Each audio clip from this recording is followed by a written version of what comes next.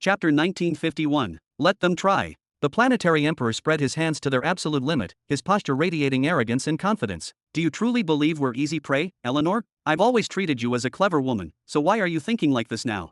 Eleanor nodded several times in silence before answering. I understand that attacking us would be difficult. The Twilight Spectrum Centennial Empire is far from weak, especially after our recent alliances. They would need to mobilize all of their armies to even attempt an assault against us, she said slowly, then lifted her gaze to meet his once more. But even so, they would still emerge victorious if they truly set their minds on the complete destruction of the Centennial Twilight Spectrum Empire. They wouldn't even dare to begin a war. The planetary emperor waved his hand dismissively, his voice sharp. If that information doesn't become common knowledge, they won't fire a single arrow at us, absolutely impossible. They would fear it spread far more than they fear us. As long as even one out of the four of us survives, that survivor could expose everything to the entire universe. He scoffed coldly. And secondly, it will never spread. Do you really think the savage behemoth galaxy is foolish enough to grab loudspeakers and announce it to everyone? But they'll exploit it in some way. Eleanor shot back immediately. Even if they don't use the information themselves, they'll sell it to a third party. Enough. The planetary emperor raised his hand sharply, cutting her off. What's done is done. There's no longer any need to keep arguing about it. His tone cooled. What matters now is that the three of us disperse across several planets, just as we always do, to prevent any schemes from that child Caesar and his idiotic followers. He lowered his hand and looked at Eleanor with faint puzzlement. That aside, what brought you here today, anyway? Heh. Eleanor let out a long sigh, then looked away, clearly forcing herself to abandon the topic and move on to another. Our intelligence networks have detected unusual movements within the Centennial Cradle Empire. Armadas have begun gathering around Originus, and Rhaenyra, as well as all the other Nexus state experts, have been recalled from the less important fronts. Her voice dropped slightly. A catastrophe is going to happen soon. And what does that have to do with us? The planetary emperor waved dismissively, unconcerned. Let them drag the next unlucky fool into it and burn through even more of Lord Human's money. Perhaps their target is the Millennial Seven Thrones Empire. As for us, we're living in eternal safety, haha. It appears the Millennial Seven Thrones Empire really is the target, Eleanor nodded gravely. All the armies on the northern front are assembling and taking up defensive formations. It's obvious they're preparing for an all-out war. She paused, her expression darkening. A war that doesn't seem like it'll be any less destructive than the Grave Empire's war against the Holva Empire. What does that matter to us? Let them burn together. The planetary emperor waved it off yet again, then turned his gaze back to her. But why did you come here personally? Why didn't you send one of your envoys, like you usually do? They're all busy scouting, Eleanor replied. I couldn't find a single one free for some reason, so I came myself to inform you, hoping you might send some form of assistance to the Millennial Seven Thrones Empire, since we're allies now. She crossed her arms and raised one eyebrow. But it doesn't seem like you're particularly interested. They're allies only when they're useful to us, the planetary emperor said flatly, waving his hand. He was about to continue when, KRRRK. At that moment, the massive doors of the grand hall were pushed open with a grating sound. From the center stepped a man who appeared to be in his 50s, floating above the ground as though touching it would stain him. His expression was solemn. Nephew, he said calmly, there is urgent news. The royal uncle. The planetary emperor knitted his brows tightly. Welcome back to your homeland and all that, but what kind of news could possibly make you return in person? He was the Empire's second Nexus state, a low-level one, and currently the only Nexus state beneath the Emperor himself, after the third had been trapped by Rhaenyra and vanished following a serious injury. It's Ragnar, the nephew. We've located him. The low-level Nexus state descended beside Eleanor, his feet touching the ground soundlessly, not sparing her even a single glance. He's currently acting as the spearhead of the Grave Empire in Mid-Sector 99, quite literally leading every one of their assaults on all fronts. What?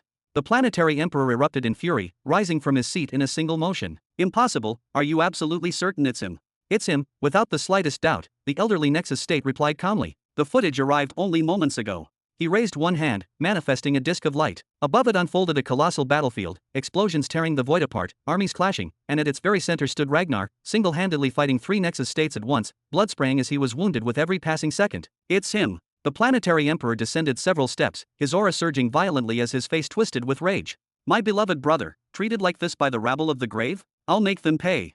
Please, calm yourself. What are you planning to do? Eleanor rushed forward and grabbed the planetary emperor's arm tightly. They're in a completely different sector, and we're already in direct hostility with their agents here, the Cradle Empire. Silence.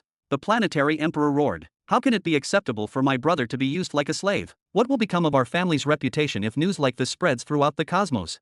He flung his arm aside violently, knocking Eleanor to the ground. Then he turned back to glare straight into his uncle's eyes. I'll send a direct threat to the Cradle Empire, demanding his immediate return, or else the name human will be on every tongue by the end of the day. That will be enough. They'll comply, without question. The royal uncle nodded calmly. I'll begin mobilizing the armies. We'll stand alongside the Millennial Seven Thrones Empire in response to this humiliation.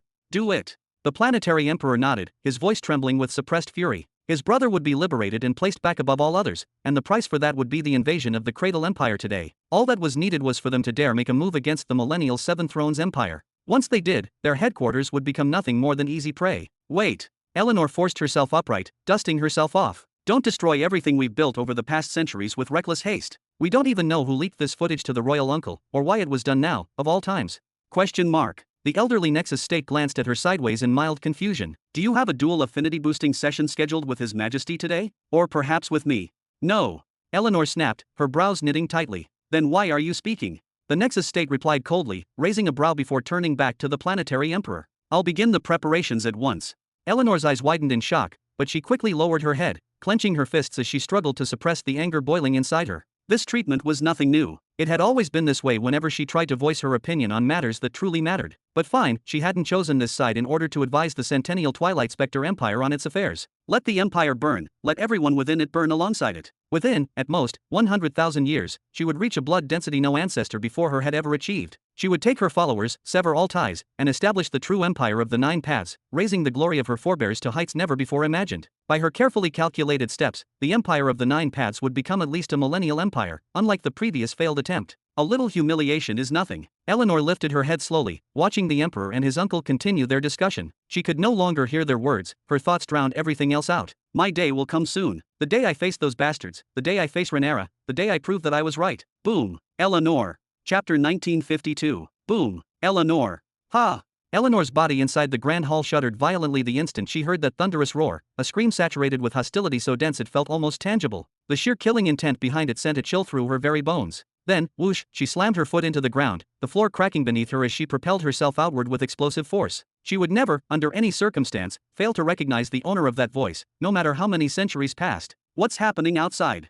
The planetary emperor shot a sharp glance toward his uncle, his expression tightening, before bursting forward after Eleanor. The elderly Nexus State did not hesitate either, pushing his limits as he followed close behind. Within a single second, all three of them had exited the hall, their figures freezing as they beheld a sight that was both horrifying and utterly surreal. The palace's space portal had been reduced to nothing more than a collapsed heap of twisted rubble. The surrounding region had sunk deep into the ground, as if the land itself had been crushed downward by overwhelming force. It was obvious that the area had been obliterated by an immensely powerful attack, yet their gazes did not linger on the destroyed portal. Instead, all attention was drawn to what floated above it. There, suspended amid swirling dust and debris, was a shadow, a vast, oppressive shadow that pressed down on everyone present, suffocating their breaths and weighing heavily on their souls. Whoosh! Show yourself! Eleanor shouted, swinging her arm with force. The violent wave she released swept through the area, instantly dispersing all the dust and smoke. It really is you. A woman stood revealed. She wore black and gold armor, exquisitely crafted and clearly tailored for her alone, each plate hugging her form with both elegance and menace. From behind her extended 9 exceptionally thick and beautiful tails, fanning out in 9 different directions, each one radiating terrifying vitality. Above every single tail hovered a star, blindingly bright, crushing in presence, each shining with a unique color and possessing its own distinct and unfathomable properties. Yet neither that breathtaking armor nor those oppressive, radiant stars were what seized the eye the most. It was her gaze. The woman's eyes resembled a volcano on the brink of eruption, churning with fury. The sheer magnitude of rage and hatred contained within them was beyond any measure, so intense it seemed capable of burning the world itself. There was only one woman with such a description in the 100th sector, the Emperor's Slayer. Rhaenyra. Eleanor stared at the newcomer with naked fury and confusion. What are you doing here? Have you grown tired of living? Do you want to die? And also. Her gaze swept Rhaenyra from head to toe. How did your blood density reach this level? Humph. Rhaenyra, the former empress of our Nine Paths branch, and the current ruler of a wing subordinate to the Cradle Empire, the planetary emperor of the Twilight Spectrum said as he folded his arms, his tone dismissive. What brings a side character like you to a place like this? The planetary emperor lifted his chin, yet inwardly his mind was racing as he examined Rhaenyra with extreme caution. Her aura, it was unstable, surging, as if it were standing right on the edge of a breakthrough. Was she about to step into the peak of the Nexus State? How was that even possible? Just 2 centuries ago, Rhaenyra had only been a mid-level Nexus State. What kind of monstrous growth rate was this? Eleanor. Rhaenyra ignored the planetary emperor completely, her attention fixed solely on her sister as she met her gaze head-on. You sealed your fate as a weightless, honorless traitor the moment you chose to side with an external power instead of seeking better paths to strengthen your own people, and you sealed your fate as a dead woman the moment you leaked information about His Majesty. She then calmly extended her hand forward, her voice cold and merciless. Today, I have come to collect all the taxes. Rhaenyra. The girl with the orange tails hurriedly raised her hands, gesturing for her sister to calm down. Hold your horses and come talk to me. Everything has a price, and every step has a purpose. I'm doing all of this for our future, for the future of the empire that you lost, and that I still blame you for to this very day. She then pointed behind her toward what remained of the hall. Come with me. Perhaps we can find neutral ground, somewhere that could work for everyone, even now. The royal uncle was no longer thinking about Rhaenyra's strength or the terrifying density of her bloodline. His eyes darted across every direction, sharp and alert. Something was deeply wrong. Where had Rhaenyra appeared from so suddenly? If she had entered through the planet's atmosphere, the alarm systems and defense arrays would have reacted immediately. As for space portals, none had been activated either, and no breach had been logged anywhere in the system. So where did she come from, and how had she done it? Neutral ground. Rhaenyra repeated softly, a smile slowly spreading across her lips. Then, whoosh, one of her tails, the one bearing a perfectly round orange star, lashed forward with overwhelming force and released its attack without hesitation. This is bad. All three moved at once, scattering in different directions, not even sparing a fraction of a second to think about defending head-on. Boom! A massive fiery explosion erupted outward, completely engulfing the Grand Throne Hall. The structure vanished in an instant, reduced to blazing rubble and collapsing debris. No! The planetary emperor of the Centennial Twilight Spectrum screamed at the top of his lungs. There was no humiliation greater for an empire than having its very throne, its symbol of sovereignty, obliterated before its eyes. Rhaenyra, I hope you're prepared to pay the price for this, the planetary emperor of the Twilight Spectrum roared in fury as a spear formed in his grasp, its shaft and tip woven entirely from radiant pearls. Wait, the elderly Nexus State suddenly shouted, scanning the surroundings rapidly. Something is very wrong. We need to leave immediately. What do you mean? The planetary emperor glanced around in confusion and saw nothing out of place. Then he expanded his soul sense to its absolute limit, sweeping the entire region. His expression instantly changed. Oh no! There were no fewer than 15 Nexus states surrounding them, each one precisely dismantling the control panels of every space portal on the planet. Their movements were so exact, so flawlessly timed, that even the guard station nearby wouldn't realize what had happened until it was far too late. Those 15 Nexus states were closing in from all directions at this very moment. Breaking through even a single one of them without a fight was nearly impossible. And the worst news of all? He had sensed several more figures above, beyond the planet's atmosphere, slowly descending toward the surface with terrifying calm. How? What happened to the sensing arrays? What happened to the defense arrays? The planetary emperor staggered back 2 steps, shock written clearly across his face. This is not the time to start investigations. We'll sort that out later, the royal uncle snapped. He completely ignored Rhaenyra, and she returned the favor. Choosing a direction at random, he shot upward like a missile, vanishing into the sky without looking back even once. Damn it! The planetary emperor of the Twilight Spectrum hesitated for a brief moment. He cast a long, heavy look around, at his dominion, at the planet that was being invaded at this very moment, then whoosh, he surged upward after him as well. Wait! Eleanor cried out, stunned by their sudden retreat. She pushed off the ground and rushed upward too, refusing to be left behind. But, ZZZZN. A blue, 4-headed star came screaming through the air like a meteor, nearly splitting her body in two. Only a desperate, last-moment evasion saved her from being cut in half. Rhaenyra! Eleanor screamed as she landed back on the ground. Her chest heaved as she violently scanned her surroundings, releasing her soul sense in all directions like a raging storm. She watched the approaching Nexus states closing in on her from every side, like reapers coming to harvest souls. Are you really going to let your most hated enemies escape and turn all of this on me instead? How far has your hatred for me gone? Don't worry, Rhaenyra replied calmly, lifting her head slightly as if looking down on everything before her. You and them are no different. Today.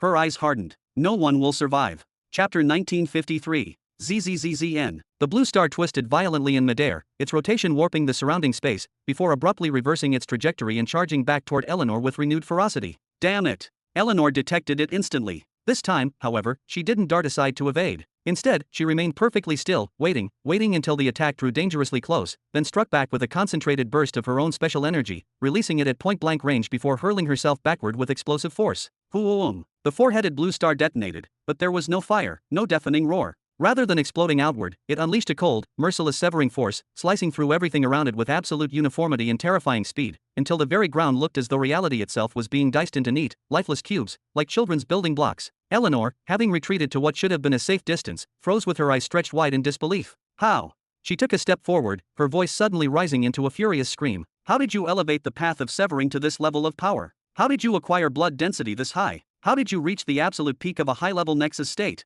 How did all of this even happen? By choosing the right team. Rhaenyra answered with an expression frozen like ice, devoid of hesitation. She began to advance calmly. ZZNQ. An orange star and a newly formed blue star manifested above her 9 tails, snapping into place and completing their full formation. Do you regret your path now? Never. Eleanor's 8 tails flared with blinding light as they began generating stars of their own. Yet their speed wasn't even close, barely half of Rhaenyra's, which only caused Eleanor's fury to boil over even more violently. If not for me, the empire of the 9 paths would have collapsed the moment our father died. If not for me, you wouldn't have been able to sit on your throne, keeping your clothes spotless for hundreds of thousands of years. If not for me, you never would have taken a single step forward, or have the opportunity to debase yourself by wiping your existence on Robin Burton's boot. Whether you like it or not, I am the one who created you. Even now, as you throw away the rights of our bloodline and degrade yourself by serving another, everything you possess, every scrap of strength, status, and survival, exists because of me. That strong, detached facade doesn't suit you, Rhaenyra. Show me the cowardly, crying, endlessly whining girl I know. Show me the girl who depends on everyone except herself just to stay alive. Rumble. Rhaenyra moved forward, floating effortlessly ahead, her arms still folded before her chest. She looked down at Eleanor from above, her expression carrying raw anger, alongside a faint, cutting trace of pity. The crying, whining Rhaenyra died the day I learned of your betrayal. In the next instant, an overwhelming killing intent erupted within her eyes, dense enough to suffocate the space between them. What about an Emperor's slayer Rhaenyra? Hee. In the skies above Crydorn. Damn it. The planetary emperor surged forward with rocket-like propulsion, forcing his power to spike as he tried to exploit the narrow opening he had spotted between overlapping nexus states. But, swoosh, swoosh, multiple attacks converged on him from every direction at once, sharp and perfectly timed, forcing him to abruptly reduce his speed just to narrowly evade each incoming strike. Then voices rang out one after another, cold and merciless. Don't make this difficult for us, or for yourself. Surrender now, and we'll grant you a quick death. As if I'd listen to you. The planetary emperor resumed his upward charge after a delay that lasted several tense moments. Another furious glare toward those surrounding him stole a few more precious seconds, his expression twisted with rage and defiance. These people, he knew every single one of them. Nexus states affiliated with the Cradle Empire, wing leaders who were supposed to be gathered on the planet Originus to wage war against the Millennial Seven Thrones Empire. And yet, against all expectations, they were all here. But it didn't matter. None of it mattered right now. He had no intention of fighting them head-on. All he needed was to break through and reach open space. Once there, his mobility and escape potential would increase by an overwhelming margin. Boom, boom, boom. The planetary emperor repeatedly struck the air beneath him with his foot, each impact detonating like thunder. The protective atmosphere of planet Crydorn rippled and cracked under the force, sacrificed willingly in exchange for brutal surges of speed. Damn it, are you trying to destroy your own planet? Stop right now. Swoosh, boom. 3 additional Nexus states appeared almost simultaneously, raising the numbers surrounding the planetary emperor of the Centennial Twilight Spectrum to 7. Even so, it was painfully clear, they wouldn't be able to seal the sky in time. This was the inherent flaw of attempting to encircle a Nexus state. Even hundreds of thousands of individuals could not truly close the heavens to prevent escape. At best, they could spread out at uneven distances, launch continuous attacks, and gradually tighten the pressure. And the more seasoned and powerful the target was, the more impossible the task became. That was exactly why the 3 Imperial Nexus states of the Twilight Spectrum had once failed to prevent Rhaenyra, alone, from breaking free into space when she had previously been surrounded. The planetary emperor of the Twilight Spectres understood this better than anyone, and so he continued kicking upward. Bam, bam. Each strike sent violent tremors through the atmosphere. Each strike pushed him closer to the narrow gap that promised escape. Each strike, slash, ha! A strange sensation suddenly washed over him. Cold, unnatural. Then another feeling followed, wetness. What is this? He watched in a daze as droplets of deep crimson liquid drifted slowly across his vision.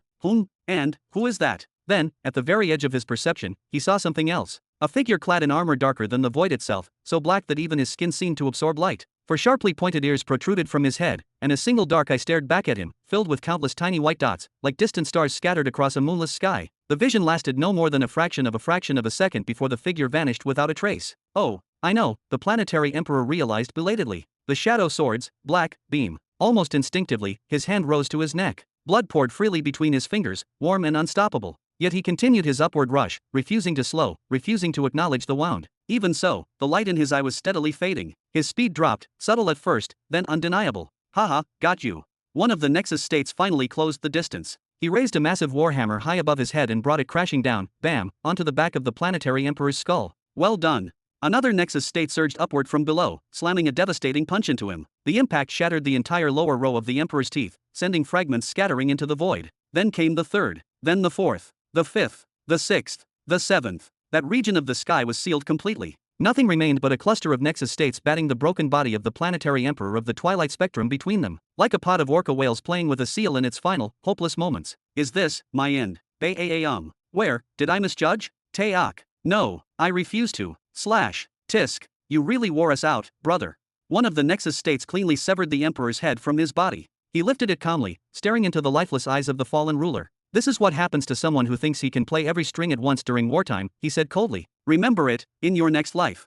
On the opposite side of the planet, the royal uncle successfully breached the planetary atmosphere, vanishing into the vastness beyond. Chapter 1954. Upon the shattered ruins of the Imperial Palace of the Twilight Spectrum Empire, a pale blue star, glowing as though a brilliant lamp burned at its very core, streaked through the air at terrifying speed toward Eleanor. Then, bam, the instant the star struck the ground, a colossal surge of energy detonated outward. A heartbeat later, an overwhelming glacial wave followed, flooding the land with killing frost and sealing an area stretching for hundreds of kilometers inside a frozen hellscape of ice and death. Ah! Eleanor slammed her 9 tails violently into the ground, driving them deep and using them as a launching platform to hurl herself backward like a loosed arrow. She escaped the edge of the destruction by a hair's breadth, cold and pressure tearing past her. Only after reaching a barely safe distance did she finally twist around, her eyes stretched wide in pure shock. Step. Understanding dawned far too late. Rhaenyra emerged calmly from within the dense, swirling frost fog. Her eyes burned with condensed fury, her 9 tails glittering with radiant stars as though each one carried a fragment of the heavens. In that moment, she looked less like a living being and more like a figure torn straight from ancient legend, an unstoppable mythical executioner who had reached the absolute pinnacle of power and descended to erase her enemies. Rhaenyra. Eleanor staggered backward step by step, her voice trembling. What happened to you? You're not my sister. You're not the girl I grew up with. You're not the one who taught me how to read and write. Even as the words left her mouth, Eleanor's eyes darted wildly in every direction, searching, calculating, panicking. When she caught sight of what had happened high above to the planetary emperor, her heart seized painfully. He had been completely surrounded by 7 Nexus states, and they had decapitated him without hesitation. What kind of madness was this? Hadn't the entire star field declared Rhaenyra the #1 criminal precisely because she had done the same thing to another planetary emperor before? And now these monsters dared to repeat that same atrocity here? But the horror did not end there. 7 additional Nexus states were surrounding her alone, floating above with their arms folded, watching as if this were nothing more than a grand theatrical performance. They had sealed the sky completely, cutting off every possible escape route, yet at the same time, they deliberately left her fate entirely in Rhaenyra's hands. And beyond them, roughly 15 more Nexus states had formed a wide perimeter around the battlefield, having already struck and disabled every aerial port, military barracks, space portal, and strategic facility across the planet. They were engaged with world catastrophes and several armadas desperately trying to rescue their emperor, unaware that he was already dead. Even so, the 15 Nexus states never moved an inch. Their spiritual senses remained locked onto Eleanor like relentless radar, like predatory birds that had spotted a fat, helpless insect and were simply waiting their turn. 30. There were 30 Nexus states on this half of the planet alone. Rhaenyra. Eleanor screamed again, tears and terror overflowing from her eyes. Why all this hatred? Why go this far just to hurt your own sister? I wanted nothing but to preserve the empire of our ancestors, to carve a place for us in this world. Without me, without everything I sacrificed to keep you pure and faithful to your principles, you wouldn't even be alive today. Why do you hate me this much? If only we had died. Rhaenyra muttered coldly as she continued to advance. Then, a triple-headed spear materialized in her grasp. This was the strongest planetary armament inherited by the Nine Paths Empire, a third-tier offensive planetary weapon, forged solely for annihilation. Without hesitation, she thrust forward. On the opposite side of the planet, the royal uncle glanced back, his expression twisted with pain, rage, and deep-seated hatred. Through his spiritual sense, he could clearly feel what had happened to the planetary emperor who had attempted to force his escape. He could sense Nexus states tearing through army strongholds, barracks, arsenals, ports, every pillar that once upheld the empire. Damn it! The royal uncle muttered through clenched teeth. The Twilight Spectrum Empire is finished.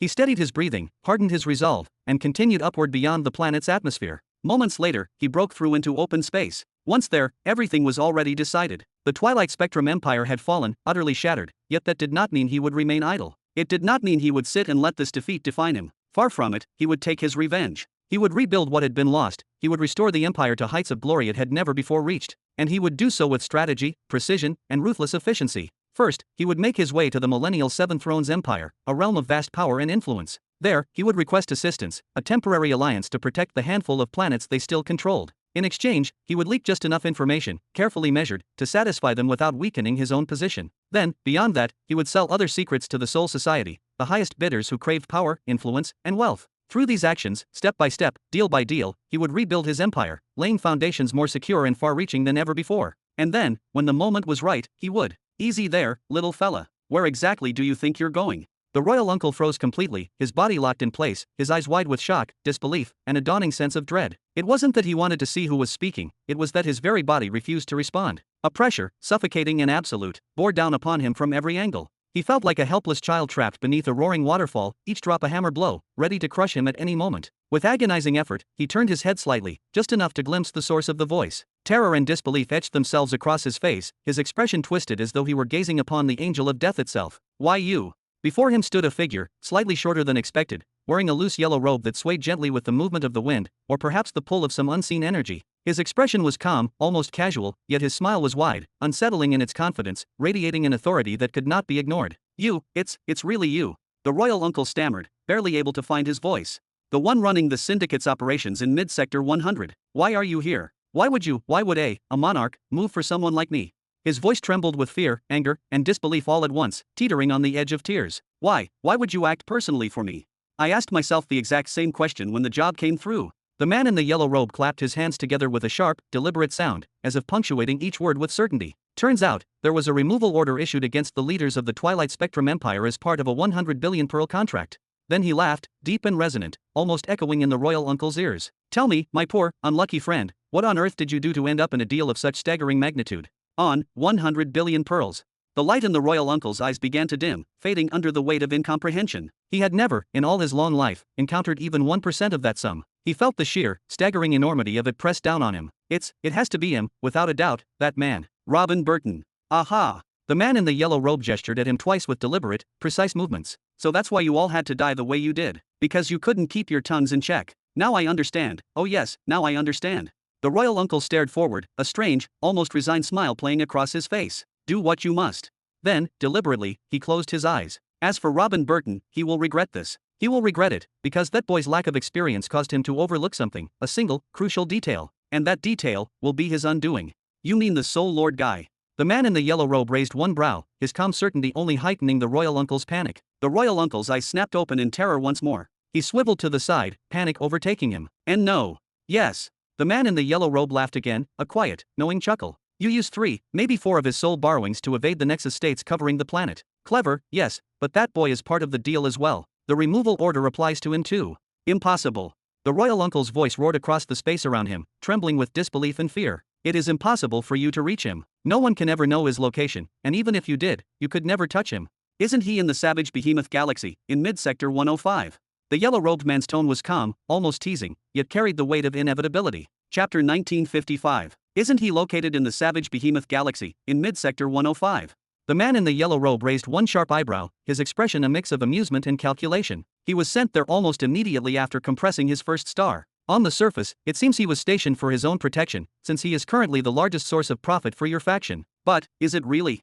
He paused for a moment, scanning the area around him, as if weighing every possibility with precision. What was his name again? Lyusander, yes, that's right. He chuckled softly, almost mockingly. Haven't you ever asked yourselves why he never delivered to you the enormous quantities of pearls you dreamed of, the ones you coveted for so long? The reason is simple: he has been working like a wild, untamed dog for the savage behemoth galaxy, supplying them with massive amounts of borrowings without getting a single reward, in exchange for the protection they granted him. The royal uncle gasped in utter shock. We requested politely, and he was handed over to us just a short while ago. The moment we took custody of him, the assault here commenced immediately, he continued, nodding subtly, as if confirming a well-planned strategy. And honestly, that alone was worth a fortune. Dealing with behemoths is draining work. You understand, don't you?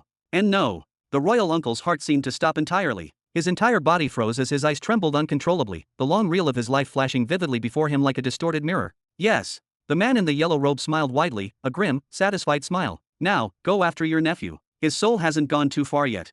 He extended his hand deliberately and clenched it with precision. Bah! The royal uncle's heart and main artery inside his chest exploded violently. Instantly, all life drained from his eyes, leaving them empty and hollow. His body collapsed downward again, burning with an inner heat as it fell toward the atmosphere of the planet where he had been born, the world that had raised him. The man in the yellow robe cast another careful glance with his spiritual sense at the unfolding chaos. The planetary emperor had been killed. Eleanor was now completely surrounded by 30 Nexus states, each one a masterful fighter in its own right. Before long, an entire Note 4 class armada would descend, enveloping the planet entirely, leaving no possible escape for anyone. He gave a slight nod, satisfied with the outcome, then pivoted smoothly. My part here is finished. With a simple, almost casual motion, he shattered the space before him, bending the void, and leapt seamlessly into the dark expanse beyond. Moments later, the very space around the planet began to distort violently, quivering and warping even though no attacks were being launched against it. It was a clear, unmistakable sign that something massive, something imminent, was about to occur. In the next instant, vroom, several fourth-generation Supremacy Note vessels slowly emerged from the planetary horizon, their hulls slicing through space like leviathans breaking through a dark, turbulent sea. Almost immediately, hundreds of fourth-generation Destruction Note warships appeared in succession, each one massive, black, and gleaming with weaponized energy, forming an overwhelming orbital armada. Within seconds, the planet was entirely encircled from all directions, as if it had suddenly gained a system of new moons, each vessel orbiting with calculated precision. But those moons were never meant to remain in orbit, they were harbingers of destruction. Advance immediately. Destroy all hostile forces and neutralize their weapons, but under no circumstances are you to damage critical infrastructures, cities, or planetary installations. Understood? Do not harm the planet. A deep, commanding male voice thundered through the broadcast network of every spacecraft. The words resonated across space, heavy with authority. It was the unmistakable voice of Caesar, resonating like the roar of a warlord. Today, he continued, his tone filled with pride and undeniable power, we declare ourselves as the doubled Centennial Empire. Boom! The entire fleet descended independently, each vessel moving with calculated precision, as though the heavens themselves had obeyed a single command. The main cannons of the massive fourth-generation Supremacy Note spaceships remained eerily still, silent and ominous, yet the side cannons slid outward, their barrels gleaming and locking into firing position, ready to intercept any threat daring to approach. KSSHHH. The side hatches of the fourth-generation Supremacy Note vessels snapped open, releasing a flurry of mechanized energy. Simultaneously, vroom, the Flood Note Generation 4 fighters surged forth in immense numbers, swarming like a hyper-organized cloud of bees protecting a sacred hive. They dived toward the battlefield with terrifying precision, targeting the scattered fleets and armies currently engaged with the Nexus states, leaving destruction in every strike. The scene was apocalyptic. 24th generation Supremacy Note vessels, each the size of a sprawling city, glided forward with commanding force. 200 Destruction Note ships, each the size of a massive mothership, rumbled across the skies. And nearly 10,000 Flood Note fighters descended in unbroken, flowing formations, like a relentless waterfall of steel and fire, intent on obliterating anything and anyone in their path. It was breathtaking, terrifying, and awe-inspiring all at once. To the casual observer, the arrival of a Note armada always signaled the end of the world itself, but in truth, it heralded the end of this war. My God! It's a fourth-generation Note armada. Take cover. I surrender. Inside the command deck of one of the fourth-generation Supremacy Note vessels, Caesar remained calm, his eyes scanning the multiple screens showing every inch of the planet below. He observed the chaotic war, the devastation, the armies engaging a fully prepared doubled Centennial Empire force, an army that had remained untested in battle for centuries. Take me there, Caesar ordered, his voice cold and unwavering, completely disregarding the hundreds of thousands, perhaps millions, of lives at stake. His only focus was the battle unfolding above the ruins of the Imperial Palace. Is it wise to approach a fight of this scale, Marshal? The fleet commander had already begun maneuvering toward the palace but still voiced his concern. Lady Rhaenyra would never allow interference in her battle, especially at this level. I know, Caesar replied, his gaze fixed on the distant horizon. I only want to observe, to see if she truly possesses the courage required. He recalled, vividly, that it is a rare and frightening thing to kill a member of your own bloodline, even when provoked. His mind wandered to the horrifying day when his adoptive father massacred the remaining Burton family in Jura City, commanding the demons to devour them before his very eyes. Such unyielding resolve, such cold and fearless determination, it belongs only to the truly great. And, honestly, I doubt Rhaenyra will have the power to achieve it. Slash. The tripronged spear cut through the upper chest of Eleanor with surgical precision, sending sprays of crimson blood flying in every direction. Ah! Eleanor cried out, pushing herself backward, her body straining with every ounce of strength. With a desperate motion, she hurled her orange star at her sister. The blast struck with explosive force. The heat surged, but Rhaenyra, unflinching, gathered her 9 tails before her, their tips almost touching and forming an unbreakable, shimmering barrier. The stars glittered and spun along the edges of her tails, creating a nearly solid wall of celestial light and energy. The explosion incinerated the ground and everything upon it, but Rhaenyra remained untouched, stepping forward with unyielding confidence. With a subtle whoosh of her tails, the smoke and debris vanished as if swept aside by an invisible wind. Rhaenyra continued her march forward, each step echoing like the approach of a legendary hero. Come on. Show me what you've got, Rhaenyra commanded, her voice sharp and chilling. Show me how the filth which you've followed all these years has benefited you. Huff, huff. Eleanor staggered backward, breathing heavily, retreating inch by inch. Her 8 fully grown tails, along with the smaller 9th, were locked in a defensive formation. She had expended nearly all of her energy, leaving her unable to produce even a single star. At her peak, Eleanor could manipulate 5 stars simultaneously. Now, not one could form. Her body was soaked in blood. Every strike from Rhaenyra's tripronged spear had cut through armor and flesh alike, leaving trails of devastation across her form. Yet, despite the precision and intensity of the attacks, Rhaenyra never struck a vital point, always keeping the fight merciless but not lethal. Huff. Finally, Eleanor stopped. She dropped her defensive stance, letting her tails fall loosely behind her. She raised her head, her eyes wide and filled with pain and exhaustion, locking onto Rhaenyra's gaze. All right, I surrender. Chapter 1956. I surrender. Eleanor raised her hands willingly, her palms open and empty, her posture stripped of any remaining hostility. Rhaenyra's brows drew together as she halted, disbelief flashing across her face. What do you mean you surrender? Fight. I don't want to fight you, Rhaenyra. Eleanor slowly shook her head, exhaustion evident in the small motion, and the weapon in her hand dissolved into nothingness. We both tried to protect our bloodline and preserve our ancestors' legacy, each in our own way. And I failed. Her voice softened. I accept defeat. No. Rhaenyra shook her head again, this time more firmly. Defend your stance with everything you have. Raise your weapon and show me that power you sacrificed everything for.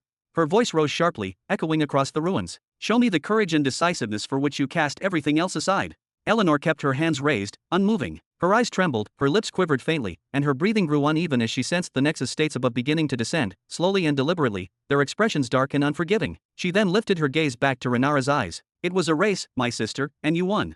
A faint, bitter smile appeared. I've decided to follow you. She hurried her words, fear and hope colliding within them. Let me help you lead the wing of the 9 paths, Rhaenyra. Let me come home, and bring back the displaced ones I forced onto my failed path. Let them feel the warmth of home again, even if only once. Rhaenyra's eyes gradually filled with tears, the fury within them wavering. Why? Then her voice broke into a raw cry. Why are you saying this now? After the shout, Rhaenyra continued staring at her sister, anger still burning in her expression, yet the tripron spear in her grip lowered ever so slightly, its killing intent fading. I was wrong. Eleanor lowered her hands a little and took a careful step forward. We all make mistakes, Rhaenyra. I made mine when I trusted enemies.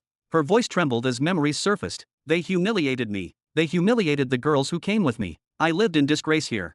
She swallowed hard. Accept me by your side. Let us conquer the world together for the Cradle Empire. This time, I'll listen to you. Truly.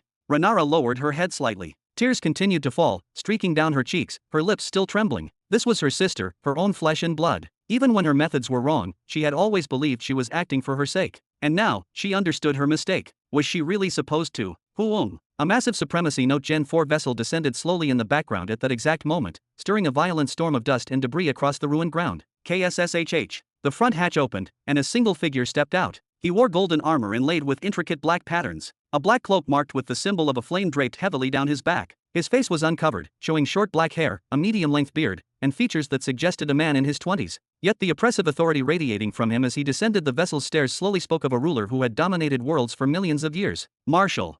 Rhaenyra turned slowly, her gaze dropping downward. I've heard enough. Caesar stopped halfway down the stairs, his hands calmly clasped behind his back. He then turned his eyes toward Eleanor. Do you wish to work under my command? I will serve as my sister's assistant, Eleanor replied, her heart heavy. Whatever you command her to do, I will do alongside her.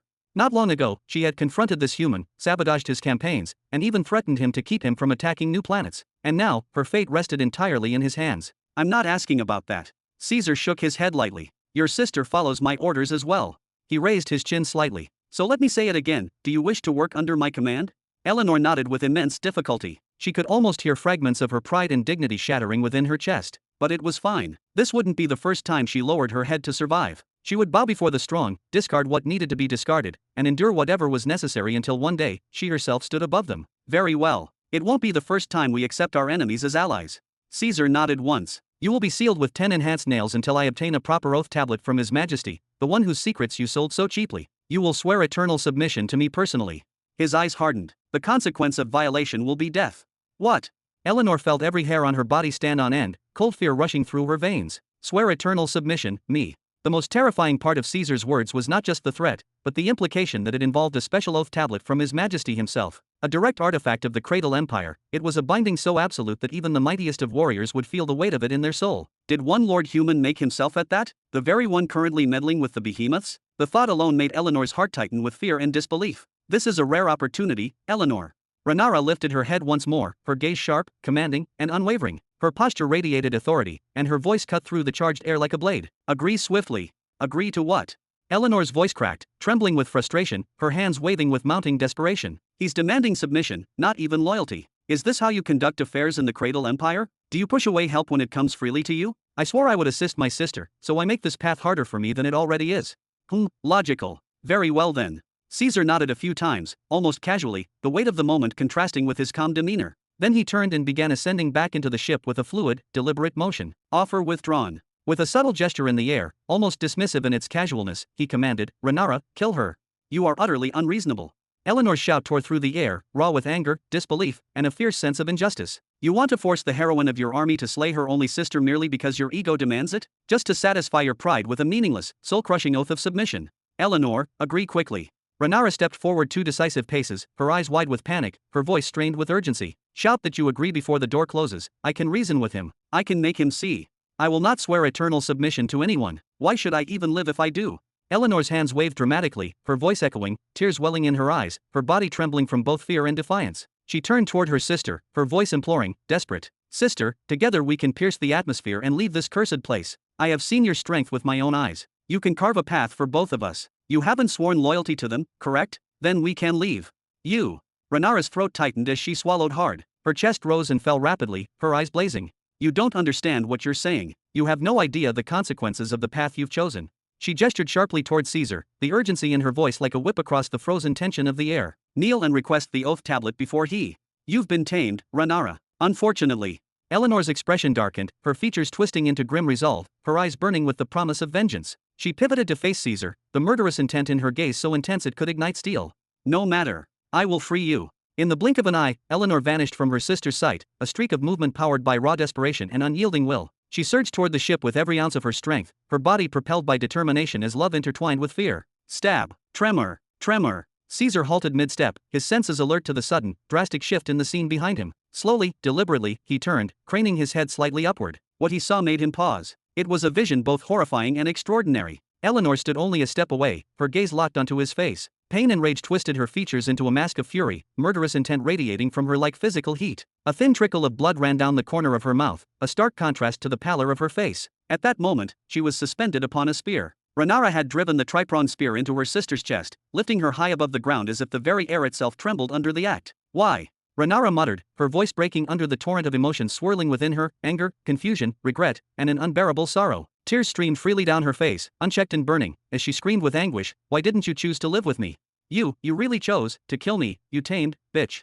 Eleanor whispered, her voice barely audible, the punctured artery in her chest cutting off any chance of further words. Her life slipped away like water through grasping fingers, fragile and fleeting. Caesar observed silently, waiting until Eleanor's final breath faded from the world. He noted the fracture in her spiritual aura, the subtle remnants of her soul's struggle. Then, with a calm, almost fatherly motion, he reached out and gently patted Renara on the shoulder. "Excellent work. Not for me, but for yourself. Overcome this obstacle, and you will reach horizons you never dreamed possible."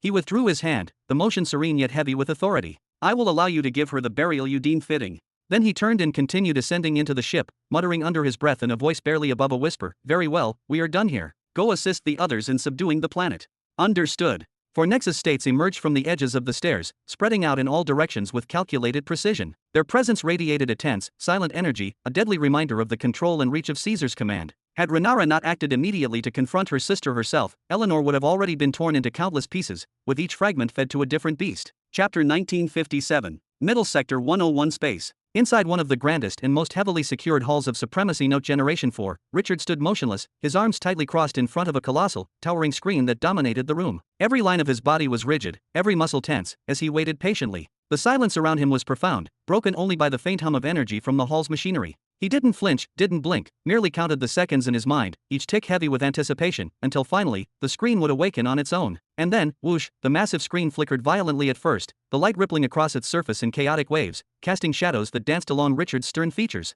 Gradually, the ripples subsided, stabilizing into a crisp, clear image. A young man appeared on the screen, his long black hair cascading past his shoulders in sleek, unyielding strands. He was clad in dark, almost obsidian armor that seemed to drink in the light around him, reflecting none of it, making him appear as though he were emerging from the shadows themselves. His eyes, sharp and penetrating, locked directly onto Richard, scanning him as if measuring his every thought, every hesitation. "What's the matter, little brother?" the man asked, his voice calm but carrying a quiet weight, the kind that demanded attention. "I was informed you wished to speak with me urgently." Out of the corner of his eye, Theo noticed another figure standing just behind Richard, a shadow sword in the official uniform of their order. A dark, unmistakable bruise marred the area around one of his eyes, vivid against his pale skin. Theo's gaze lingered on the man briefly, noting the tension and restraint in his posture, before returning to focus fully on Richard. "Did you compensate him?" Theo asked, his tone flat and deliberate, "or not?" Richard ran a hand through the back of his head, irritation clearly etched across his features. "I'll compensate him from my own funds. I was a bit agitated, and he wasn't exactly cooperative, that's all there is to it." His voice, though controlled, carried a hint of frustration. Then, his expression hardened, lines of determination etching his face. "Second brother, is what I heard true? About the sparkling serene?" Theo's gaze remained steady, unshaken by Richard's sudden flare of emotion. "What exactly did you hear?" Richard's voice rose slightly, betraying the urgency that gripped him. "I heard she was forcibly summoned to the bright galaxy. That she is being prepared to become some Lord Demir's bride, in exchange for protection, and to bring the war to an official end." Theo's reply was measured, almost dismissive in its calmness. "Perhaps. And what does that have to do with you?" Richard's hands clenched so tightly that the knuckles whitened. "Second brother," he shouted, his voice echoing faintly against the metal walls of the hall. "Are you really going to pretend you don't understand? Maybe I was a fool back then, maybe I didn't realize who was traveling beside me, but are you telling me you didn't know either?" Theo tilted his head slightly, his expression unreadable. "Perhaps I did. Once again, what does it have to do with you?" Richard's eyes narrowed, his gaze fixed on the screen, the weight of the words settling into the pit of his chest. The room seemed to grow heavier, as if the very air waited for his response. "Second brother," he said slowly, carefully choosing each word, "I am not a minor commander. I am not a mere agent. And I am certainly not your enemy. Speak to me honestly, as I speak to you, without any pretense." "Ha!"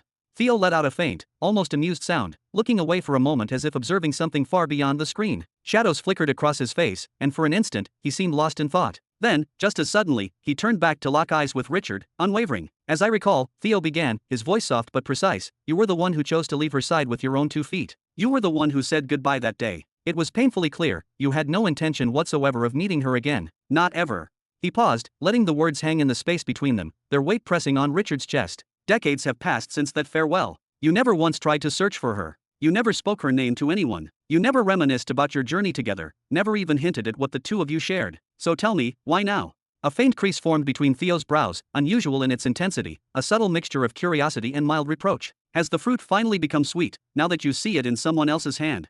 Richard's reaction was immediate and sharp. I never saw her as something I could put my hands on, he shot back, the words coming out too quickly, too heated. Then, realizing his tone was escalating once again, he forced himself to stop, taking a deep, deliberate breath. I left her that day for 2 reasons, he said. The first was her ambition. She wanted to wander the universe, searching for incurable cases, curing the impossible, and earning the title of the greatest doctor to ever live. And that was something I could never help her achieve, because my fate is bound to planet Jura. And the second reason was that, even though I didn't truly know who she was, I knew, deep down, that she was exceptionally powerful, of an extraordinarily high lineage, and that her family would never accept someone like me. Someone who came from the Young Belt, from an empire that had barely been established a few centuries ago, an empire still finding its place in the cosmos. He lowered his gaze, his voice growing heavier. So I chose to sever the bond early, before it could deepen any further. I wanted her to continue her path freely, to pursue her ambitions without restraint, to find someone truly worthy of her standing and her future. I didn't want to become an obstacle in the life of the girl who helped me avoid sinking into a swamp of hatred and self-destruction. And what has changed? Theo replied calmly, his tone steady and unprovoked. Everything you've said still applies. None of it has disappeared. A lot has changed. Richard shot back immediately. First, she's no longer focusing on herself or her ambitions the way she once did. She was forcibly brought back to the bright galaxy against her will. Second, Richard hesitated for a brief moment, then raised his voice. Second, I'm not just some stray dog or cat from the streets like I used to believe. I am the son of Lord Human.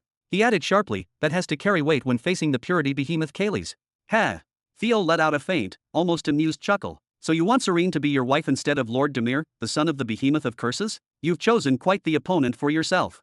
I just want to help her, the same way she helped me back then, Richard said quietly, his eyes fixed on the ground. I know the request is unreasonable. Our empire doesn't possess that level of power yet, and even if it did, it wouldn't be logical to provoke a conflict of that scale just for my sake. But, he raised his head and met Theo's eyes. Aren't we already in direct opposition to the behemoth of curses by supporting Lord Hedrick? He waved his hand dismissively. Forget about me marrying Serene. Can't we at least sabotage her wedding to that Demir? He struck his chest twice, forcefully. All I need is approval. I'll find a way to ruin the wedding myself. Just mediate with father, make a small adjustment to whatever plan you guys made, that's all I'm asking. Theo stared at his brother for a long moment, his gaze lingering on eyes that wavered between cold determination and barely restrained madness. Sabotaging a wedding between 2 behemoths? This wasn't childish bravado. He meant it, and worse, he had probably already devised a plan. The confidence Richard had gained from his recent battles was evident, but it wasn't unfounded. Although Richard hadn't broken through to the world cataclysm realm and hadn't formed an energy core, the colossal amount of stolen life force he possessed more than compensated for it. Coupled with his exceptional genius, he had managed to master several 5th-grade offensive and defensive techniques of the life-fire law, techniques personally designed by his father and bestowed upon him long ago. The result? Richard was capable of wielding the 5th grade of the life-fire law. Of course, the affinity serum would be exhausted the moment he unleashed even a single attack. But a 5th grade strike, backed by such a vast reserve of life force, was typically more than enough to annihilate a target, to cause massive chaos, to draw every eye, especially at a wedding. But was that enough to accomplish what he was truly planning? Of course not. It was a suicidal plan from start to finish. Ha! Theo sighed softly again, a small laugh escaping him as he continued to stare into his brother's eyes. Talk to your father yourself. Explain everything to him directly. I don't need to mediate, honestly, he might even be pleased. What do you mean? Richard frowned deeply, confusion and tension tightening his features. It's a small project he's been quietly betting on ever since he learned about the girl who was traveling with you. Theo broke into a wide smile, then pointed straight at Richard. Say it out loud after me. I want Serene. Ha! Richard's face flushed crimson almost instantly. I don't want her like that. I just... Man up. Theo shouted sharply. I want Serene. Chapter 1958. Mid-Sector 99, Dawnlight Stellar Academy. Robin was hunched over the desk, his posture rigid and focused, holding the seraphim quill firmly in his right hand as he drew lines with agonizing slowness, as though he were a child learning how to write for the very first time. Each line vanished the instant it was completed, dissolving into nothingness, only to reassemble as part of something far greater, something immensely intricate, layered beyond comprehension, something standing on the very brink of completion. This was the first pattern of the law of truth, a first-stage pattern employed by all truth-chosen, even the counterfeit ones among them, to glimpse the truths hidden within certain laws and creatures. It was a pattern that existed at the convergence center shared by Robin, the Cosmic Elder, Jabba, Shaddad, and all the chosen without distinction. Yet, like all truth patterns, it was fundamentally distorted, utterly impossible to observe directly. The eyes of truth could approach it and brush against it, only to become helpless and blind, like a word attempting to read itself, or a mirror trying to reflect its own reflection. That very pattern, for the first time in recorded history, was nearing the threshold of manifestation within the physical world itself. In his left hand, Robin held a pure energy pearl, flawless and radiant, slowly absorbing it bit by bit, allowing its power to seep into him with extreme caution. The second consciousness had abandoned the task of absorbing soul force, expanding its range, and stabilizing it, responsibilities now left entirely to the third and fourth consciousnesses. Instead, it had been entrusted with a far more delicate duty, rebuilding the energy foundations from scratch at an excruciatingly slow pace, and, most importantly, attempting to uncover a new fragment of insight with every truth pattern that appeared upon those foundations. Everything perceived by the second consciousness was instantly transmitted to the first consciousness, recorded and archived without the slightest delay. This process had recently become Robin's favorite obsession, a daring, almost reckless project that possessed the potential to change everything. It was a project written on water, rootless and unstable, sustained only by speculation, intuition, and boundless contemplation. But what expectations? What contemplations, if even a fraction of them proved true? Whoosh! At that instant, Robin froze completely. His hand halted mid-motion, his thoughts stopped mid-cycle, and even the third and fourth consciousnesses ceased absorbing soul force altogether. What's happening here? Arkalon stopped writing and rose to his feet, tension creeping into his posture. He had felt it too, unmistakably. The atmosphere within the room shifted. The air grew colder without warning, heavier, as if an invisible pressure were bearing down upon existence itself. Robin slowly lifted his head and began scanning his surroundings. His eyes ignited with a deep golden blaze as he attempted to understand what was unfolding, instinctively searching for an enemy despite sensing no hostility, no killing intent, and no malice whatsoever. And yet, he found nothing. For him, time itself seemed to lose meaning, stretching and stiffening as though it had momentarily forgotten how to flow. Then, zzn, something strange appeared before him. A thread. A small fragment of thread emerged on the right, as though it had been born from nothingness, short, fragile, barely existing. Moments later, an identical fragment appeared on the left. Both hovered close to one another, maintaining an impossible balance, neither separating nor touching. Robin raised his hand, instinctively trying to grasp one of them, but his fingers passed through empty air. They were like fractured rays of light, present yet unreal, existing outside conventional truth. Could it be? Robin murmured under his breath, his voice barely audible. Then, zzzt, the thread on the right suddenly moved, writhing like a serpent, coiling tightly around the other. In an instant, the two fragments fused together, merging seamlessly and forming a stronger, more defined thread, one that began to glow with a vivid green radiance. Robin's eyes widened to their absolute limit. His breath caught. Slowly, carefully, he extended his hand once more. And this time, he touched the thread. Ding! For a fleeting fraction of a second, so brief it could barely be called a moment, Robin felt as though his awareness split in two. On one side, he saw Richard. On the other, Serene. The two figures stood apart, separated by an invisible distance that felt both vast and fragile, as if a single unseen force connected them, and might just as easily tear them apart. But the vision did not linger. Whoosh! The green thread began to writhe violently, twisting around itself in tight spirals, coiling and knotting as though it possessed a will of its own. At first, it formed a pattern so abstract and alien that no meaning could be drawn from it, lines folding into lines, logic collapsing in on itself. Then, gradually, that chaotic shape stabilized, becoming visible to the naked eye. Its color shifted. The green light faded, replaced by a deep, radiant gold that pulsed with authority. What emerged was a wooden wheel, ancient in appearance yet impossibly pristine, fitted with dozens of perfectly shaped spikes jutting outward in flawless symmetry. Yet among all those spikes, one was unmistakably broken. The gear of inevitability, Robin murmured, his eyes unfocused, his pupils barely reacting, as though he were reciting words older than language itself. Slowly, reverently, he extended his hand and traced his thumb along the edge of the gear, his touch gentle, intimate, like that of a man caressing a long-lost lover. The gear that drives the entire universe in a single, unavoidable direction. The broken gear that may halt at any moment when the smallest variable is introduced. The gear of inevitability, the symbol of causality. He. Robin tugged the golden gear closer, then casually tossed it upward, catching it again and again as if it weighed nothing, like a father playfully entertaining his infant child. Ha ha ha. The thread has connected. The thread has finally connected. Ha ha ha. What exactly is happening here?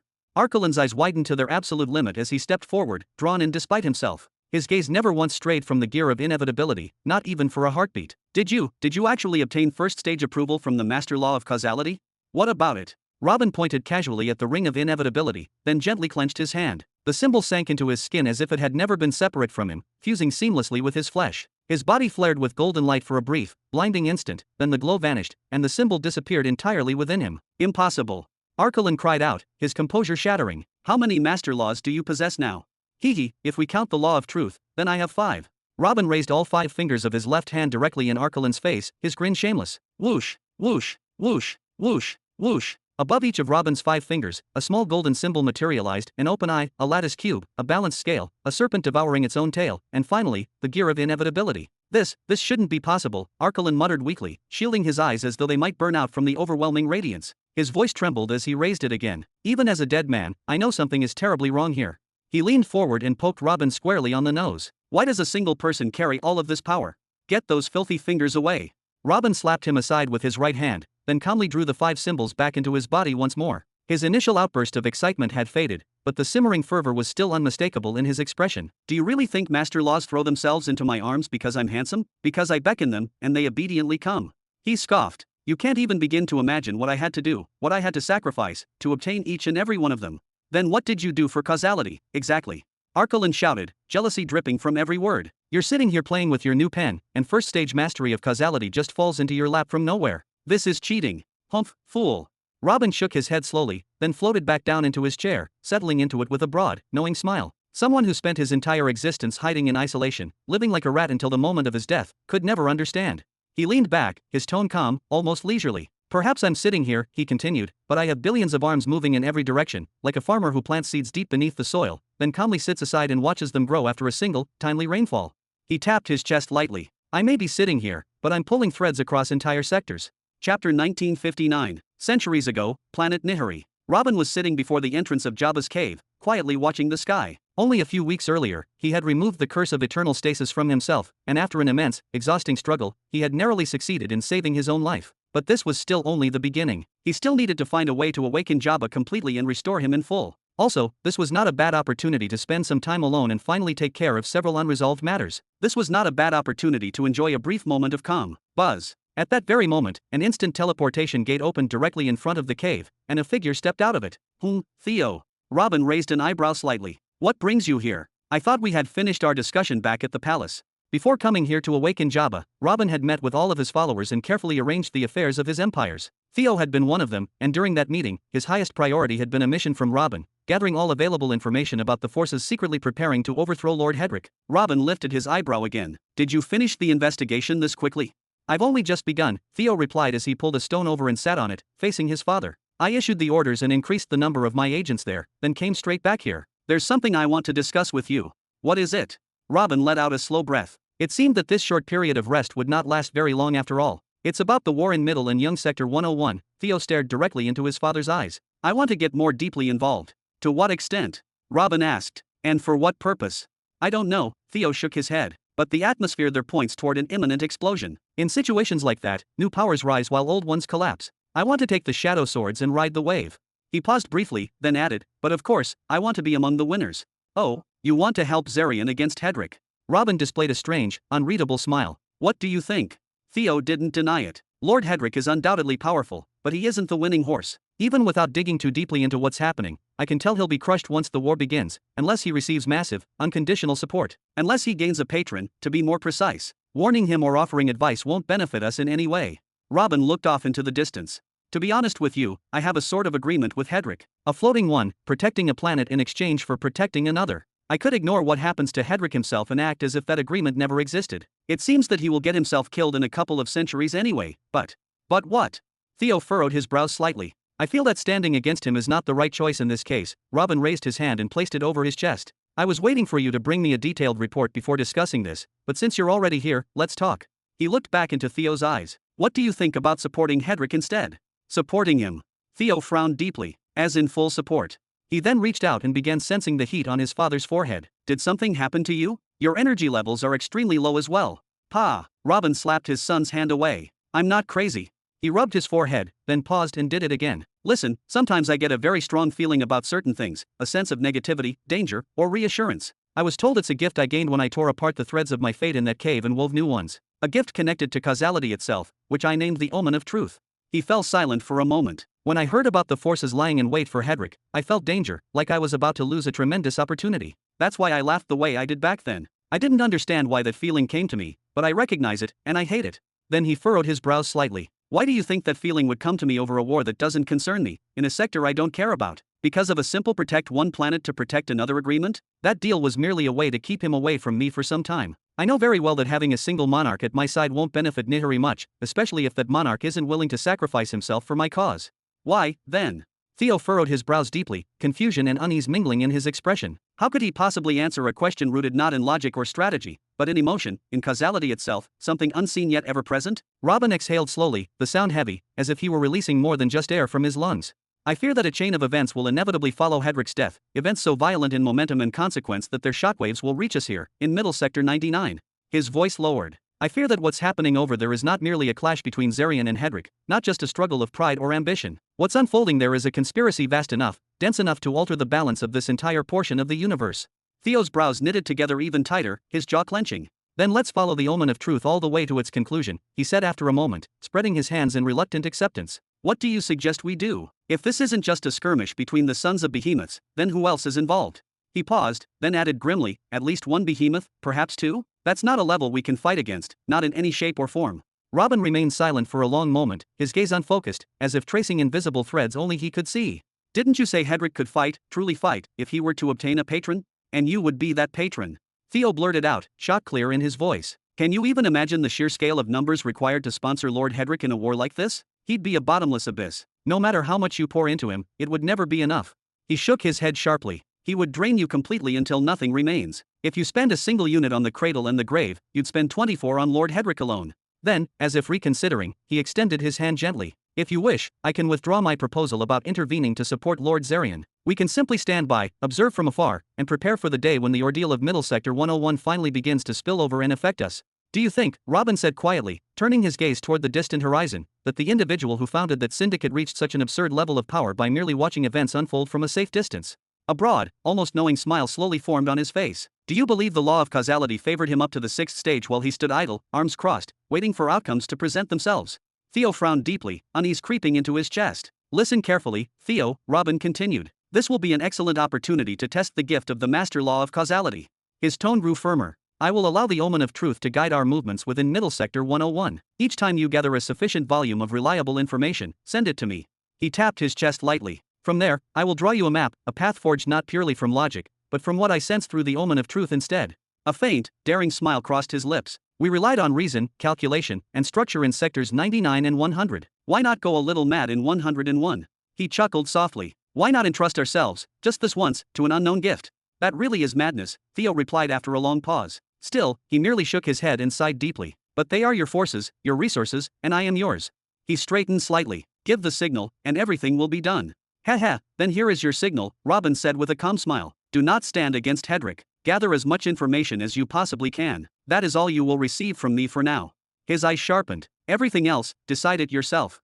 His smile widened further. Will the sons of behemoths become involved? The behemoths themselves? He shrugged lightly. Then defeat them on your own. I will offer nothing beyond general guidance. The omen of truth is not a compass I can activate at will, unfortunately. His gaze softened slightly. But I have complete faith that you can handle it, Theo. Finally, he locked eyes with his son, seriousness overtaking all else. I do not know what will happen after we commit to this path. I do not know where it will ultimately lead us. He paused, then spoke with quiet certainty. But I do know this, placing my trust in the gift of the only law I have affinity for is not the wrong choice. A faint, dangerous smile returned. I don't know where we are going in Middle Sector 101, or what will happen there. But if we execute this flawlessly, it will be an outstanding blow. He nodded once. Of that, I am absolutely certain. Chapter 1960. The present time. I may be sitting here, Robin declared loudly, his voice echoing through the hall, but I'm hammering threads across entire sectors. He let out a low, satisfied chuckle. And it's obvious now that I hammered the right threads. My work in Middle Sector 101 started bearing fruit. Arkalon propped his chin on his hand, studying him carefully. Are you deliberately tampering with the fates of entire sectors just to reach the first stage of causality? That's downright evil, my friend, even by your standards. Ha, of course not. Robin waved his hand twice in a casual, dismissive motion. Reaching the first stage of causality was merely a pleasant side effect, nothing more, compared to what's actually coming. A pleasant side effect. Arkalon's brows drew together sharply. Hey, what exactly are you planning to do? Robin smiled faintly, then took a few slow steps toward the window. Beyond the glass, academy students could be seen laughing, sparring lightly, and exchanging notes with carefree expressions. He watched them for a moment, his eyes calm yet unfathomably deep. To be honest with you, he said at last, at the beginning I truly didn't know what I was doing. I was moving on nothing but raw intuition. He continued evenly. For example, Theo would send me a report saying there were 2,000 armadas encircling Hedrick, and that the number would soon rise to 6,000. He'd ask me what he should do. Should we wait and sabotage things internally, or should we push Hedrick into launching an attack? At that moment, the omen of truth showed a greater sense of ease toward the option of attacking, so I advised for an open, direct assault instead of a hidden one. And that's how it went, again and again. But as time passed, Robin said, his tone growing steadier, as the overall picture began to take shape, as every player gradually stepped onto the board, and as I uncovered fragments of the past involving Kaylee's, Darvian, and Zavaros, it became much easier for me to sketch long-term strategies. I still rely on the omen of truth to evaluate every single step, he added, but I no longer wait blindly, forcing myself into an immediate decision the instant a problem appears. For instance, Robin's smile widened noticeably when Theo discovered Serene's true identity, the very girl who accompanied Richard everywhere, and reported it to me. That single new variable overturned all of my plans for Middle Sector 101 and sent them down an entirely different path. And the omen of truth. He let out a soft laugh. It approved of that new plan completely. Robin turned back toward Arkalon. What happened earlier, what allowed me to seize the law of causality itself, was that Richard stepped onto the plan I had drawn entirely of his own free will. I believe the master law of causality finally judged me worthy, he said calmly, worthy of becoming an official puppet master. Hold on. Arkalon waved both hands downward in alarm. Your son is involved with a girl, and that somehow leads you to gains beyond the first stage of causality. A master law. What could you get more than that? Have you completely lost your mind? Who said I'm chasing master laws for their own sake? Robin raised a single eyebrow. I already told you my goal. What was it? Glory.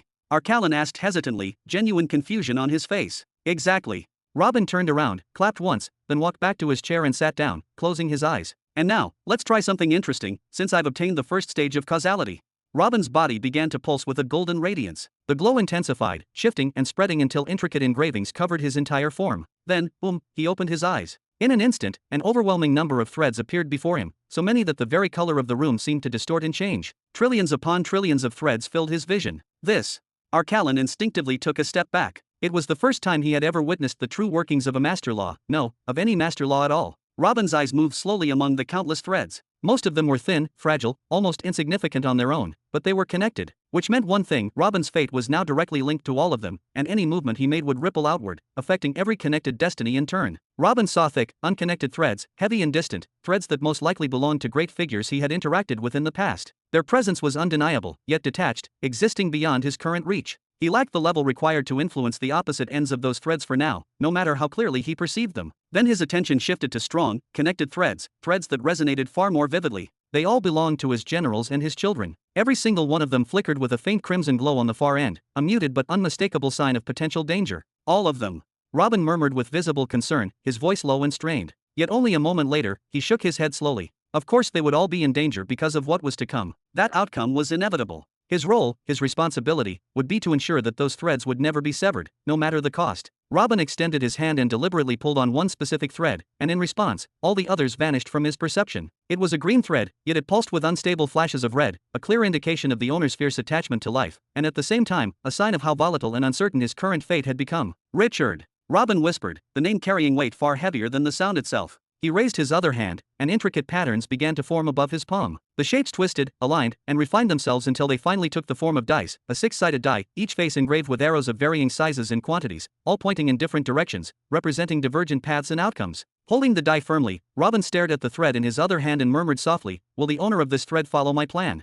The die remained completely still, utterly unresponsive. After several seconds stretched into silence, Robin realized that the question itself exceeded his current capabilities. With a faint frown, he adjusted his approach and changed the question, will the owner of this thread marry the girl of his dreams?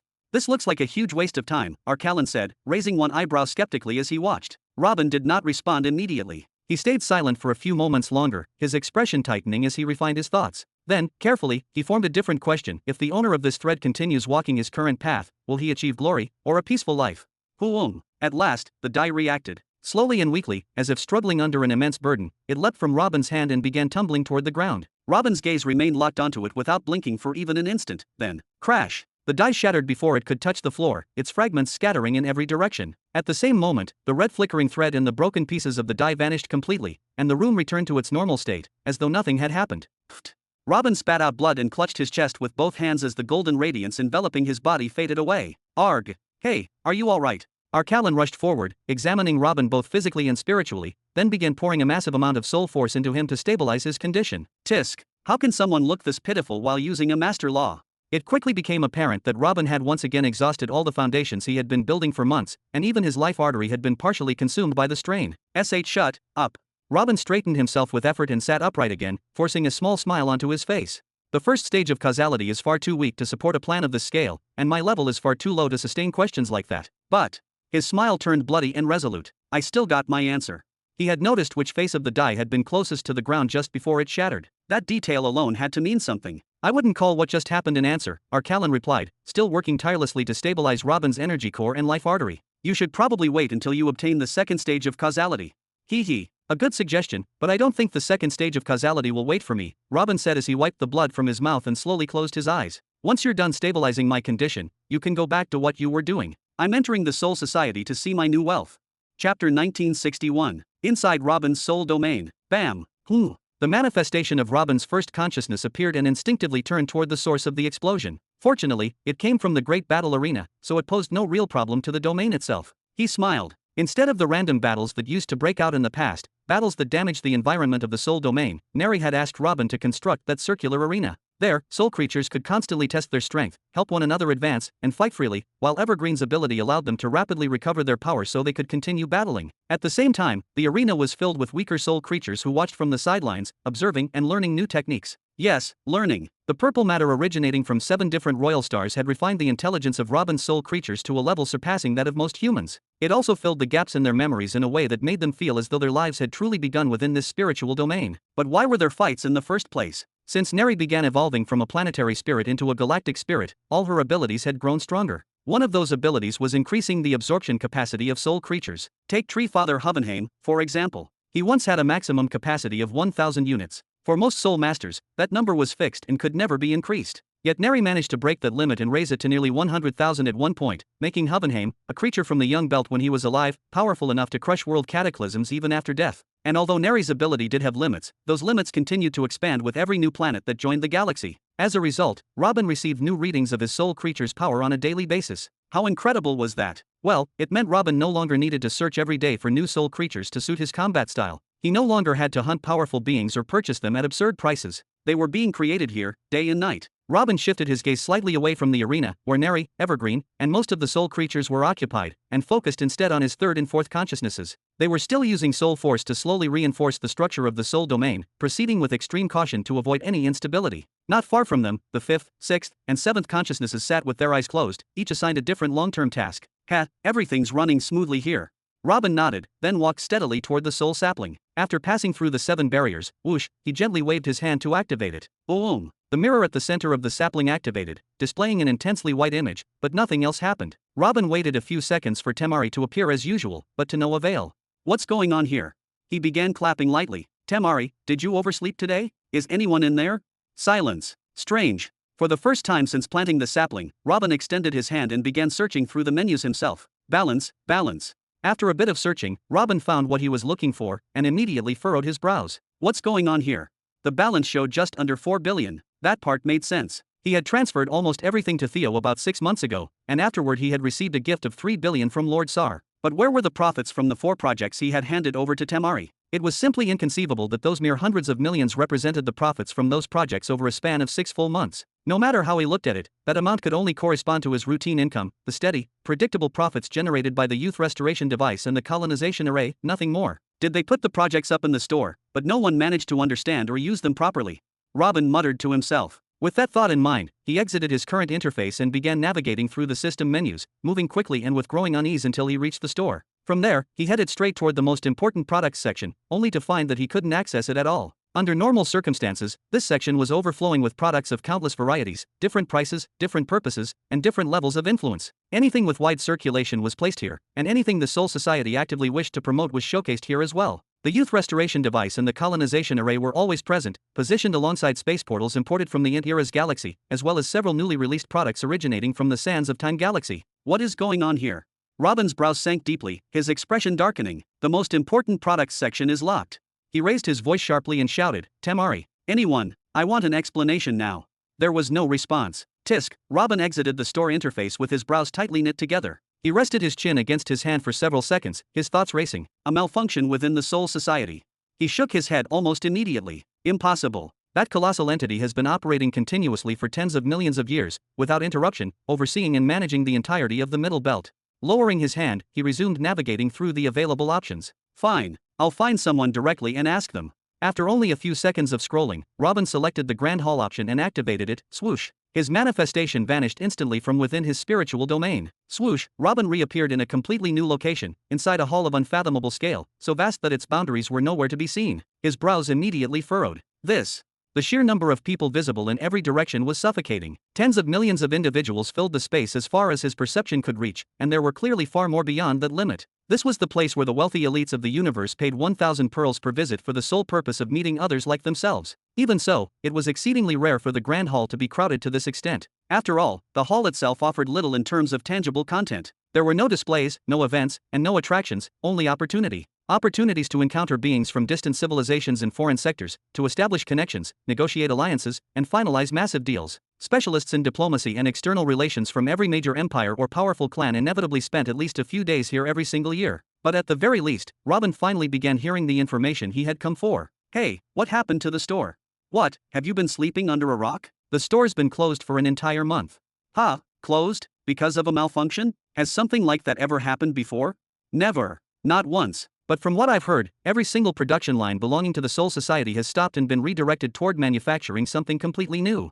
At the moment, the only services still operating are delivery services, moving already finished products directly from sellers to buyers. Anything that requires the Soul Society's direct involvement in production has been completely halted. Even delivery capacity itself has dropped to barely 20% of what it used to be. Most delivery teams were reassigned to gather specific raw materials for that new project. Everything stopped? Damn it, what in the world are they making? The Soul Society has never invested in anything on this scale before.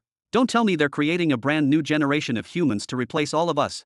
Chapter 1962. Robin furrowed his brows hard, the muscles in his face tightening beneath the cold metal mask. For a fleeting moment, a sharp wave of dizziness hit him, as if the ground itself had begun to spin and tilt beneath his feet. The Soul Society had halted all of its manufactured products and suspended 80% of its delivery services? This was not just disruption, this was catastrophe. This was paralysis. A complete and utter paralysis sweeping across the entire Middle Belt, a region that relied on the Soul Society in a total, deeply intertwined manner, from logistics and industry to trade and daily circulation. Robin instinctively felt the urge to step closer to the influential figures gathered beside him, to ask loudly about the reason behind this sudden halt, perhaps even curse the Soul Society under his breath for interfering with his own operations and interests as well. Yet a disturbing thought surfaced. There was a chance, a very small chance, that he himself was the reason behind all of this? Whoosh, whoosh, whoosh. While Robin was lost in thought for a few brief moments, mere fractions of a second, the number of people inside the Great Hall nearly doubled in an instant. The Great Hall itself began to expand in a way that was almost impossible to notice. Despite the massive influx, the distances between people did not shrink dramatically, creating an awe-inspiring, almost illogical scene. Only those who kept carefully observing the faces around them would notice something unsettling. The people beside them had grown farther away, and new individuals had appeared in the gaps between them, as if reality itself were being quietly rearranged. But you know, cousin, a voice whispered nearby. I heard the Soul Society's factories haven't stopped for even a single moment. They truly locked themselves off from the outside world, but the work inside is more intense than ever. And that terrifying 80% of the Soul Society's delivery services? Not only did they not stop, they've been continuously feeding those factories with raw materials, methodically, relentlessly, like an enormous beehive pushed into overdrive. Hasn't anyone leaked anything yet? Another asked. No worker rumors? No one talking about what they're actually producing. I heard that every factory is only responsible for a small fragment of something much larger. They mass-produce that tiny fragment in horrifying quantities. Then all those different pieces, from countless factories, are transported to an assembly center personally overseen by one of the sons or grandsons of the dreamer behemoth himself. Isn't that excessive? Almost absurd. Hee hee. What if I told you this entire process is being carried out separately in every single sector? Whoa. Robin's eyes trembled violently beneath his metal mask. So the Soul Society was mobilizing factories in every sector, forcing each one to manufacture precise, small components to prevent information from spreading, then assembling everything at centralized facilities supervised by the sons or grandsons of the dreaming behemoth? Didn't that mean there were nearly 1,000 sons and grandsons scattered throughout the Middle Belt? Whoosh, whoosh, whoo. Robin finally began to look around. Even he, still half drowned in calculations and implications, could no longer ignore the overwhelming surge of people inside the Great Hall. The crowd had multiplied several times since the moment he entered. What's going on here? Oh, you didn't know, brother. A man standing close to Robin smiled casually as he spoke. The reason behind the shop's shutdown will be officially announced shortly. He extended his hand with practiced ease. Nice to meet you. My codename is Cotton Candy 18968, from Sector 44. And you are? Nice to meet you, Robin replied, shaking his hand before asking quickly, you said the announcement is happening today. Yes, all of us have been receiving notifications throughout the past month about a major announcement scheduled for today, specifically just a few minutes from now. Everyone's been waiting for this. The strangely styled man raised his hands with a loud laugh, excitement evident in his voice, before lowering them and studying Robin with sudden curiosity. Have we met before? Your metal mask looks strangely familiar. I don't believe I've had that honor, Robin said calmly. Excuse me. He withdrew swiftly from the area and began weaving through the dense crowd. Moments later, he summoned his soul cloak, pulling the hood down to conceal his head entirely. It would be a serious problem if anyone recognized him. His metal-faced appearance had been fully exposed during the auction day, photographed clearly, and broadcast across every corner of the middle belt. Robin slowly raised his head as he sensed something unusual stirring above him, a subtle pressure rippling through the air itself. Moments later, a colossal screen unfolded in the skies of the Great Hall, a display engineered with absurd precision, ensuring that billions upon billions of beings could perceive every detail with perfect clarity. Then, a figure appeared upon it, unmistakably familiar to anyone who had ever dealt with the upper echelons of power. Lord Morval. So that's him? The one in charge of managing the Soul Society. He's unexpectedly handsome. Yes, that's him, a grandson of the dreaming behemoth, and he holds the rank of a first-class son. Lord Morval, take me with you, let me work under you. The instant the gigantic projection manifested overhead, the reactions within the hall fractured into clear divisions. Tens of billions stood frozen in disbelief. This was the very first time they had ever laid eyes upon Lord Morval. Ordinarily, he appeared only during the most exclusive grand auctions, events so restricted that only a handful of cosmic emperors were ever permitted to witness them. Another segment of the crowd stared upward with unease and sharp anticipation, unsettled by the implications. First, the store had been shut down for an entire month without explanation, and now Lord Morval himself had emerged. Had the ancient progenitor of the space beasts returned? Or had something even more catastrophic occurred? First and foremost, I wish to extend my apologies on behalf of the Soul Society regarding the complications that have arisen recently. We are well aware that numerous transactions were halted, that many businessmen lost vital sources of profit, and that countless esteemed buyers were unable to acquire what they sought at the time they needed it. However, all of this was, in truth, for a specific reason. Lord Morval paused deliberately, then drew a deep, steady breath. That reason is Lord Human. Lord Human. So Lord Human is the one behind all of this. I knew it, I should have guessed. Ah. Beneath his metallic mask, Robin began to sweat, a chill crawling down his spine. Lord Human submitted 4 separate projects, some entirely unprecedented, others representing revolutionary advancements to long-established products. And naturally, there is little need to elaborate on the quality of his work. Nearly everyone here has either personally experienced or at least heard of the youth restoration device. Lord Morval continued, his voice unwavering and confident. Because of the projected demand, we devoted a substantial portion of our manufacturing capacity over the past period to producing an initial batch of these 4 products. Even so, Morval allowed the silence to stretch for a brief moment, amplifying the tension. Once this first batch is exhausted, all buyers will be required to enter a waiting list. We will make every effort to fulfill as many requests as possible, but we ask for your understanding regarding the immense strain currently placed upon our factories and logistics systems. A broad, practiced smile spread across his face. Very well, I shall not delay you further. In exactly 10 seconds, the 4 new products will appear in the store under the most important products section, or within Lord Human's products. Yes, Lord Human now possesses an entire section dedicated exclusively to him. His eyes seemed to sharpen. Please, purchase only what you truly require, and let others have their opportunity. Click. The screen dissolved into nothingness, and a massive countdown ignited across the hall. 10. Chapter 1963. 10. The Great Hall, the place that gathered tens of billions of elites, monarchs, merchants, cultivators, and rulers from every corner of the universe, was normally a realm of overwhelming noise. A place where even breathing, the subtle hum of artificial life support fields, and the synchronized rhythm of countless enhanced hearts were enough to turn the air itself into a constant roar. Yet now, it had fallen into absolute, unnatural silence. Not a single whisper. Not a single careless breath. Did you hear what I just heard? I heard it clearly. There's no mistake. He said the Soul Society shut everything down because of Lord Human's projects. Has something like this ever happened before? Never. Not once. Just what in the universe did Lord Human create to force the Soul Society to close all of its factories? That's absurd. Completely illogical. The Soul Society's factories are effectively endless. The number of sellers reaches the billions, the number of products surpasses that, and the number of potential buyers can only be expressed with terrifying figures filled with dozens of zeros. Yeah, and nearly half of those products are manufactured directly by the Soul Society itself. Exactly. The daily output of their factories alone is enough to sustain 1,000 sectors. No, what's truly terrifying is that they mention stock depletion and being forced to wait in line. Right, factories capable of supplying the entire universe shut down for a full month. Do you realize how many products could be produced in that time?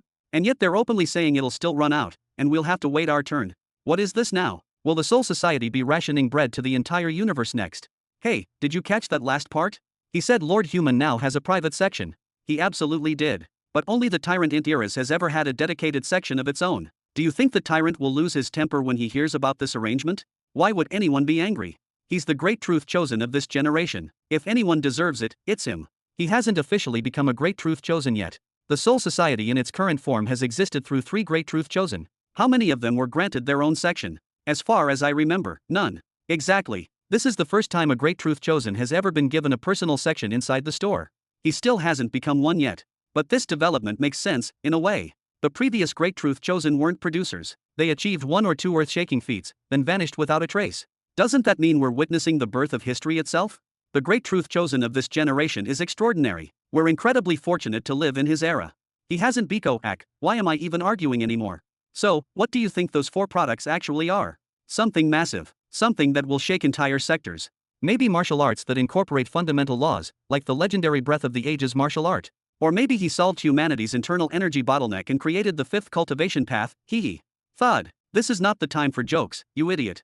Beneath the metallic mask, sweat streamed down Robin's face. He knew, better than anyone, that these 4 innovations would reshape the universe itself, without the slightest exaggeration. Entire markets, power structures, and future paths would shift because of them. But did the Soul Society really need to announce them on such an apocalyptic scale? A month-long store shutdown, a scheduled reopening broadcast across the universe, Lord Morville's personal appearance. All of it had driven expectations to unimaginable heights. At this point, people might genuinely expect Robin to have created domesticated dragons, or rewritten reality itself. What if when they finally saw the real products, their imaginations had soared too far? Would disappointment follow? Thank you for your patience, everyone may now open the store.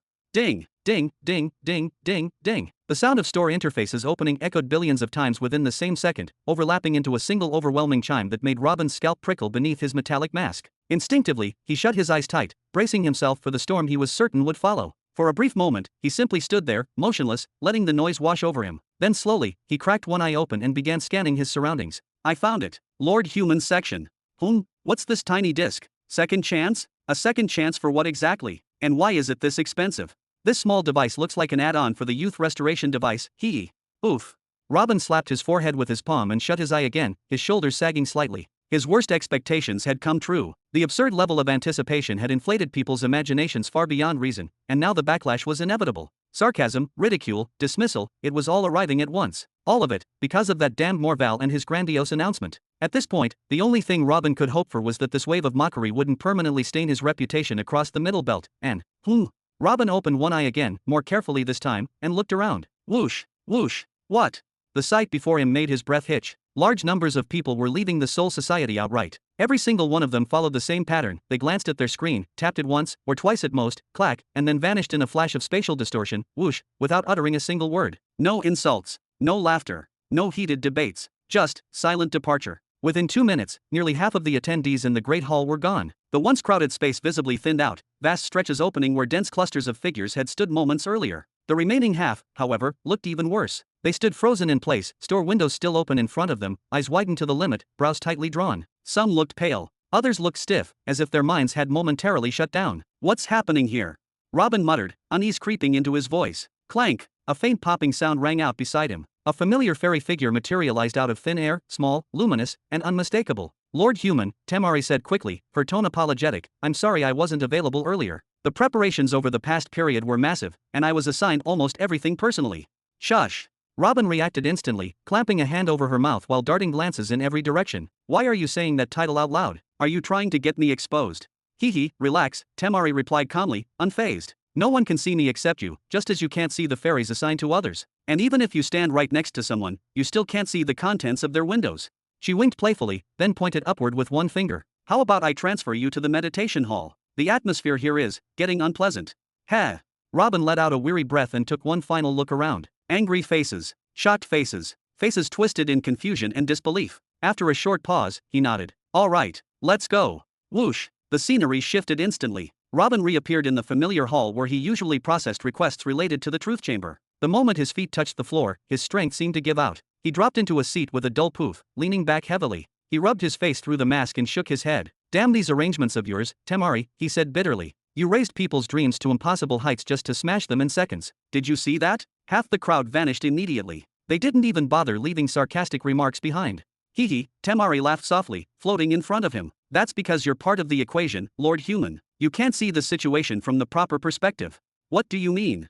Robin straightened slightly and looked up at her. Didn't you see what I saw? The ones who stayed behind are still staring at their windows in silence. It's obvious they're desperately searching for some hidden innovation, something big enough to justify all this hype. They're shocked and disappointed. Lord Human, Temari said gently, shaking her head, you're still underestimating what you've created. You're underestimating the waves this will send across the entire belt from this day onward. She then raised a finger and pointed toward him. Why don't you open the Prophet's tab? If words aren't convincing you, perhaps numbers will. Robin frowned, his brows lifting slightly in confusion. The Prophet's tab, he repeated. Why would I check that now? The products were only announced minutes ago. There's no way the numbers could already be Maya. He froze mid-sentence. Ha!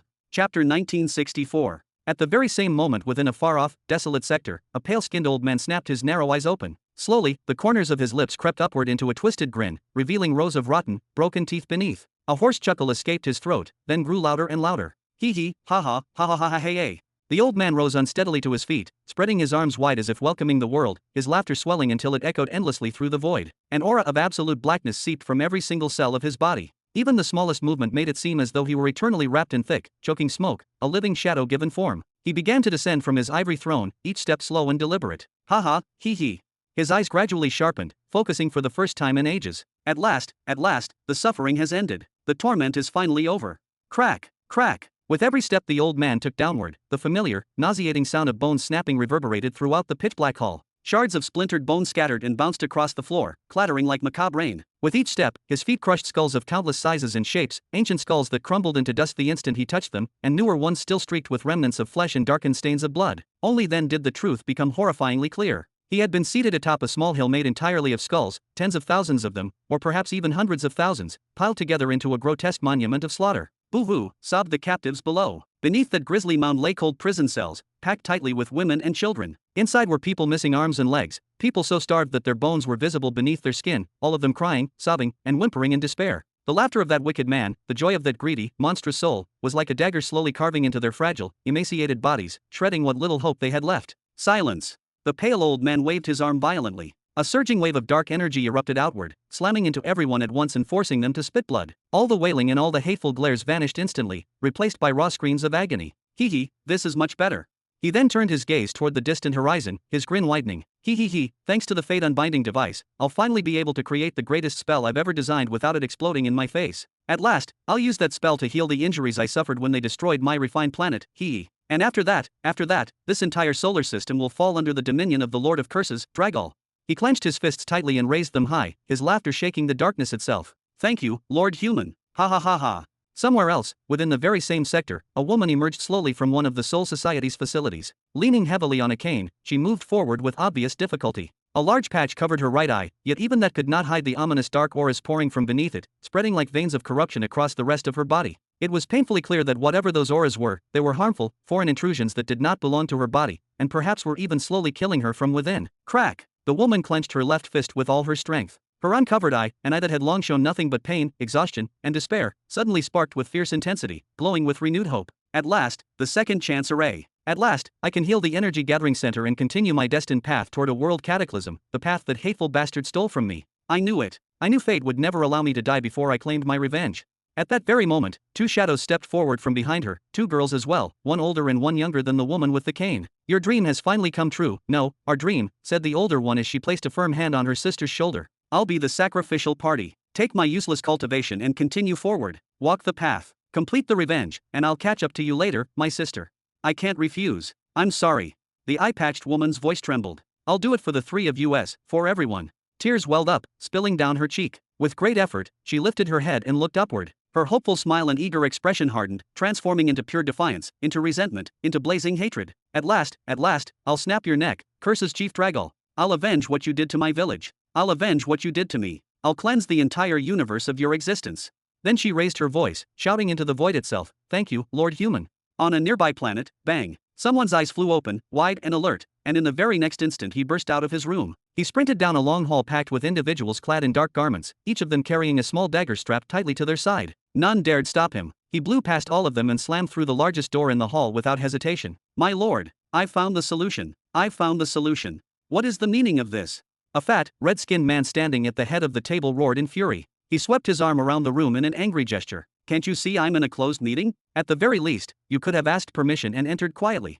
My lord, there's no longer any need for a meeting at all. The man hurried forward, barely able to contain himself. What nonsense are you spouting? The red-skinned man snapped. We've been trying to reconstruct Lord Farquaad's castle for years without any success. I can't obtain the palace blueprints, and we haven't even managed to determine the exact location of the treasury. He slammed his fist onto the table, causing the exterior schematic of the castle to shake. If things continue like this, if we fail to reclaim what is rightfully ours by our own methods, we may be forced to pay an outrageous fortune to that syndicate just to lend us their assistance. As I said before, my lord, there's no need for that anymore. The man pushed deeper into the room, his eyes burning with excitement. Lord Human has just sold an additional component for the youth restoration device, one capable of completely changing a person's external appearance. A true transformation, not some cheap illusion, and it even alters one's aura. He clapped his hands loudly, the sound echoing through the chamber. We won't need any plans, any blueprints, or any secret routes. We'll walk straight in through the main gate as if we belong there. Ha ha ha. The heavens themselves are on our side. Lord Human to the rescue, ha ha. Elsewhere, within that starfield, thunk. A massive gate slowly swung open, its heavy echo resounding through the area, and a knight clad in gleaming, polished armor stepped inside. Long hair flowed down his back as he advanced. After what felt like an endless march, the knight finally stopped, bowed deeply, then lowered himself onto one knee. Lord Farquaad, he announced, his voice steady and formal, the Soul Society's latest announcement concerns a special section associated with Lord Human, one that features several newly released products. Oh. A short individual with an oversized face raised his eyebrows slightly, mild curiosity flashing across his features. Is there anything among them that holds particular value for us? All of the products have their uses, the knight replied respectfully, but I would strongly advise the immediate purchase of a blood inspection gate, as well as no fewer than 90 banners to encircle the palace. Though the total cost will reach tens of millions of pearls, these measures will provide an additional layer of defense against anyone who dares covet your immense wealth, especially those filthy thugs from the Red Donkey Guild. Lord Farquaad's lips curved into a rare, satisfied smile. Then it seems I owe Lord Human my thanks for further safeguarding both my fortune and my beauty. He waved his hand twice, dismissing the knight. You may withdraw. I'll enter the Soul Society myself after a thorough skin cleansing session and conduct my shopping personally. Chapter 1965. Middle Sector 99. Inside the Hall of Meditation and Focus. What? Robin abruptly cut himself off mid-sentence. The aggressive, irritated expression he had been wearing, born from his lingering frustration with the Soul Society, froze in place, then slowly melted into unmistakable shock. 91,487,263,914. What is this number? His voice dropped into a whisper, as if speaking louder might somehow make it more unreal. What's happening? It hasn't even been 5 minutes since the announcement. Robin pointed toward the prophet's field with trembling disbelief. Could there be an error? A miscalculation? This can't possibly be happening. 92,842,176,509. Ah! Robin's mouth fell open completely. He could only stare, eyes fixed on the counter as it continued to climb at a terrifying, almost absurd speed. The numbers surged upward like a launched missile, and for once, he didn't even attempt to comment. Hee, you really keep underestimating what you're offering, Lord Human, Timari said lightly, turning in a slow circle as if admiring an invisible masterpiece. Underestimating? Robin muttered, still staring at the skyrocketing display. No, I'm not underestimating what I offered. He exhaled sharply. I prepared myself mentally for profits reaching 500 billion in total. I made deals with you through bribes, yes, sorry, but that is the truth, just to make sure the 4 projects would be approved and pushed through. He paused, swallowing. Up until the moment I saw this bar, I was waiting for a strong reaction, something big. But this, Robin pointed again at the profit bar, which had already climbed even higher. This is absurd. This is beyond excessive. Then, as if a thought suddenly struck him, he raised his voice. But who even bought anything to begin with? Everyone either left immediately after seeing the innovations, or stayed frozen in place, staring at them with those weird, unreadable expressions. The ones who left, Timari replied calmly, her tone steady and confident, are precisely the ones who bought, or hurriedly want to alert someone about buying. She continued, explaining patiently, they caught sight of a product that could resolve a long-standing problem of theirs, or a product that could spell absolute catastrophe if it fell into the wrong hands. Some of them made their purchase instantly and rushed out of the Grand Hall to track delivery schedules or inform trusted allies of what they had obtained. She tilted her head slightly. The rest left to warn their followers about the disaster that might be approaching, and perhaps to gather enough funds to make a purchase of their own. Timari then raised a single finger. As for those who remained inside the Grand Hall, most of them are likely representatives of major figures, sent there in their master's stead. They inspect everything meticulously, reread the descriptions again and again, write down notes, and analyze potential applications tailored to their individual situations. Her finger lowered slowly. After that, they'll either make a cautious purchase, or return to their masters to relay the full picture and request explicit permission. Robin closed one eye and let his body fall backward onto the soft, green meadow beneath him. He relaxed fully, arms loose at his sides, enjoying the gentle breeze brushing against his face as if nothing in the universe could disturb him now. Well, that's reassuring, he said with a faint chuckle. I was honestly worried that your excessive promotion would make people see my innovations as a letdown. He smiled wryly. To be fair, if I were in their place, I might have seen them as a disappointment too, especially after the shop stayed closed for over a month. Lord Human, Timari said quietly as she stepped closer, stopping near Robin's head, you truly undervalue your innovations. Her gaze sharpened. No, you undervalue yourself. She leaned in slightly. Do you have any idea what's happening right now? What? Robin opened one eye, curiosity finally overpowering his relaxation. There are lords of evil who will set into motion schemes so chilling, so bone-deep terrifying, that will become stronger because of your innovation. There are once helpless heroes who will regain their lost strength and return to the battlefield, not just to fight, but to seek revenge, all because of what you've created. There are assassination and espionage organizations capable of bringing entire kingdoms to ruin, all triggered by your inventions. And there are empires that will retreat and barricade themselves within the limits of blood inspection gates, living in fear of everything I've just mentioned. In the coming days, weeks, and months, Timari continued, her voice calm but carrying weight, we will hear constantly of massacres with no clear explanation. We will witness wars multiplying tenfold, 20-fold, perhaps even more. We will hear of assassinations taking place inside royal chambers, of street duels and public challenges erupting across cities once the energy-gathering center problem ceases to be a limitation for the wealthy. Do you understand what this truly means, Lord Human? Timari's lips curved into a small, knowing smile. It means the demand for Soul Society products will shift dramatically. Luxury goods, once the pride of the elite, will almost vanish in the coming period, replaced by military items and tools designed to enhance personal strength and combat efficiency. It means the stellar academies must reassert their presence, loudly and forcefully, or risk seeing the universe descend into even greater instability than it already suffers.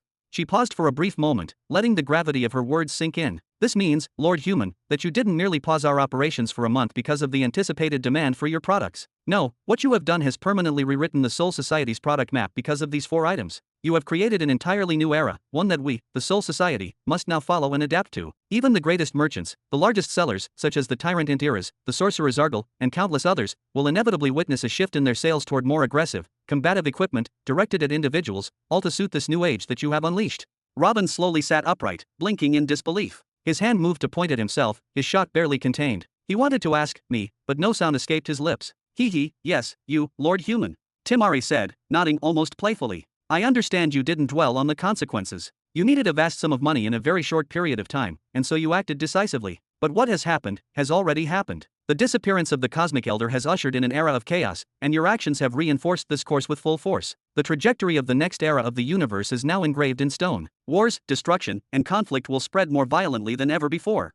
But, she added with a subtle wink, you have nothing to fear on our side. In the Soul Society, we fully support this new direction. Even the greatest vendors will not object, after all, more chaos equals more profit. She then gestured toward the profit bar, which continued its relentless, almost absurd ascent. You will need to become familiar with these numbers, Lord Human. As the pioneer of this era, alongside the Cosmic Elder, you must grow accustomed to such figures. They will continue to rise as instability increases, as chaos spreads further, and as wars erupt in every corner of the cosmos. From what we can see, they will not stop rising anytime soon. Timari's gaze sharpened as she locked eyes with Robin, her expression serious now. But we must also issue a warning. Major traders, influential players, they will be able to estimate your profits even if the exact figures remain unknown to them. Therefore, first, we stress caution in all your future movements. No one truly knows the mind of a great figure, and no one can predict their next step. Second, we renew our invitation for you to reside in the Dreamer Galaxy, as protection against both expected and unexpected threats. Robin held the fairy's gaze for several tense seconds. Finally, his curiosity broke through his shock. Who are you? Your assistant fairy, Timari, she said with a playful twirl, spinning in a full circle around his head. Would you like me to remove the profit bar from your view so it doesn't distract you? There are many missions waiting in the truth room if you'd like to take a look. It could help you make the best decisions now that you have these resources at hand.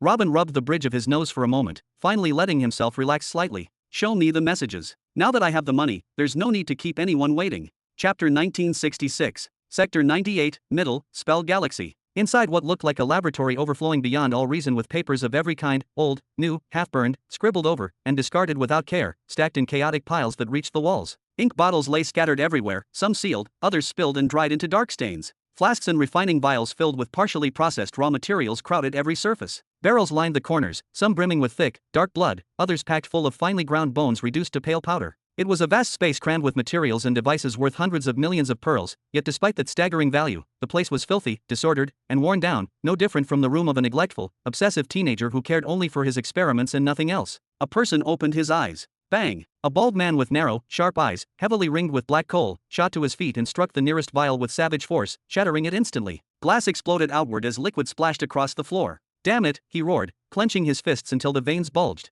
Lord Human, Robin Burton, that bastard. What is wrong with these 4 innovations? Is he trying to set the entire universe ablaze and stand aside to watch it burn? He began to pace forward slowly, one hand clasped behind his back while the other rested beneath his chin, his thoughts grinding like broken gears. Those innovations, paired with that shameless, unmistakable promotion by the Soul Society, point to only one conclusion. His lips curled. Astronomical profits. Profits my galaxy has never witnessed before. Just a few months ago, I sent him a threat, a clear warning. His steps halted, and his reply was these 4 products? His reply was to become obscenely wealthy. He raised his face, eyes blazing. He's challenging me. Bam! Bang! With a violent sweep of his arm, raw power surged outward. Tables snapped, shelves collapsed, and nearly everything inside the laboratory was obliterated in an instant. Damn it, he howled, his voice echoing through the ruins. Without another glance, he turned and stormed toward the staircase leading downward. His appearance resembled that of an old man, yet his movements were filled with wild, unstable energy. His loose garments and bare chest made his figure look grotesque as he ran down the stairs, like a lunatic escaping an asylum moments before being restrained. At the bottom of the staircase, he entered a colossal hall. The space was lined with towering statues, figures of greatness holding vials aloft or wielding brushes like swords. Each statue depicted a different imagined version of himself, frozen at various stages of his long, twisted life. He shouted without hesitation, his voice shaking the hall itself. Summon all ministers and all remaining generals in mid-sector 98. Yes. The guards burst into motion, scattering in every direction like a disturbed hive of bees. Robin Burton. The old man, no, the sorcerer behemoth, Zargle, glared toward the distant gate, his rage thick and suffocating. Your answer to my threat was to grow richer, to grow stronger. His teeth ground together. Do you believe you can resist me? That you can ignore my power? He spread his arms wide, laughter laced with venom. Very well. You will watch as I annihilate Sector 97, middle, where the shadow swords run rampant. Then I will crush Sector 99 where you placed your bull. And I will do it before this money of yours can be forged into real power. His voice rose like a proclamation to fate itself. Let the universe bear witness to the true power of the spell galaxy. Sector 96, middle, Sands of Time Galaxy, KRRRR. A figure stood silently. Long hair fell to his shoulders, pale yellow like endless desert sands. His eyes were half open, tired, distant, carrying the weight of countless eras, as though he had already seen everything the ages could offer and found it wanting. A wide white scarf was wrapped loosely around his head, and flowing garments of white and blue draped his body, their design clearly meant to shield against the merciless heat of a desert sun. He did not move. And yet, time itself seemed hesitant to flow around him. Lord Sar opened a small wooden gate, its surface rough and aged, then stepped beyond it with an exceptionally respectful, measured gait, his posture straight and his hands clasped together in front of his abdomen as if entering a sacred space. He advanced in silence until he stood before an ancient, time-worn seat whose edges had been smoothed by countless years. He bowed slightly, lowering his head just enough to show deference. Have news from the Soul Society reached you, Father? The Lord Human's new market hall, you mean? The person seated upon that antiquated chair spoke slowly, his voice calm and unhurried, as though time itself bent to his rhythm. His eyes were obscure, so deeply veiled that it was impossible to tell whether they held fear or excitement, joy or sorrow, anticipation or regret. He appeared to be in his 40s, with a tall build for a human and broad, well-defined shoulders that hinted at strength long tempered by experience. He wore loose garments and a wide headscarf, identical in style to Sar's, and a long beard whose color shifted subtly between white and yellow, much like his eyes that seemed to reflect the passage of eras rather than mere years. And what do you think, then? Sar asked again after a brief pause. You, of all people, surely understand what this means. The man nodded gently, as if weighing invisible scales. It delivers a message, a very clear one, directed at both his enemies and his allies. He continued evenly, to his enemies, it says, fear me. And to his allies, it says, do not worry, I am here. He paused, fingers resting lightly on the arm of the chair. He is someone who can be relied upon, far more than we had originally expected. I do not wish to be among his enemies, Sar admitted after a slight hesitation, his voice quieter, if I am given the choice. And who said we will be, the man replied calmly, without the slightest hint of concern. Lord Human may be inexperienced, and the greater true beginning empire may be young, but he is frightening in his own way, dangerous not through recklessness, but through momentum. His eyes narrowed slightly. At the very least, he is suitable for extending partnership offers. Then am I to understand that you accept his proposal? Sar asked quickly, a trace of urgency slipping into his tone. Should I stop tightening the conditions on the delegation that has spent years stationed here, and announce our official partnership with him? No. The man raised one hand, halting the thought itself, then lowered it slowly. We will not announce anything officially, not yet. Not until I see how he resolves the problem of the boy, Hedrick. His voice grew firmer. Only if he is able to support him under those circumstances will he qualify as a true ally, one we can rely on, and one who can rely on us in return. He leaned back slightly. Otherwise, he may come to believe that he can move us with money, move me, Arkalon the Temporal, as someone who works for his benefit in exchange for profit alone. A faint, restrained smile appeared on his lips. And that would not do, would it?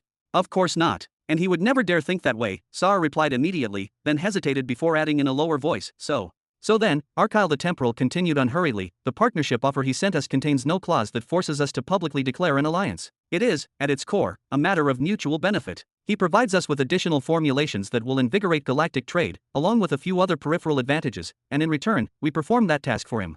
He paused, eyes thoughtful. And in my view, there is no obstacle to accepting this arrangement for now.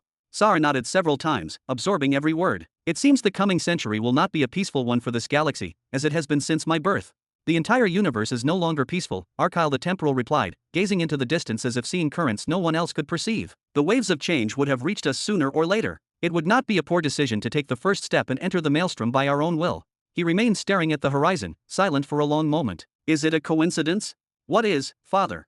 Sar asked respectfully, waiting. Is it a coincidence, Arkalon the Temporal said slowly, that the War Chosen appears, and soon after, the entire universe falls into a chaos it has not known since the end of the War of the Abyss of Doom?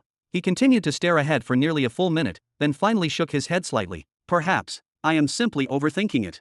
Chapter 1967. Sector 105, Middle, Savage Galaxy. Within a garden that seemed vast enough to contain both sky and earth at once, gigantic plants of utterly bizarre and alien shapes rose toward the heavens like ancient pillars tasked with holding up the firmament itself. Beneath their colossal canopies floated other strange, drifting organisms that fed on clouds, absorbed mist and vapor, then gently rained down glowing flowers like slow, natural snowfall. Below all of this, the Treyant creatures moved freely and calmly, massive wooden beings pulling their roots out of the ground with unhurried ease as they searched for better places to spend the coming century in tranquility, burrowing once more into soil rich with different nutrients, energies, and life essence. And among all of that, small plants filled every corner and every space without exception, sprouting stubbornly along the sides of the colossal trees and Treyants, clinging to bark and roots, or simply thriving on their own within natural circles hundreds of meters wide. Each one of those radiant plants was no ordinary life form, but a priceless treasure, treasures that had survived for millions, or even tens of millions, of years, silently accumulating vitality and history. This place could be described as nothing less than a paradise for plants, and for plant lovers, scholars, and cultivators alike. But this paradise had never been made for them, nor was it ever meant to welcome the weak. Scree! At that moment, a gigantic bird passed overhead, its length stretching for hundreds of meters as it cut through the sky. It resembled a hawk in shape, yet it possessed 2 vicious heads and 3 powerful legs.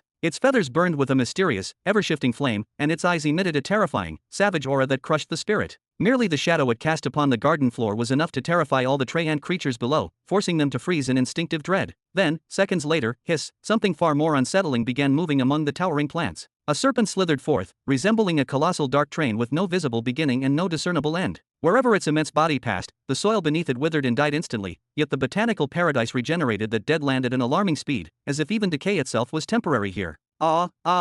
Several human women mentally collapsed the instant they witnessed a serpent tens of meters tall and nearly 1,000 meters long moving through the area, a massive existence to which they appeared no different from insects. The dense, oppressive aura radiating from it was so heavy and suffocating that the women could barely even control their terrified screams, let alone their bodies. Hiss! The multi-eyed serpent continued moving silently toward them, without the excitement of a predator and without any attempt at concealment. It simply approached with eerie calm, opened its mouth slightly, and then, whoosh, several long tongues shot out at once, coiling around dozens of the bound, screaming women. In a single smooth motion, it pulled them into its maw and continued forward without pause, already seeking its next prey. Roar! Soon after, a deafening roar echoed from the same area as a massive winged feline burst through the garden's airspace, its presence tearing through the atmosphere. Then the creatures began appearing one after another in horrifying density, in a manner that was completely unnatural. Under normal circumstances, a single one of these beings could dominate an entire planet and slaughter any partner or rival without difficulty, but here, they moved alongside one another with a strange, unsettling normalcy. All of them possessed similar colossal sizes and dreadful auras no weaker than a Nexus state, and quite clearly, some among them had already surpassed that stage entirely. In particular, one specific aura overshadowed all the others, an aura deeply entrenched within the garden itself, vast and immovable, like the will of the land.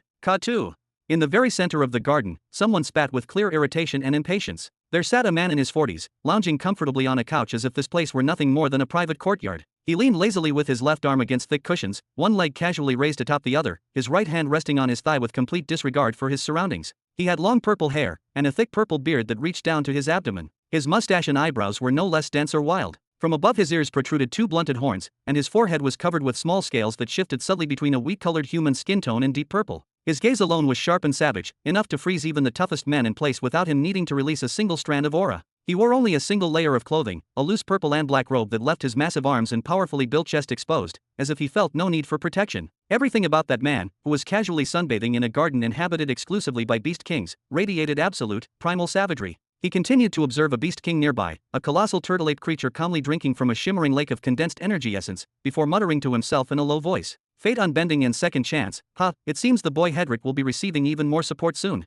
Then he shouted, his voice reverberating and shaking the entire vast garden, making even the tallest trees quiver under its force. Prepare a direct communication channel with Darvian immediately. Now. All the nearby beast kings reacted at once. Panic overtook them, and they scattered in every direction. No one dared to remain close to the master while he was visibly irritated. Even the bravest among them instinctively kept their distance, their claws scraping the ground as they ran. Whoosh! Right beside that man, the air seemed to compress and vibrate until a figure emerged, an elegant, mature woman, her appearance striking and poised, clearly in her early 30s. Is something wrong? She asked with a calm, measured tone, though her eyes flickered with curiosity and concern. It has been a very long time since I heard any hint of irritation in the voice of Zavaros the Great Savage. Your temper today is unusual. Humph. The reclining man, Zavaros, let out a low, rumbling grunt, frowning deeply for a few moments. His expression was stormy, a mix of dark thought and restrained fury. That person who calls himself human, he has unleashed several practical products that will gather him an unimaginable fortune. Not only will he amass wealth for himself, but he will create an equal amount of fortune for the Dreamer Galaxy along the way, with influence far beyond what anyone could have expected for both. The Dreamer already controls 10% of the visible universe. The last thing I wanted was to see his influence increased even further. Are you angry because this human is growing in wealth? The Galaxy Spirit tilted her head thoughtfully, or because he is benefiting the Dreamer? Her voice was soft but carried an edge, a mixture of curiosity and caution. Both. In the short term, it is because of his wealth, Zavaros muttered, furrowing his brows deeply as if tracing invisible threads of fate in the distance. This means the entire reality of Mid-Sector 101 could shift again. The balance we have maintained may soon be disrupted. We must accelerate our plans immediately. Will you intervene personally? The Galaxy Spirit's eyebrow rose in question, a faint gleam of challenge in her eyes. Or will you dispatch some of the Beast Emperors to handle the matter? Neither, Zavaros replied, waving his hand dismissively with an air of cold calculation. The situation there is not suitable for my personal involvement, nor is it the place for even the mightiest of Beast Emperors. The problem is not the direct confrontation itself, it is that rat who strikes and flees, always evading capture. The real challenge is drawing him out of his hiding place at the exact right moment. He then fixed his gaze on the distant horizon, his eyes narrowing as if seeing beyond the physical limits of the universe. I do not know where he learned these cheap, sneaky tricks. His father thrives on direct confrontation, never retreating from a fight, and that is why he alone is worthy of facing me head-on. He is the only man in the universe I respect on the battlefield. Speaking of his father. The Galaxy Spirit stepped closer, her voice lowering to a serious whisper. Aren't you concerned that he might act soon? Especially considering that you've sent nearly half the army to Sector 101. Wouldn't that leave a gap you cannot cover personally? Zavaros's brows knitted together slightly as he considered the thought. I cannot predict his movements. Since this new era began, he has remained entrenched in Sector 110, showing no inclination to intervene in Sectors 109 or 111. His forces remain silent, and his children are still out there, playing their intricate little game of empire building. They have yet to return or take action, yet they are preparing, always preparing. Even though he's 5 sectors away, I remain uneasy. Don't you share this feeling? The Galaxy Spirit exhaled slowly, her voice tinged with worry. Especially after we took advantage of his ongoing war with his children and dispatched the syndicate to hunt his youngest and most talented child, the one closest to him at the time, Hydras, the promising youth who once held the same place in his esteem as Helen does now. That action drove him into near madness, forcing him to attack us directly. He should thank the heavens that I wasn't ready for battle that day, Zavaros said, his tone cold yet controlled. Otherwise, he wouldn't have managed to escape here alive. He waved his hand dismissively, his piercing gaze sweeping over the horizon like a predator tracking its prey. But he will pay the price for that reckless attack, without a single doubt. And the head of that child, Hedrick, will be an appropriate beginning to settle the score. Chapter 1968. Bam, bam, bam. The ground artillery of the Brown Army pounded the opposing side with savage, unrelenting ferocity. The thunder of the cannons rolled endlessly across the battlefield, shaking the land itself. It was painfully clear that those manning the artillery had completely abandoned any thought of conserving ammunition for a decisive moment or saving supplies for the next day. They fired and fired without pause, as though they knew their lives might not even last another hour. And that was the truth. Forward! The Black Golden Army continued its overwhelming onslaught, pressing forward in perfect formation, advancing as though they were towering giants trampling helpless ants beneath their feet. Their momentum was absolute, their presence crushing, leaving no room for hesitation or retreat. This battle was never supposed to be this easy, especially considering that the Black Golden Army was clearly inferior in numbers.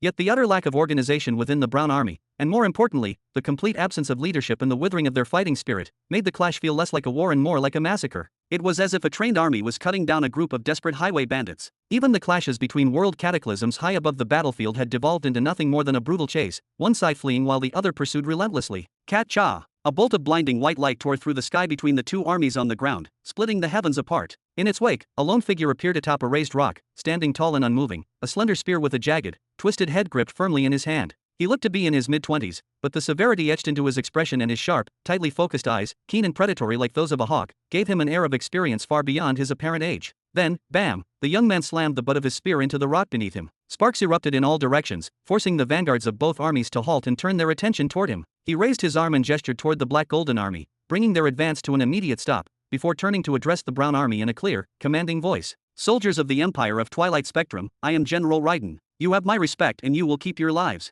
There is no longer any need for you to continue this futile battle. Lay down your weapons, and Marshal Caesar will personally see to your arrangements. You murderers, murderers.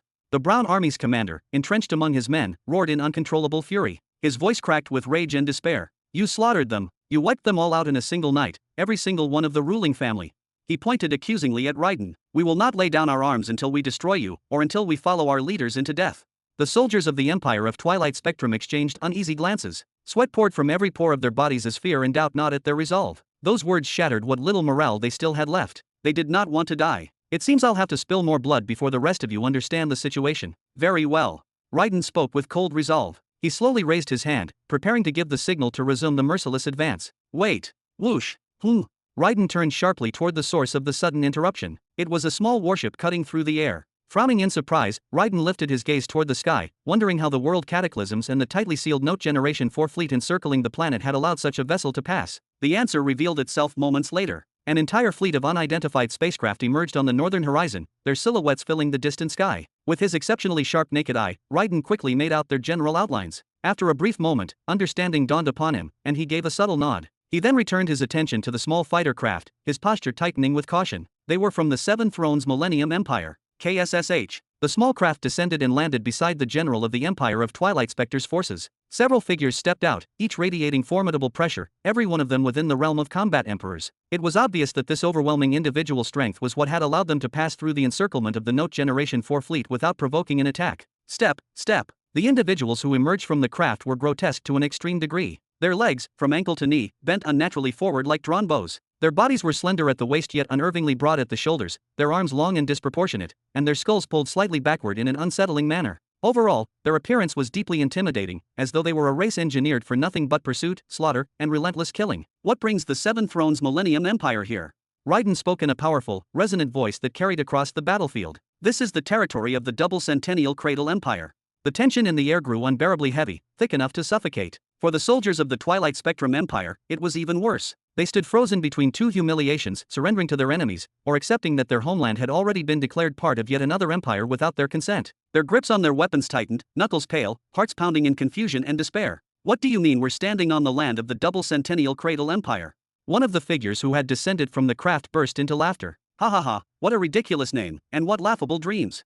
He waved his hand dismissively, as if brushing away dust. This is the land of the Centennial Twilight Spectrum Empire. There is no such thing as the Centennial Twilight Spectrum Empire anymore, Raiden replied coldly, his tone sharp as steel. We crushed their ruling class within a single hour, and subdued planet Crydorn in just 2. Their fate is no different from that of all our enemies, extinction or submission. Child's play. The man waved his hand twice, utterly unconcerned, his posture relaxed to the point of insult. If you think those words amount to a threat, then you're still far too young. Your entire empire is still far too young, far too naive.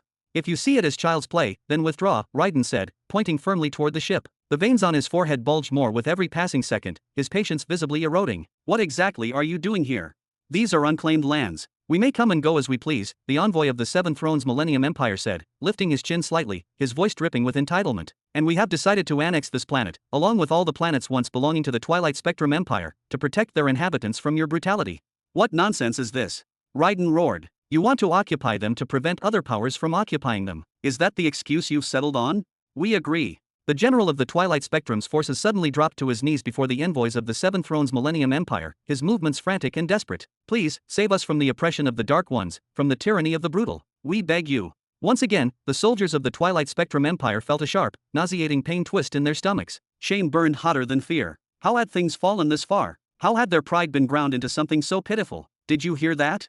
The envoy of the Seven Thrones Millennium Empire smiled toward Raiden, a slow, mocking smile, then gestured for him to leave with a thick, contemplative tone. Go play somewhere else. You. Raiden clenched his teeth fiercely, the sound almost audible. Do you have any idea what this kind of pressure will lead to in the end? All armies of the multiple Centennial Cradle Empire had standing orders, negotiate, compromise, and retreat before any potential conflict with the Seven Thrones Millennium Empire. That was why the Note 4 fleet had not annihilated the incoming armada. That was why this small delegation had been allowed to pass unchallenged. And that was why Raiden had not killed them yet. This scene had repeated itself many times across many battlefields, and with every repetition, their greed grew deeper, their arrogance bolder, their provocations more shameless. What should he do? Follow orders and halt the annexation of every remaining planet of the Twilight Spectrum Empire? That would be humiliation beyond humiliation, an insult carved into history itself. Haha, what will pressure lead to? The envoy scoffed. What can you possibly do? He clapped mockingly beside him, then looked at Raiden with open disgust. Now get lost. At that moment, General Raiden's ring flared with light for a brief instant. His expression shifted, first to pure shock, then to a wide, unrestrained smile that sent a chill through everyone watching. What is that expression? The envoy of the Seven Thrones Millennium Empire frowned deeply. Did you receive news that your mother is getting married or something? You asked what pressure leads to. Raiden's eyes began to glow with an intense, crackling light, buzz, as he lifted his spear, energy spiraling around its shaft. Pressure leads to explosion. Boom. Chapter 1969. Raiden struck upward with his spear, and a terrifying surge of electricity erupted, bzzzt, like a scream torn from the sky itself. In an instant, a massive sphere of condensed lightning appeared out of nowhere, swelling violently as it began to rise dozens of meters into the air, its surface crackling with wild arcs of light that scorched the clouds around it. What is that thing? Can you feel that aura?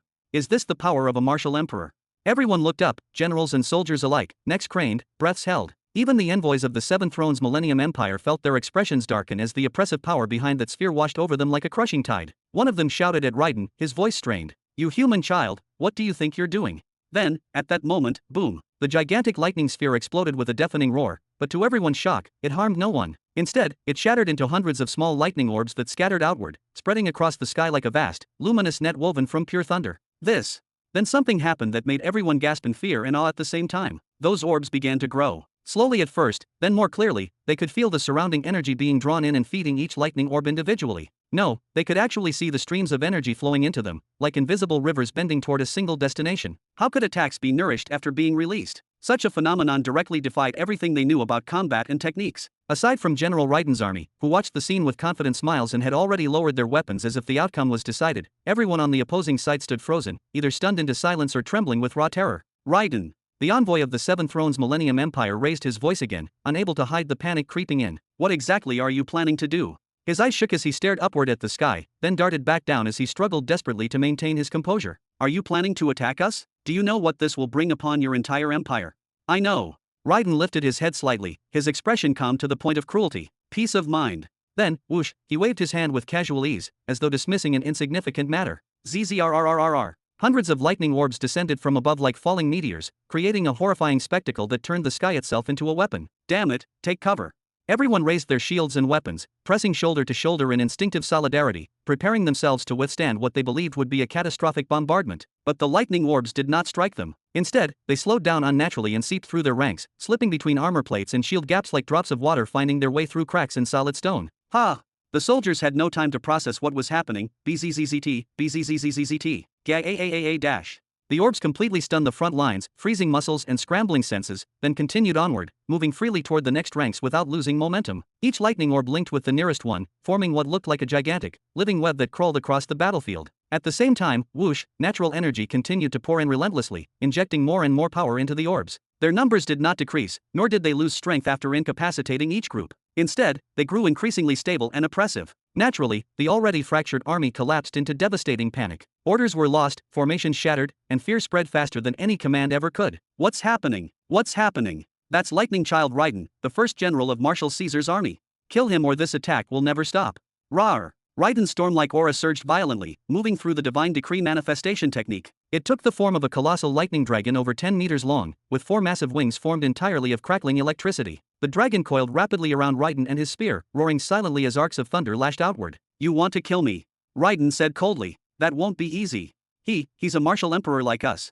As was always the case for those fighting Raiden for the first time, all the generals and the envoys of the Seven Thrones Millennium Empire instinctively took several steps backward, their confidence collapsing under the crushing pressure. The dragon's form and its aura were astonishingly real. The purity of the lightning dazzled both eyes and hearts. Simply looking at Raiden felt like staring directly into the core of lightning itself, and yearning, against all reason, to be consumed by it. These were the effects of the tattoo bestowed upon him by His Majesty Robin Burton more than 500 years ago. At that time, His Majesty did not yet know how to properly reward Raiden or further elevate his strength. Raiden's affinity was so exceptionally pure, so refined to its very core, that granting him a composite law would have been nothing but a waste of unparalleled talent. Any forced fusion would only dull a brilliance that was meant to remain singular. And so, instead of bestowing a grand law, His Majesty devised something subtle, something deceptively small. He gave him a tattoo, one derived from the ancient offensive tattoos once used by the Nihiri giants. Offensive tattoos directly convert natural energy into raw power, into attacks and techniques, without forcing that energy to pass through the user's body. They bypass the flesh entirely, allowing techniques to manifest freely while drawing upon the environment itself. Such tattoos were terrifyingly efficient, but in those days, they carried a fatal flaw: they damaged their users as much as they empowered them. But Raiden loves lightning, and lightning loves Raiden. Because of this unique harmony, Robin personally designed for him a lightning-based offensive tattoo of overwhelming potency.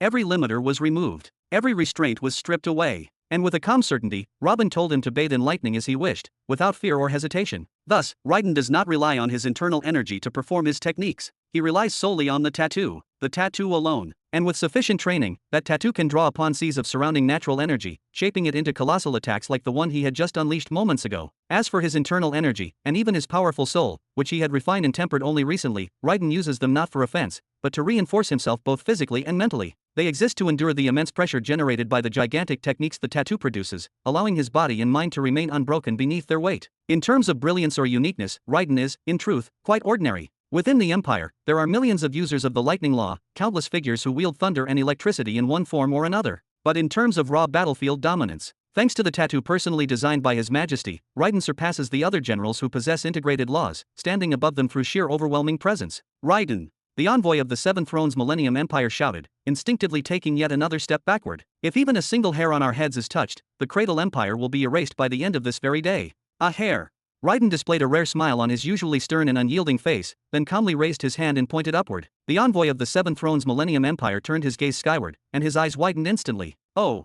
There was no sound, no explosion, no roar of engines. But the sight itself was undeniable. A massacre was unfolding above, a merciless, one-sided massacre. An armada of Note 4 vessels had abandoned the planetary encirclement and, at that very moment, began surrounding the fleet of the Seven Thrones Millennium Empire instead. With every second that passed, warships fell like autumn leaves stripped from dying branches, scattering through the void. A general of the Twilight Spectrum army began retreating unconsciously, his legs giving out before he collapsed onto his backside in sheer terror. The scene overhead was nothing short of horrifying. Even the world cataclysms of the Twilight Spectrum army, beings who once inspired dread on entire battlefields, began attempting the impossible. They tried to flee through the planet's atmosphere after witnessing that sight, despite knowing with absolute certainty that they would not survive more than an hour in open space. Do you realize? The envoy of the Seven Thrones Millennium Empire lowered his head in shock, staring directly into Raiden's crackling eyes. What you have just done. Then he suddenly raised his voice, nearly screaming. Do you realize what you have brought upon yourselves? There is no need for us to realize anything, Raiden replied coldly. No need to calculate consequences, no need to fear outcomes, as long as the marshal has given his orders. Lightning erupted violently from Raiden's eyes as he casually waved his spear several times. Even if the sky itself were to fall, he continued, his voice unwavering, His Majesty would lift it. Then he thrust. Chapter 1970. At the very same moment, in Sector 100, on planet Organis, Croc, Peon pushed open the familiar door and stormed inside without hesitation. What happened? His face was etched with shock and disbelief, his breathing uneven, the pounding of his heart clearly audible in his chest. Did you really order everyone to attack the Millennial Seven Thrones Empire wherever they are found? Do you even understand what that decision means? After taking only a few hurried steps forward, Peon's pace slowed, then came to a complete halt. The marshal's chamber was never empty, ever. Yet it had never been this overwhelmingly crowded. Hundreds of figures filled the room: government officials, high-ranking generals, supply chain commanders, logistics overseers, and other individuals of immense authority within the empire. At this very moment, they surrounded Caesar from every side, voices overlapping as each of them shouted a different question, a different concern, a different fear. Marshal, do you truly intend to wage war against a millennial empire? What preparations have you made? Is there information you possess that the rest of us do not? Are you planning to allocate the entire army to confront the Millennial Seven Thrones Empire? Then what about all the Category R planets where battles are still ongoing? Marshal. Peon even spotted several Nexus states among them, wing lords, rulers of entire power blocks, speaking simultaneously, openly objecting to entering a war against a millennial empire in such a blunt and unmistakable manner. I am prepared for war myself, but my empire, no, my wing, is not. What happens if we suffer a sudden counterattack? Marshal, please tell me you have a concrete plan to send reinforcements if things go wrong. And in the midst of all this chaos, Caesar sat in his usual position, his body present and unmoving, yet it was as though his soul was elsewhere. He ignored every voice, every question, every accusation, his gaze fixed on the distant horizon beyond the window. His eyes were still, lifeless, never once shifting toward anyone in the chamber, like a corpse seated upon a throne. If not for the steady, audible rhythm of his heartbeat, everyone would have believed he was dead. And if not for his eyelids blinking every so often, they might have thought he had already crossed over to the Soul Society. As things stood now, a troubling belief had begun to take hold among the gathered elites. The marshal had issued the orders first, then been seized by panic, left uncertain and directionless. That assumption only heightened their anxiety and caused the flood of questions to grow even louder. Enough. That is enough. Peon clapped his hands together sharply, the sound echoing through the chamber. It is obvious the marshal is deeply occupied with strategic calculations right now. This barrage of questions is neither helpful nor appropriate. He strode confidently into the center of the room. Wait outside. I will speak with him personally and return with a definitive answer. The crowd exchanged uneasy glances, first at Peon, then at the marshal, who continued to ignore them entirely. Finally, one by one, they bowed slightly toward Peon, releasing long, weary sighs. We will place our trust in you, your highness.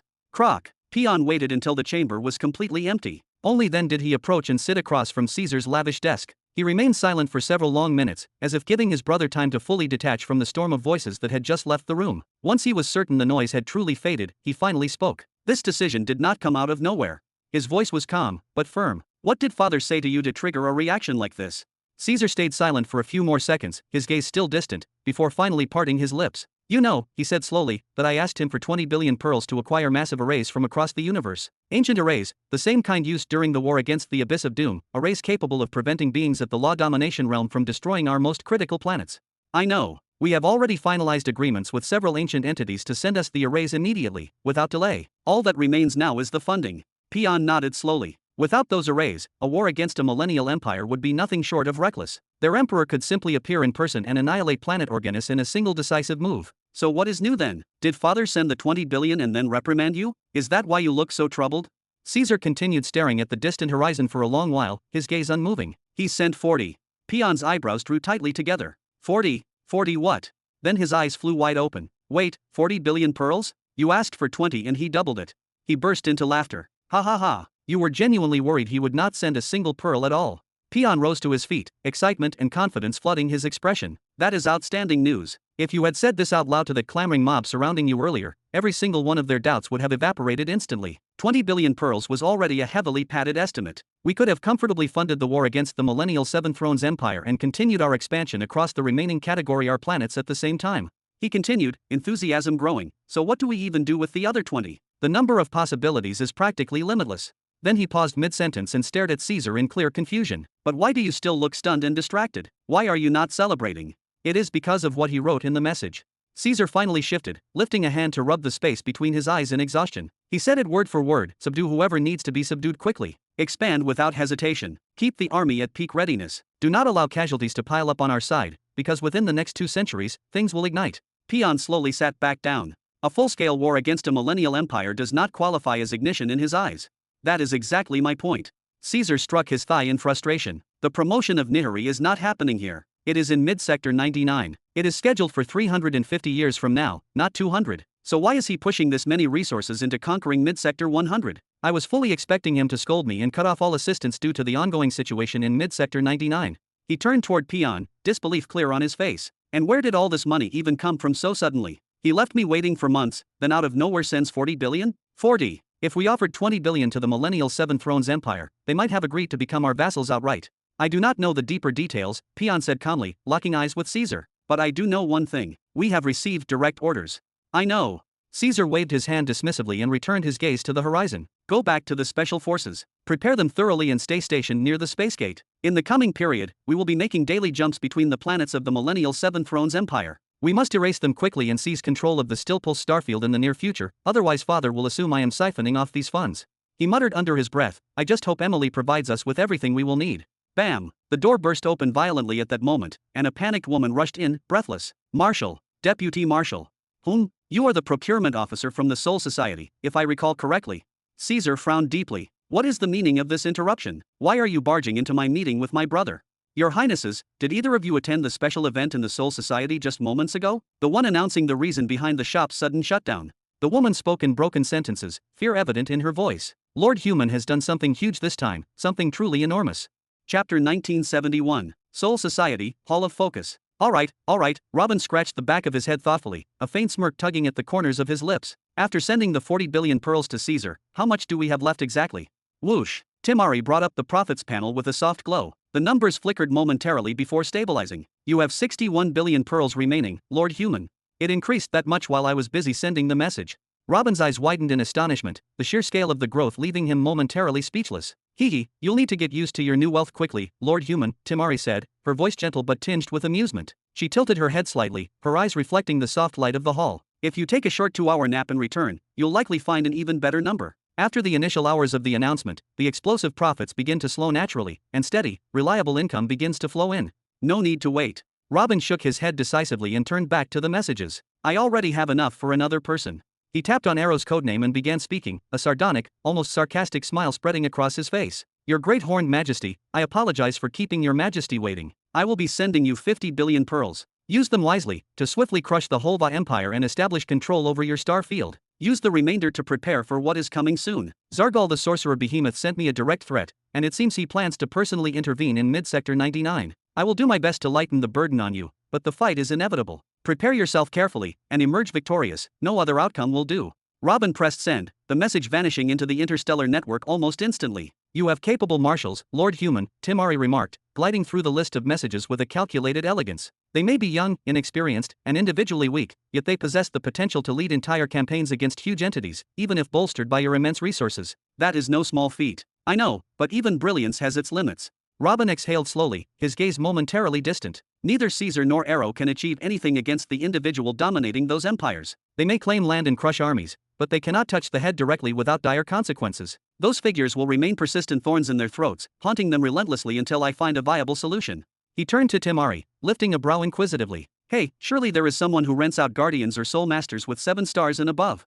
Timari smiled faintly, offering no reply, her silence both confirming and warning. All right, I understand. Robin's sigh was deep, tinged with resignation. Even the syndicate refrains from renting such individuals. They are not mere soldiers. They are business leaders commanding entire sectors, and they answer to no one except their designated superior, Sevar. They rarely accept missions to eliminate law domination level threats, both due to the difficulty of the task and the extensive impact on the sector when a single one falls. This is, in fact, one of the strict conditions imposed on them by the Stellar Academies. After the influence of the Stellar Academies fades, might they begin to consider such high-stakes missions? Perhaps, but the cost would be astronomical beyond reason. Robin scrolled further down the list until he arrived at Headquarters Lady 7. You are requesting 140 billion pearls per century? Very well, Emily, I will grant you 140 billion pearls per century. I will not attempt to deduct anything, nor will I raise my voice over the number. But understand this, by requesting such a sum, you have placed yourself firmly in my debt. You claimed that you could resolve all problems with this amount, so do so. Even if the trade alliance cannot keep pace with your ambitions, create new alliances, expand your reach, and be aware that devastating wars are set to erupt over the coming 2 centuries. I expect not to hear a single complaint about resource shortages or insufficient armaments. Then he continued after a brief pause, his voice calm but deliberate. As for the 2 new greed crucibles, allocate one specifically to the Imperial Guard and the Shadow Swords. They are not just warriors, they are the Empire's shield in its senses. Their role is critical, and they must never be neglected in favor of the regular army. Make sure their resources are prioritized. That will leave you with 6 remaining greed crucibles to oversee every other task, covering all other operations and departments. I will send the funds to my open account. You can withdraw them and deploy them however you see fit, use them in any way that serves our goals. Or, if it is easier, simply send instructions to the Shadow Swords and they will act on them without question, moving the resources exactly as you command. I expect nothing less than excellence from you, Emily, and I will be waiting for it.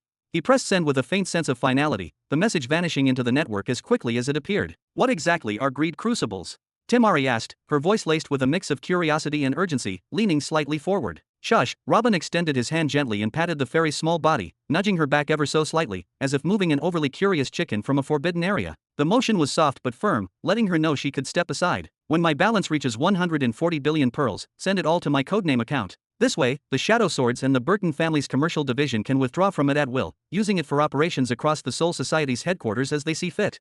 Ahem, understood. Timari forced a tight, polite smile, though it was painfully obvious that a vein on her forehead was straining under the weight of that treatment. Her jaw tightened slightly as she blinked, trying to hide her irritation. Robin returned to scrolling through the messages, his focus shifting effortlessly from one communication to the next. Eventually, he stopped at Boogeyman's fist and tapped the reply button. Halak, the resource issue at headquarters has been fully resolved. They will begin preparing high-tier, epic-level equipment sets and specialized vehicles for the Imperial Guards shortly. These units must be ready to fully equip the elite among your followers before any major war begins. Nothing can be left incomplete or delayed. He paused for a fraction of a second, opening his mouth as if to add a comment, then reconsidered and closed it, pressing send instead. The message departed silently, leaving only the soft hum of the Soul Society's network in the room. You look like you were about to say something there. Timari laughed, pointing at Robin with a teasing smile, as if she had caught him in a rare moment of hesitation. Do you even want to know what I am thinking? Robin asked, shaking his head wearily, his shoulders sagging slightly with fatigue. Fine, then here is a dilemma. Perhaps you have a solution for it.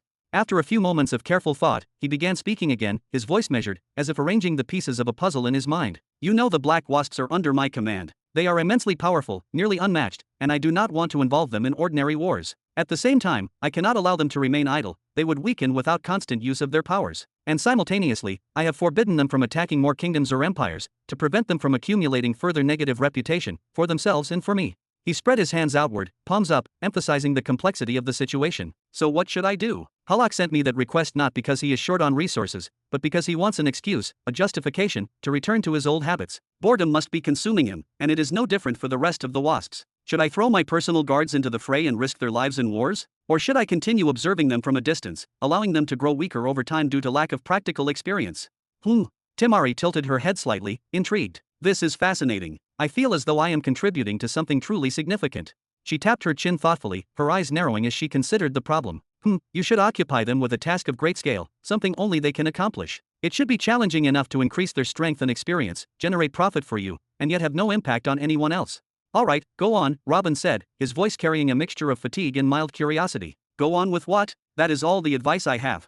Tisk. You just rephrased my own words differently. Deep and superficial at the same time, you have restated the problem without offering any real solution. Involving you was ultimately a waste of time. Robin exhaled slowly, his gaze drifting toward the distance. Anyway, I wonder how Theo is handling that file now. Chapter 1972. Medium Sector 101, Bright Galaxy, 2 months after the announcement of the 4 products. Step.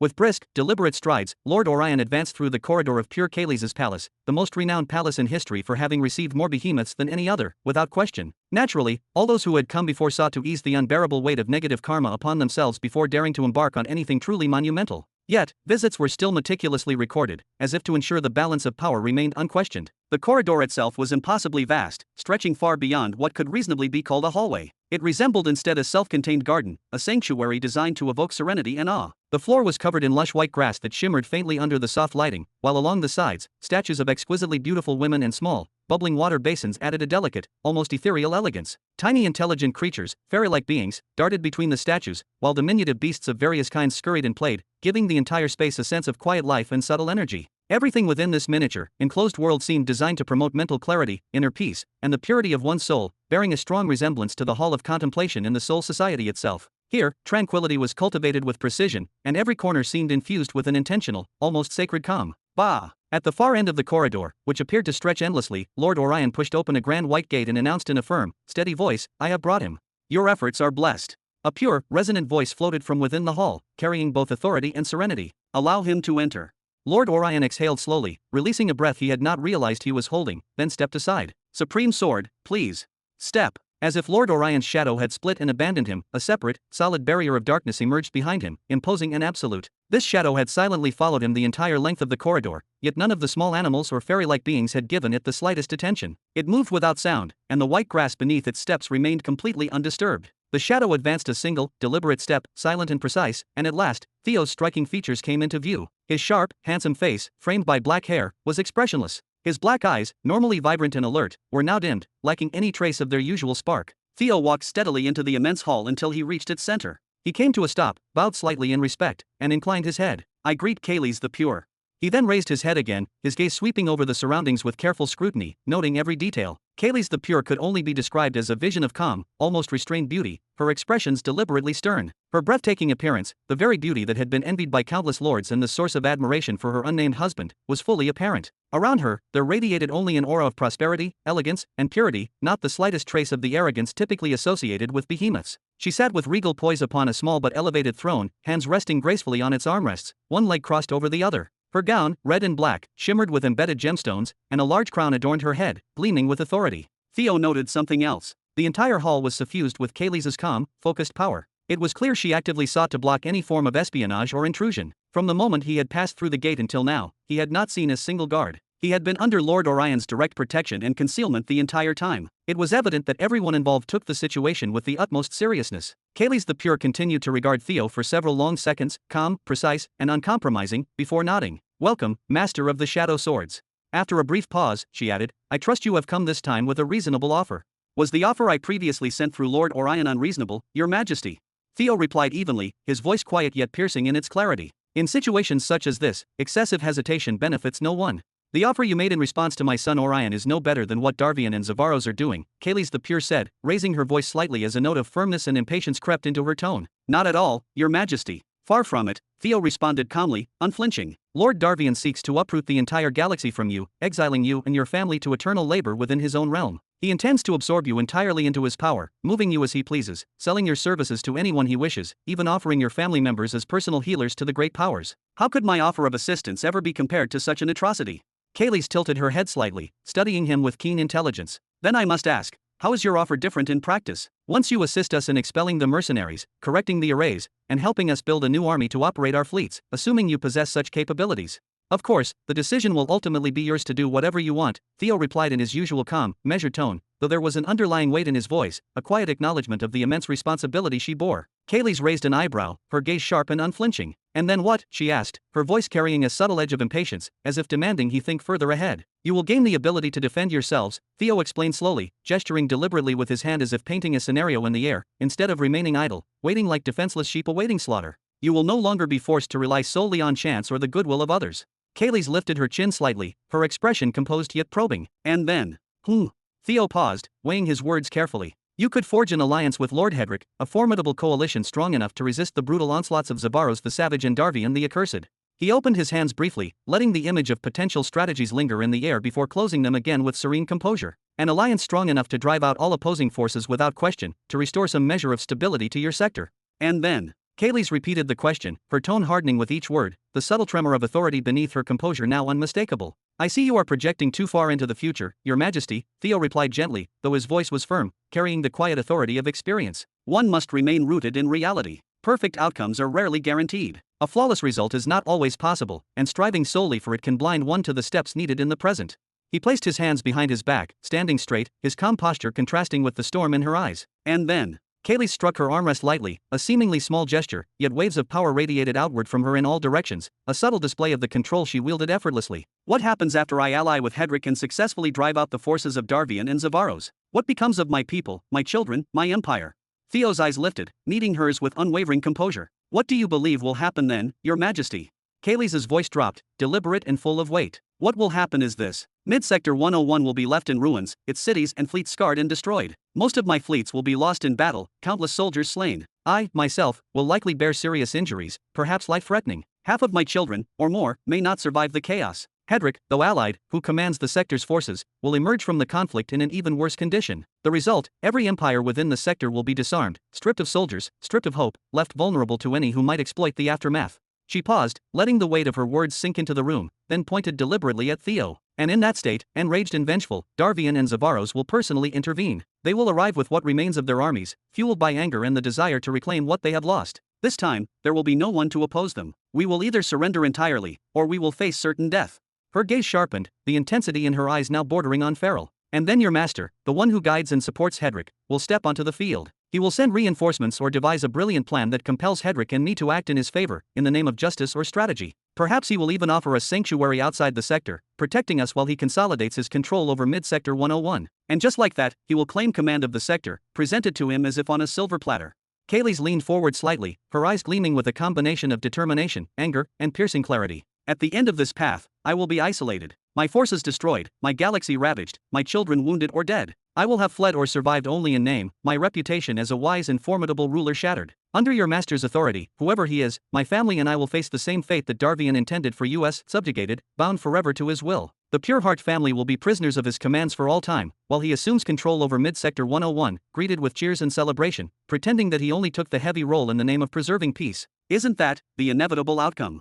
Chapter 1973. Clap, clap, clap. Theo slowly raised his hands, the motion deliberate, almost ceremonious, and began clapping in a measured, controlled manner. Each clap echoed faintly against the walls of the chamber, as if punctuating the weight of his words. Truly remarkable, Your Majesty, he said, his voice calm yet carrying a subtle note of admiration for her audacity. As expected from a behemoth. This was indeed the original plan, and you stated it beautifully. It was only adjusted slightly with a few minor, necessary details to account for unforeseen variables. You. Orion's voice cracked with disbelief and outrage. He stepped forward, placing both hands firmly on Theo's shoulders, his strength and indignation evident. Do you have the audacity to admit something like this right here, right now, in front of us?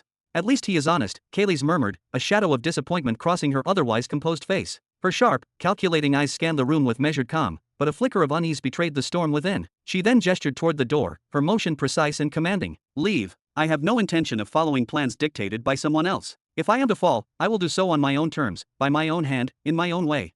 Theo's gaze shifted slightly, but he did not look at Orion as he responded. His tone remained calm, almost detached, but every word carried weight. And your way, your majesty, he said softly, involves selling the sparkling serene to become the consort of the sorcerer Zargal? Simply because he is the behemoth closest to you? Does proximity make him worthy of securing the support you need? Does marriage guarantee a true, strong alliance, or will you merely be subjected to his will once victory is declared? That is assuming you even succeed. Your plan may seem appealing, but it is far from superior. At least if you had followed my previous plan, you would have emerged as a hero to your very last breath, retiring with your head held high, remembered for your courage and wisdom. Instead, your current path soils your reputation, which will only worsen if you marry off the sector's gem, the sparkling serene, to that old man. How did you come by this information? Kaylee's composure shifted slightly. Her eyes narrowed, a subtle line forming between her brows as a single bead of sweat traced her temple. Theo's words were not entirely precise, but they were frighteningly close to reality. Kaylee's had used a direct communication channel with the sorcerer Zargal to explain her situation and offer him serene. Though the negotiations had taken several exhausting rounds of back and forth deliberations, each more painstaking than the last, and had come at an immense cost, the process had remained completely secret. Not even the Soul Society had any knowledge of it.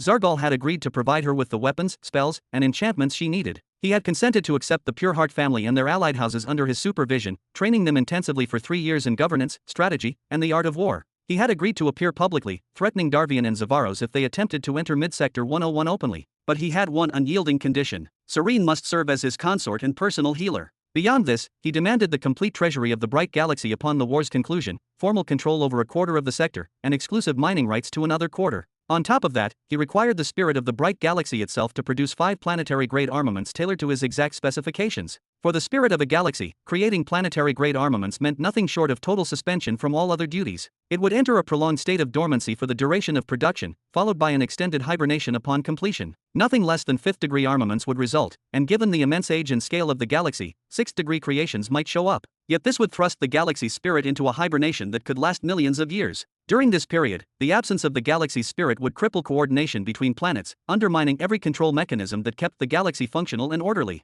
Neighboring planets might even collide due to a lack of guidance, creating chaos on a massive scale. Meanwhile, any blessings, protections, or interventions the spirit normally provided to Kaylee's would also enter dormancy, stripping her of half the power that defined her as a behemoth. Her ability to influence, protect, and command would be cut dramatically for the entire period. And on top of that, the condition demanded 5 pieces of planetary-grade armament. Even if the galaxy survived the first attempt, it would still have to endure 4 more trials, each one more devastating than the last. The odds were brutally high. The spirit of the galaxy would almost certainly die on the second attempt, or at best, the third. And once that happened, the artificial galaxy, a living, breathing network of worlds and systems, would descend into utter chaos, a true, irreversible hell. Negotiations were still ongoing, and attempts were being made to reduce the number of armaments required or even to remove the condition entirely. But the stipulations regarding Serene and the treasury were already etched in stone. These could not be bargained with at present. The focus, for now, had to remain entirely on saving the galaxy itself. There was no room for error and no luxury for delays. If she could not neutralize this final, insurmountable condition, she would have no choice but to turn her offer toward the sands of Time Galaxy, a desperate, last-ditch alternative. You ask how I knew.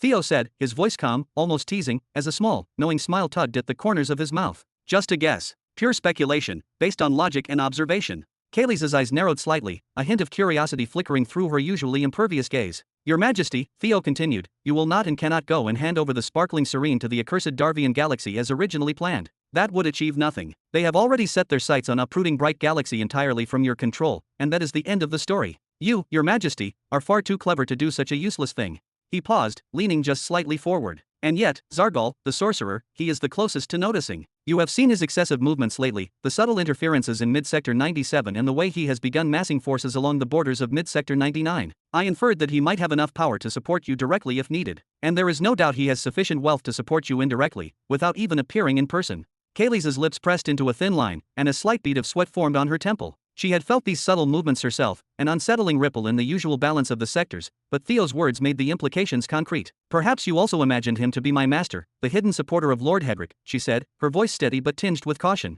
And that you made this proposal as a preemptive move, a sort of silent message, letting me know you trust my capability and know who I am without a single word spoken. That would have been clever if only you were correct. But he is not my master. He does not even deserve to touch the soles of my master's shoes. Watch your words. Her face flushed slightly with restrained anger, the slightest flare of indignation showing in her eyes. Theo raised both hands in surrender, a calm, almost apologetic gesture. I would never dream of insulting your majesty. I am simply sharing my reasoning, nothing more. If my words come across as offensive, I apologize sincerely. But let me say this, the sparkling serene deserves a better future. And you, your majesty, deserve better treatment as well. Kaylee's voice softened, though it remained precise and measured. Where do we find that future? She asked quietly. No one offers aid without expecting a price in return. The real question is, what sacrifices must I make to achieve it? There are no heroes in this world. There are no saviors waiting to appear. You are right, your majesty, Theo said, his smile softening as the edges of his eyes narrowed with a faint warmth. No heroes will come to rescue you, but that does not mean your sacrifices must be unbearable. You do not need to destroy yourself to save the galaxy. He leaned back slightly, his calm gaze fixed on her, conveying both reassurance and the weight of cold strategy. In fact, the scenario you mentioned earlier, your potential entry into the war, was precisely our initial plan, but it does not have to be the current one. It can be revised, improved, and adapted to minimize unnecessary losses. Kaylee's blinked, a flicker of hope appearing in her eyes for the first time in what felt like an eternity. What do you mean? Theo's lips curved into a faint, knowing smile. As long as your majesty was willing to exchange the sparkling serene for survival, he said softly, letting the implication hang in the air, heavy and potent, I have a proposal. A good proposal, one that includes her.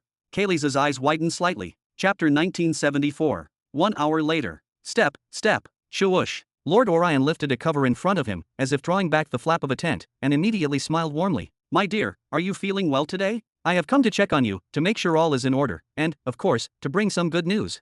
You lying scoundrel.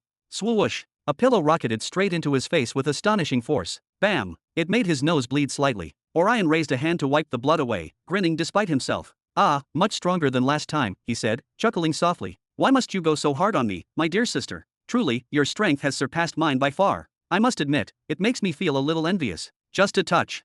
He shook his head, amused, and continued forward, careful to avoid any more airborne assaults. The room he stepped into was a riot of colors, alive and vibrant. Every object seemed to shine in a different hue, as though a master painter specializing in fantastical worlds had meticulously crafted each detail. Curtains were lifted just so, letting gentle sunlight spill across the room. The windows framed breathtaking views of planets and moons, orbiting in perfect harmony. In the midst of all this wonder stood a single enormous bed, and on it, a small girl with tear-filled eyes, serene. She held another pillow in her left hand, ready to launch it at Orion without hesitation. But when she saw the blood on his face, her arm froze mid-air. I never asked you to deactivate your protective barriers, Serene said softly, lowering the pillow beside her with deliberate care. She folded her arms around her knees and hugged them to her chest, still trembling slightly. Her small frame looked fragile against the enormous, colorful backdrop of the room. Why are you here? I bring news, Orion said, stepping slowly and deliberately until he stopped completely. His presence filled the room, calm but commanding. About your marriage. You go and marry him. Serene's voice cracked as she shouted, pointing at him. You. She struggled to contain herself, her emotions raw. You told me Darvian attacked my mother, that she was gravely injured, that I had to return immediately to heal her, and you trapped me here using those damned ancient arrays. And in the end, you intend to sell me. What are you talking about? It will be a legal marriage, Orion corrected, raising a single finger. Same thing. Serene yelled, launching another pillow with precise force. Why? Why must I pay for all your political stupidity accumulated over so many years?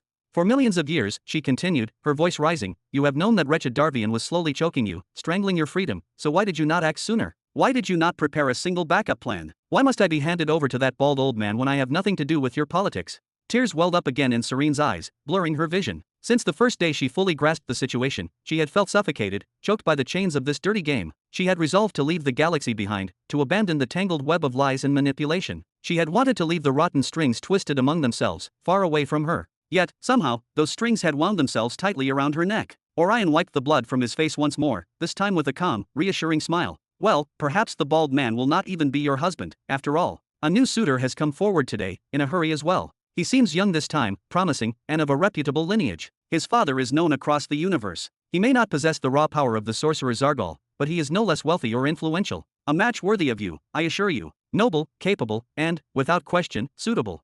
Listen to me carefully, big brother. Serene stood abruptly, her small frame trembling with fury as she pointed directly at Orion. It does not matter whether it is Zargal or some fool, I will kill whoever I find in front of me. And if I cannot, I will end my own life. Do you understand me? Her voice cracked with emotion, echoing through the room, sharp and desperate. Then she dropped both hands to her sides, chest heaving, and shouted with all the strength left in her lungs, Get me out of your games, you people. I have nothing to do with any of this. I refuse to be a part of your schemes, your plots, your lies. Orion bit his lip, frustration etching deep lines on his face. He forced a weak, strained smile as if it could calm the storm raging before him. "We are your family, are we not? Do you have any idea what will happen to us, Serene? Do you know the countless schemes being woven against us, both in secret and in plain sight? We truly delayed finding solutions, but that is only because there is no solution. None of us is strong enough, none of us wealthy enough to truly act. All we can do is try to survive as long as possible, clinging to life by the smallest thread. But even that, even survival itself is slipping from us." He looked down at her, eyes softening as the corners of his mouth threatened to betray a tear. "Serene, we are your family, at the end of the day. For just a moment, think of us. Think of what will happen to all of us if you leave us in a situation like this." Serene sank back onto the bed, weak and trembling. She clutched the nearest pillow tightly, pressing it to her chest. "I wish I had never been born." Through the pillow's folds, her mind conjured the shadow of someone she had not seen in ages, a person with soft, gentle eyes and white hair, smiling at her with warmth. It had been far too long. Where was he now? Would it have been better if she had gone with him that day, leaving this galaxy and this endless web of deceit behind? When can I leave this room?" Her voice was muffled, almost swallowed by the pillow, as she buried her face deeper. Everything for her had been calculated. All space portals were sealed by her brothers. Her mother, the pure Kaylees, surrounded her room constantly with a radiant, protective halo. Arrays encircling the planet activated automatically to detect and stop anyone with dominant level power from entering or leaving unnoticed. Every path, every potential escape, every loophole was taken. To flee, she would have to fight not just her mother but her siblings as well, or perhaps take the easier path and end her own life. But she did not want to die. Her heart ached with unspoken words, unfinished thoughts, and unfulfilled dreams. There was so much she wanted to do, so much she still wanted to say, and so many people she wanted to see. "I am sorry, my dear. We cannot allow this." Orion stepped closer, reaching the bed. He gently ran his fingers through her hair, trying to comfort her. "No one cares about us. Everyone we speak to is only concerned with two things, the bright seed and you. Nothing else matters. We will try to find a solution, but until then, you must stay here with us. You must remain until those we negotiate with see that we are serious, truly serious. All right, once your engagement is official, your husband may allow you to step outside, under guard of course." Arg. Serene screamed into the pillow, flailing her arms. She struck her brother's hand away with all her strength. "Get out! Get out!" Orion's hand hovered for a moment, then he nodded and began to turn away. Halfway across the room, he paused. "By the way, your mother has flatly rejected the new suitor. Their offer was shameful, completely irrational, even more so compared to all the others. One could even say it was entirely divorced from reality. She has returned to negotiating with Zargal the sorcerer, and may even reach out to the sands of Time Galaxy to arrange you with Sar soon. At least, he is handsome this time." Then, with a soft rustle, he lifted the soft covering of the room and disappeared from sight. Serene sat motionless, eyes blank, staring at the entrance for several long, heavy minutes. The silence of the room pressed down on her, thick and suffocating. Slowly, she lowered her head again, burying her face into the pillow and letting out a scream so full of anguish it seemed to shake the walls. Chapter 1975. After 10 long years, year 660 after the coronation, KSHHH. The massive screen inside one of the inner chambers of the 4th generation Supremacy Note vessel suddenly came to life. Streams of light rippled across its surface before stabilizing into the calm, familiar image of Theo. "What is the matter, my little brother?" he asked, his tone casual, almost amused. "I am sorry, I know you are busy, but what I heard, is it true?" Richard, standing alone in the vast hall, fixed his gaze on his brother's projection with unmistakable anxiety. "There is a rumor spreading everywhere that Zargul the sorcerer is preparing to receive Serene as a concubine, and that an agreement is about to be finalized any moment now. Tell me this is not true, Theo." "Oh." Theo's lips curved into a faint, knowing smile. "So the news has already reached you inside the Armada? Not bad at all. That man truly does not waste a single moment, does he? Please, do not dodge the question." Richard snapped back immediately. "Is it true or not?" He turned and pointed toward the enormous window overlooking a distant, star-drenched horizon. "They say Demir, son of the cursed behemoth, completely lost his sanity when he heard these rumors, and that is why the most recent war erupted in the first place. After the sector powers declared Hedrick their temporary king and handed over every one of their armadas to him, granting him absolute authority to deploy them as he saw fit, the situation had calmed considerably. The forces of the savage Zavaros and the cursed Darvian withdrew their fangs, focusing instead on rebuilding shattered strongholds and reinforcing their military arrays. Expansion resumed, but at an agonizingly slow pace, carefully avoiding any large-scale confrontation beyond the protective boundaries of their fortified bases. All the while, Hedrick remained still, watching from afar, silent and patient, like a predator waiting for the smallest slip it could exploit. Yet a few years ago, the balance shattered once more. The forces of the cursed Darvian erupted into motion again, advancing with a haste that bordered on desperation. Even so, their lingering fear of Hedrick kept them from completely losing control. They abandoned their safe zones and returned to conquest, but they did so in a single, unbroken line, with no divisions and no splintered fronts. They marched forward with their entire might concentrated together, shielded by every dominant and the most formidable soul lords under their command. That unyielding, straight advance pointed directly toward the bright galaxy. The commander of the cursed behemoth's forces declared, with absolute conviction, that the bright galaxy had violated a sacred and binding covenant, and that such a transgression demanded punishment. Even after all these passing years, that colossal armada continued its relentless advance toward the bright galaxy, occupying or erasing everything in its path. The sector itself was nearly split in half, yet the response to such overwhelming tyranny was almost non-existent. Hedrick did not move to stop them. The sector powers did not even demand that Hedrick intervene. Instead, they limited themselves to issuing warnings, alerting the inhabitants of doomed planets lying along the path of destruction, and assisting in their evacuation using civilian and commercial vessels. And, of course, the bright galaxy itself deployed no army to confront the oncoming threat. Almost every single day, official statements were released claiming the rumors were false, insisting that communication with the cursed behemoth's galaxy was possible, and that explanations could still be given. But the forces of the cursed behemoth never slowed and never halted, and no one truly knew what those rumors were, rumors powerful enough to set an armada of this magnitude into motion. Soon after, even the forces of the savage behemoth began to stir. They returned to indiscriminate, heavy assaults against all neighboring powers, clearly attempting to draw the attention of Hedrick's alliance and the surrounding kingdoms. And they succeeded. Thousands upon thousands of fleets mobilized to encircle them, among them the very fleet in which Richard was stationed at this very moment. All of this unfolded without anyone truly understanding why. Until, at last, the rumors reached the public. The sparkling Serene was to become a concubine of Zargul, the sorcerer behemoth. Serene, the woman who was supposed to be formally engaged to Lord Demir, son of the cursed behemoth. When this revelation spread, shock rippled across the stars. Confusion reigned within the bright galaxy. No one could tell who stood with whom anymore. Some laughed in schadenfreude. Others wove endless theories and conspiracies. Some began to mock them openly, while others started weaving theories and conspiracies with eager tongues. But one person, in particular, felt as though his head was burning, as if invisible flames were licking at his thoughts. "Calm yourself, little brother," Theo gestured calmly from within the screen, his tone steady despite the gravity of the situation. "It is nothing more than a false spark. If the agreement had truly been finalized, it would have served no one's interests for its inner details to surface. Everything would have been conducted in absolute secrecy, buried beneath layers of silence. The very fact that these details have spread tells us one thing clearly. The sorcerer himself is deliberately leaking them, using them as a crude but effective tool of pressure. All that is really happening," Theo continued, his eyes sharpening slightly, "is that the sorcerer behemoth is tightening the noose around the pure Kayleigh, forcing her toward accepting his irrational and inflated conditions. He knows these rumors hand the cursed behemoth a perfect justification to launch a direct assault on Kayleigh, and he is betting that, once she sees the danger closing in from every direction, she will agree quickly, without dragging negotiations any further. To put it simply, he wants to maximize his gains." "It seems to me that he has already succeeded," Richard replied bitterly, his fingers curling as he clenched his hands. "At this pace, the forces of the cursed Darvian will reach the bright galaxy before long. When that happens, Kayleigh will be left with only two choices: either she agrees and sends Serene away, or they both die. She will not reach an agreement with Zargul no matter what happens. That much is certain," Theo said, tilting his head slightly, his confidence unwavering. "So do not trouble yourself with that outcome." "Ha!" Surprise spread clearly across Richard's face, his voice betraying disbelief. "And what makes you so certain of that? Are we going to help them?" "Of course not," Theo replied immediately, shaking his head. "We will not lift a finger unless our own conditions are accepted first. And do not misunderstand, Zargul the sorcerer will not help them either. I will personally make sure of that." "Could we not just simplify our conditions?" Richard asked quietly, his voice almost drowned by the weight pressing on his chest. "This is a confrontation between behemoths, Richard," Theo said firmly, his brows knitting together. "This is not a dowry being offered to a family in good faith. They claimed a standing that was never truly theirs. If they refuse to make concessions in a situation like this, then they are the ones detached from reality, not us. Should we protect them, spill our own blood, and lose our men simply because they happen to possess a good girl? Did you do as I told you?"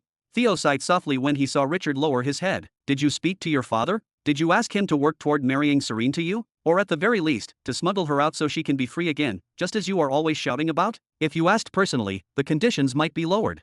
"I have no standing," Richard said, shaking his head slowly. "I am far too weak, Theo, far too weak." Tears began to gather in Richard's eyes, trembling but unfallen. "In a war of this scale, I have no influence whatsoever. I am a mosquito compared to world cataclysms roaming the skies freely, let alone Nexus states, and not to mention someone with power like Lord Hedrick.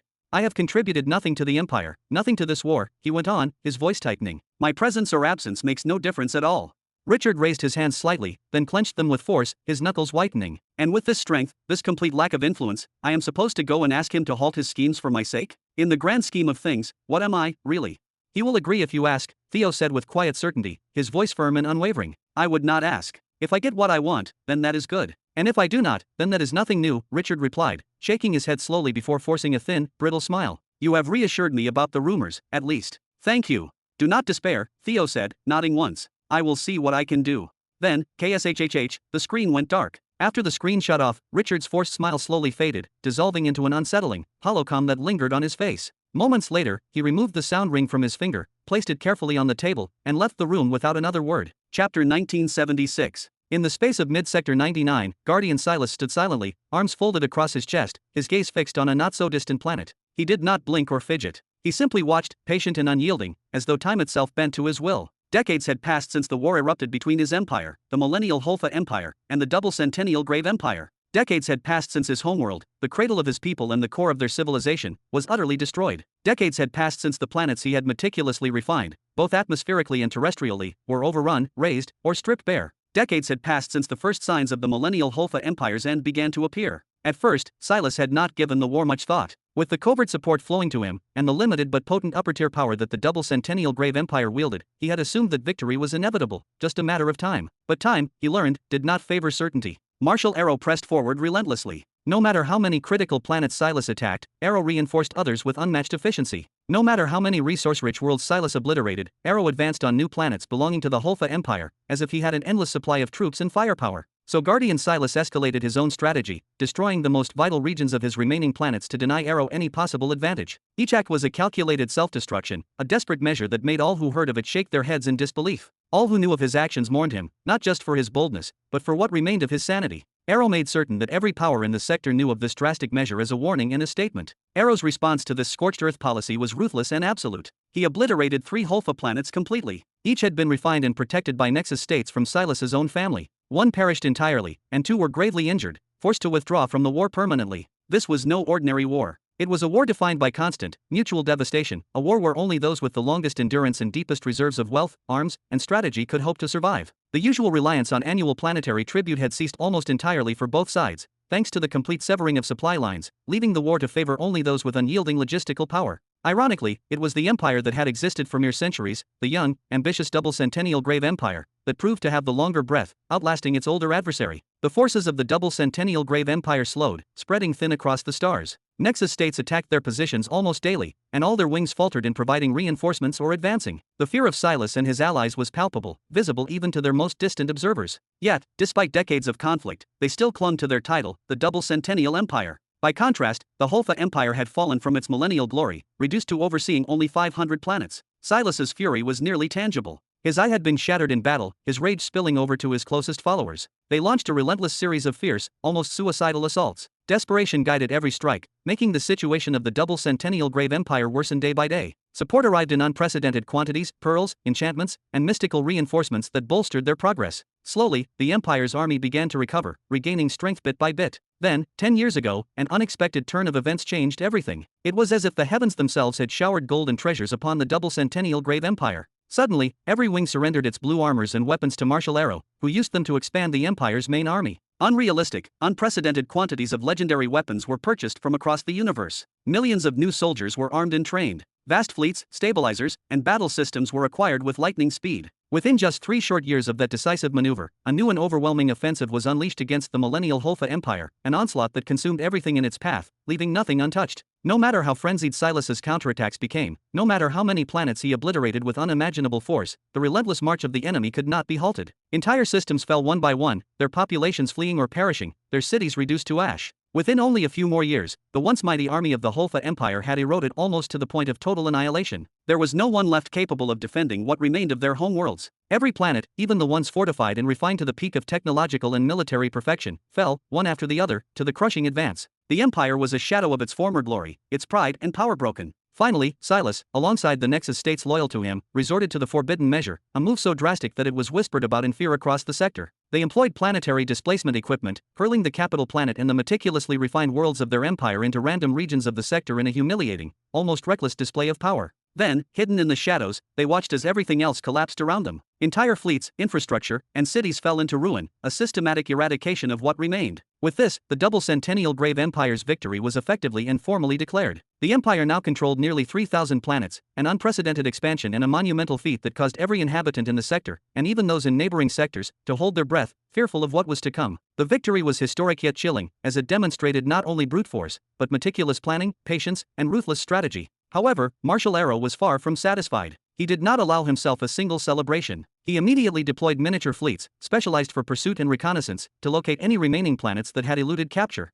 He also announced a staggering bounty worth hundreds of millions of pearls, promising enormous rewards to anyone who could provide information leading to the discovery of these remaining worlds. The bounty caused a ripple through the sector, compelling both lawful forces and shadow factions to seek out the hidden planets for their own gain, effectively placing the entire sector at the service of Arrow's growing ambitions. Within just a few months, the locations of 4 more planets were discovered. Note 4 fleets descended upon them with devastating precision, reducing entire worlds to rubble. The planet's refiners, those who had spent years perfecting them, were either killed outright or left so gravely wounded that they would never participate in war again. This display of overwhelming force caused every remaining Nexus state loyal to Silas to tremble in fear. Silas alone commanded third-grade planetary displacement equipment, giving him the unique capability to relocate the capital planet he had refined with relative ease. None of the others had this power. They possessed only first- or second-grade displacement technology. The implication was terrifying. Any attempt by them to resist would result in absolute annihilation. And indeed, another planet was discovered. On that very day, preparations were underway to destroy it utterly, erasing it from existence. Silas continued to stare at the planet before him, unmoving, a silent predator assessing his prey. Around it, Note 4 fighters swarmed, descending in carefully orchestrated formations. Fleet after fleet descended, strategically positioning themselves for maximum impact. This was the gathering point for the armada designated to annihilate the planet belonging to Silas's cousin and closest commander, the very heart of his family's remaining power. He observed the planet with cold calculation. It had no ancient array to aid its defense, no mystical or technological warding to interfere with his plans. Whoosh! In that instant, a figure appeared beside Silas, materializing silently. "We have confirmed intelligence," the Nexus state whispered, his voice low and tense. "Marshal Arrow has landed on the planet alone. He is now preparing to personally command the armada. He has taken the bait." "Begin the siege," Silas said simply, his voice steady yet dripping with lethal intent. "Today, we will sever the snake's head, or should I say, the bull's head." His words were deliberate, mocking, yet filled with a promise of death. "Your Majesty, I must admit my unease. I feel Marshal Arrow is plotting something," the Nexus state murmured, uncertainty creeping into his tone. "You said he arrived on the planet, correct?" Silas asked, lifting his head slightly, his eyes narrowing. The Nexus state nodded firmly. "Without a doubt, my lord." "Then he is already counted among the dead," Silas said, his eyes glittering with cold, unyielding malice. "Without ancient arrays to aid him, I want to see what trivial tricks he might conjure to stop me." He turned back to the undeveloped planet below, his gaze heavy with hatred, his lips moving as he muttered to himself. "Do you think you succeeded in drawing the snake from its burrow by hunting our personal planets and obliterating them? Very well, child, very well. I am here now. Let us see if you are prepared for the bite of a snake whose back is pressed firmly against the wall. Let us see whether your courage matches your audacity, and whether your skill can survive when faced with the inevitability of death." Chapter 1977. On that war-weary planet. Arrow lay sprawled across the table meant for meetings and strategic planning, completely disregarding its purpose. His hands were clasped comfortably behind his head as he stared at the scenery around him, a faint, lazy smile tugging at the corner of his lips, as if he were on vacation rather than standing at the center of a war zone. The moon orbited the planet at an unnaturally fast pace, tracing a pale arc across the sky. Blue vessels of the Note 4 family descended one after another, their massive hulls casting long shadows over the ground. Even the sight of terrified birds fleeing in chaotic flocks, startled by the thunderous presence of those colossal ships as they moved from one stretch of land to another, felt pleasing to him. To Arrow, every detail of this scene was strangely calming, almost beautiful. "Shouldn't you be preparing plans to destroy that planet, my dear husband?" Flora approached the table Arrow was lying on, planting one hand firmly on her hip. Her posture carried both annoyance and familiarity, the kind only someone close to him could display so openly. "No need," Arrow replied with a small, confident smile, his tone light and unconcerned. "Silas isn't stupid. He knows this is a trap. Why should I waste my energy putting on an act? If you don't intend to act, then why not go lead the soldiers and prepare the fleets in anticipation of his arrival?" Flora gestured toward the hundreds of ships lined up on the surface, their armored frames gleaming under the sky. "No, thank you." Arrow shook his head slightly. "This is the only bait I have besides myself, an army that looks unprepared. If all the ships were in the air, fully armed and ready to engage, even Silas would grow wary and refuse to show himself. And if I keep them hidden entirely, he'll suspect I've laid an even more vicious trap and still won't appear. Leaving them on the ground is the optimal choice. Their presence is tempting, sitting there like ducks, exposed, waiting to be blown apart. Who can resist blowing some supremacy note Gen 4 up?" After that, Arrow cast a sideways glance with one eye, his expression sharpening just a little. "More importantly, has everyone taken their positions? I mean those who are actually useful, of course." "Everything is ready."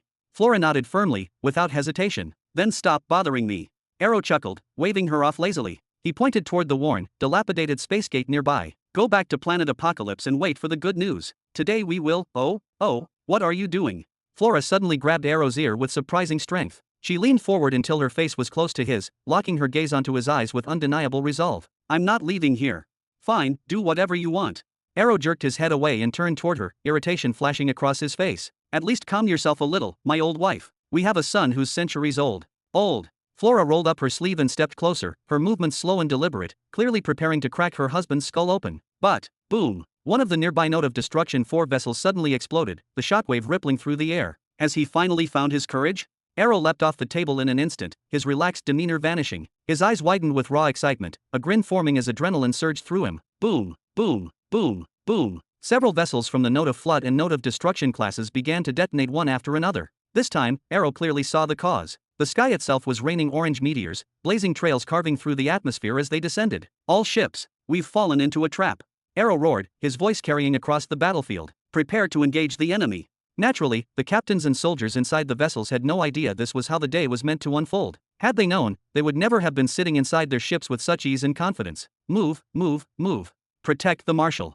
For the Empire. Engines roared to life as the ships began activating, hatches slamming shut one after another. Even so, the explosions continued to shake the planet violently. Every orange meteor that struck either obliterated a Flood Note class vessel outright or punched clean through the wing or hull of a Destruction Note class ship, disabling it completely. In mere moments, nearly a quarter of the ships stationed on the ground were either destroyed or left crippled, burning wrecks scattered across the surface. Swoosh! At that very instant, a colossal orange meteor tore through the heavens, its blazing tail ripping the sky apart as it plunged downward, this time aimed directly at one of the mother ships, Note of Supremacy 4, just moments before its engines could fully ignite. Stop it! Arrow roared at the top of his lungs, his voice shaking the air itself. Those things were priceless, masterpieces of engineering and power. Sacrificing one so cheaply was absolutely unacceptable. Whoosh! In the next heartbeat, a figure burst out from within the vessel, breaking through layers of shielding as if they were mist. He soared above the mother ship, robes snapping violently in the heated air. Then, bam, with a casual wave of his hand, he struck the orange meteor head-on, violently twisting its trajectory and hurling it back toward the depths of space.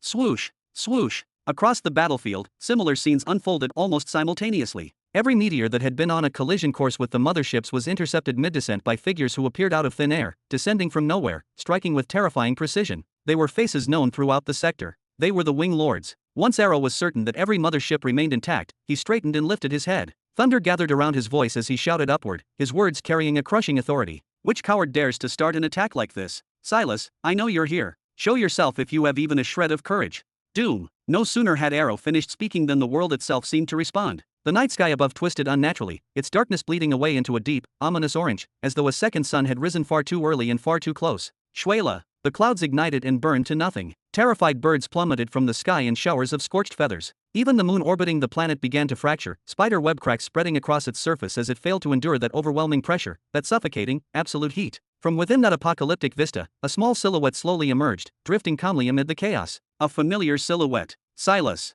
Arrow's brows knitted together tightly as he pointed upward in fury. How dare you attack my forces on the ground? Aren't you a guardian, one bound to a heavenly law? Where is your honor? Where is your shame? The guardian paid no heed to Arrow's accusations. His gaze swept calmly across the planet below, taking in the burning wreckage in panic movement, before a faint, almost amused smile formed on his face. 30 Nexus states and 80 world cataclysms, he said lightly. Is this the trap you prepared for me? It seems I spoiled your surprise rather early. What are you talking about? What trap? Arrow instinctively took a step back, his confidence wavering. His eyes darted around to the Wing Lords hovering above the mother ships, and he barked angrily, What are you fools doing outside the ships? Get back in position. He turned again to face the Guardian, sweat beginning to bead along his temples. Listen carefully, Silas. I'm willing to spare your cousin's planet, but only if you accept a deal. Total surrender. No conditions. Ha ha ha. Are you still clinging to that stupidity? The Guardian looked down upon him, his eyes igniting with raw, murderous fury. A planet will be destroyed today, without question, but it will be the one you're standing on. He raised a single finger and pointed toward the space gate. Zoo! A searing beam of orange light tore through the atmosphere, striking the gate with surgical precision and reducing it to drifting dust in an instant. You're not leaving this place. Then his finger shifted downward. Kill them all, he commanded coldly. Once everyone here is erased, the Grave Empire will collapse completely. Whoosh! Whoosh! Dozens of Nexus states, and no fewer than 100 world cataclysms, burst through the dense orange radiance, descending slowly and deliberately. Planetary weapons hummed with lethal power in their hands as they bared their fangs, eyes locked on their prey. The true slaughter was about to begin. Chapter 1978. Doom da da doom. The war drums began to thunder relentlessly across the land, shaking the very ground beneath them. Vehicles stationed on the terrain roared to life and started to lift off, engines screaming and metal groaning under the sudden rush. Meanwhile, those remaining world cataclysms and Nexus states emerged en masse, climbing out from inside the armored vehicles and tearing through tunnels from beneath the earth, their auras flickering like dangerous, volatile storms. Even so, despite their sheer presence, their numbers and the intensity of their auras were strikingly weaker, a clear and undeniable contrast to the forces arriving alongside Guardian Silas. The disparity was impossible to ignore, hanging in the air like a tangible weight. This is impossible. Arrow stumbled back several steps, each footfall trembling with disbelief. You still command all these followers? And all this planetary-grade armament? How is this even possible? His voice cracked, betraying the horror creeping into his mind. Ha ha, ha ha ha ha. The Guardian's laughter echoed like rolling thunder, sharp and unnerving. Even if the lion is starving, it remains stronger than a dog. His hands rose slowly, deliberately, as if the world itself were pausing to watch. Now open your dog's eyes and look at the depth, the very roots, the unbroken foundation of a planetary empire that has endured, unshaken, for millions of years. Slash. One of the world cataclysms from the Silas family nearly swung the enormous great halberd in his hand, a motion so slight it seemed almost casual, as if brushing away a few drops of water from its blade. Yet the orange horizon behind him seemed to pulse in response, as though the sky itself was bending to his will. The cataclysm's eyes flared brightly, his aura igniting into a blazing inferno of raw power. Then, bam! A massive arc of scorching orange energy shot downward like molten lightning, scorching the air in its wake. 3 Flood Note 4 class ships, caught in its path, erupted midair in a spectacular explosion, debris raining down as flames licked the sky. Arrow's lips trembled violently, his voice barely more than a whisper now. Is this what they call a heavenly law-blessing domain? His heart pounded in his chest, his hands shaking uncontrollably as dread sank deep into his bones. So, you've finally begun to grasp your true predicament, you insignificant, trivial bull. Silas's eyes burned like molten gold. What do you think of the solar burning blessing domain? A heavenly law blessing domain is no ordinary ability. It is a rare, extraordinary power reserved for those who have reached a dominant realm within a specific heavenly law. Within its confines, they can create a controlled, defined space where anyone wielding that law to its utmost mastery is elevated to become a true, unstoppable monster. The blessing domain does not artificially raise their level, nor does it seize control of their minds. Instead, it alters the very dynamics of the battlefield. A warrior who normally possesses only 80% affinity to their law finds it amplified, nearly touching 100% within the domain's influence. This translates to devastatingly stronger attacks with drastically reduced energy expenditure. It allows the execution of techniques previously beyond reach, unleashing them with fluidity, precision, and intensity never before imagined. Every individual under the domain's sway becomes a master, a relentless force of destruction, a true monster in both skill and power. And since every single combatant present had trained in the secondary solar burning law, whether directly or indirectly, all of them received this tremendous surge of enhancement simultaneously. This meant that even if one disregarded numerical superiority, even if Arrow had hoped qualitative advantages might turn the tide, everything had decisively tipped in the enemy's favor, overwhelmingly so. The balance of power had shifted like a collapsing star. No, Arrow's voice broke as he shook violently, fury and desperation blending into a single, frantic emotion. He spun around, his eyes darting wildly toward the wing lords above, pointing upward like a man possessed. What are you doing up there? Kill them. Now. Destroy them all. Tisk, Wing Lord Ranter cast a long, contemptuous glare at Arrow, his face twisted with disgust, before shifting his gaze toward Silas. Guardian, the war is far from over, and you still have the chance to impose terms of surrender. There is no need yet for bloodshed between us. We haven't reached a point where one of us must die yet. Trying to play the role of the wise man now, Rant-her. The Guardian's gaze sharpened as he pointed toward Arrow, his voice laced with fury. Why didn't you stop this coward while he was committing all those merciless massacres against my followers? He slammed his hand forward, the air vibrating with force. No, today, no one leaves here alive. Neither him nor any of you. Attack! The Nexus states and world cataclysms surrounding Silas surged downward with the speed of lightning, descending like a storm ready to tear the earth apart. Their descent was precise, terrifying in its intensity. All of them aimed straight for the Destruction Note and Supremacy Note crafts, determined to eliminate them before the battle could even begin in earnest. Do not let them do whatever they please. Rant-her shouted, drawing 2 gleaming weapons, one a curved, crescent-shaped blade, the other a wide, brutal planetary sword. We may have lost the initiative, but we will never, ever have another chance like this to gather all our enemies in one place. His voice rang with authority and desperation, echoing across the battlefield. Damn it! Howard, Wing Lord of the Abyssal Jellyfish, roared in frustration, his muscles coiling with tension as he surged upward. He positioned himself to defend the nearby vehicles, bracing for the inevitable assault. Then, whoosh, whoosh, every Wing Lord and their aides darted upward with precision, intercepting incoming attacks before they could reach their targets. Their movements were lightning fast, coordinated with uncanny synchronization. Boom, boom, boom, boom. Silas furrowed his brow, watching the unfolding chaos with interest. Unlike his expectations, the battle was far from one-sided. The followers of the double Centennial Grave Empire were not swept aside by the first wave of attacks as he had predicted. He narrowed his eyes, his focus intensifying, studying the battlefield with meticulous scrutiny. Bam! Boom! Those weapons, and the armor. Silas murmured under his breath, astonishment creeping into his tone. Each expert of the double Centennial Grave Empire carried at least 2 planetary-grade weapons in their hands, 1 in each, but many also bore a third, even a fourth, strapped securely to their bodies for reinforcement or defense. This, Silas tried to absorb the shocking truth of the situation. He had personally brought every remaining planetary weapon from his armories and distributed them among his most trusted followers, believing he held the clear advantage in qualitative firepower for this epic confrontation. Yet now, he saw that every single follower of the Grave Empire carried 3 or 4 pieces themselves. How was this possible? And to make matters worse, some of the weapons seemed familiar. They were the very planetary-grade arms stolen from them during the long course of the war, now wielded against them. Wait, that shield. Silas narrowed his eyes even further, zooming in on the chestplate of the Wing Lady, Peacock of Exile. A third-class Era Turtle chestplate? Shouldn't this belong to the Millennium Eternal Turtle Empire? As he muttered this realization, memories of the Black Wasp's recent actions came rushing back. Damn it! Ah! One of the Wing Lords screamed in agony as he faced a searing attack. His skin began to melt visibly under the assault, the air around him shimmering from the heat. He yelled downward, his voice cracking, "We need reinforcements." Despite enduring the first wave and preventing total devastation thanks to their superior weaponry, it was painfully clear they were no match for the overwhelming power of their opponents if the battle continued on this trajectory. RRRR. The remaining vehicles began to move under the protective canopy imposed from above, their engines roaring as they were lifted into position. Cannons and turrets started to flash and hum in readiness. Once the formations were complete, and half of the remaining armada entered the battle, the entire battlefield would shift dramatically, with the tide of war about to flip entirely. Ha, ha ha ha ha. From below, amidst the chaos, flames, and deafening explosions, Arrow's terrified laughter erupted, a chilling sound carried across the battlefield. It seems today will not go the way you want, Silas the dog. His voice trembled with both fear and exhilaration, a reflection of the utter chaos he had unleashed. Chapter 1979. Crack. The dark orange brow of Guardian Silas furrowed deeply, harsh lines forming across his forehead, while the sharp popping of his finger joints intensified as the echo of Arrow calling him a dog lingered in his ears. That wretch, no, that utterly trivial thing, a creature with barely a few hundred years of accumulated service and experience, dared to address him in such a manner. But silence. If he responded with an insult, and Arrow replied in kind, and the exchange devolved into mutual slander, then he would look no different from a quarrelsome child. His authority would erode, his dignity would fracture, and the image he had spent centuries cultivating would suffer an even greater blow. Arrow. The name detonated inside Guardian Silas's mind, overflowing with venomous hatred and restrained fury. That pitiful existence, shackled within the Combat Emperor realm, was truly the mastermind behind every calamity that had befallen him? How absurd. How laughable. It was more humiliating than the loss of the Empire itself.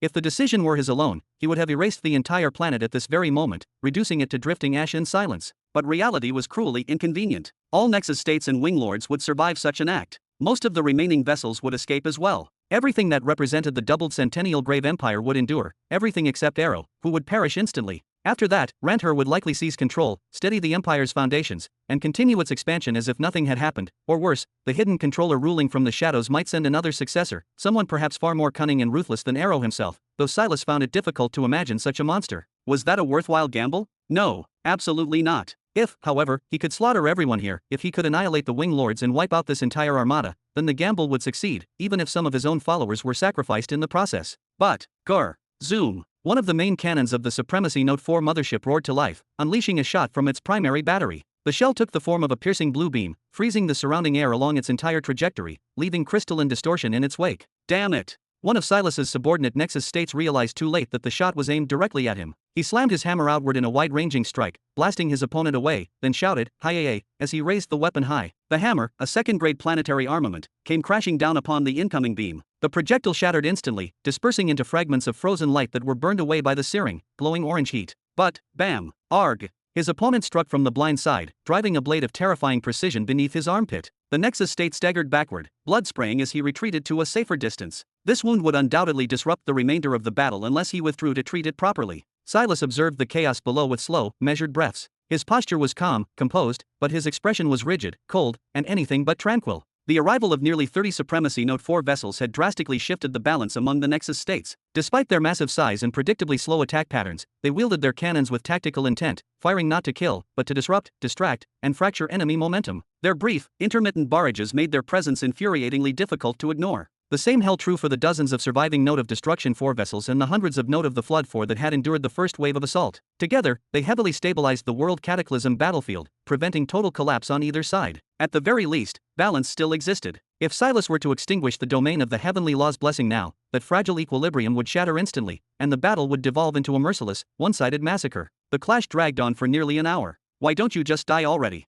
Wing Lord Igder roared in blind fury. He was a high-level Nexus state, his body scorched and charred, burns covering nearly every visible inch of flesh. His opponent, a low-level Nexus state, was barely holding on, gasping desperately. Huff, huff.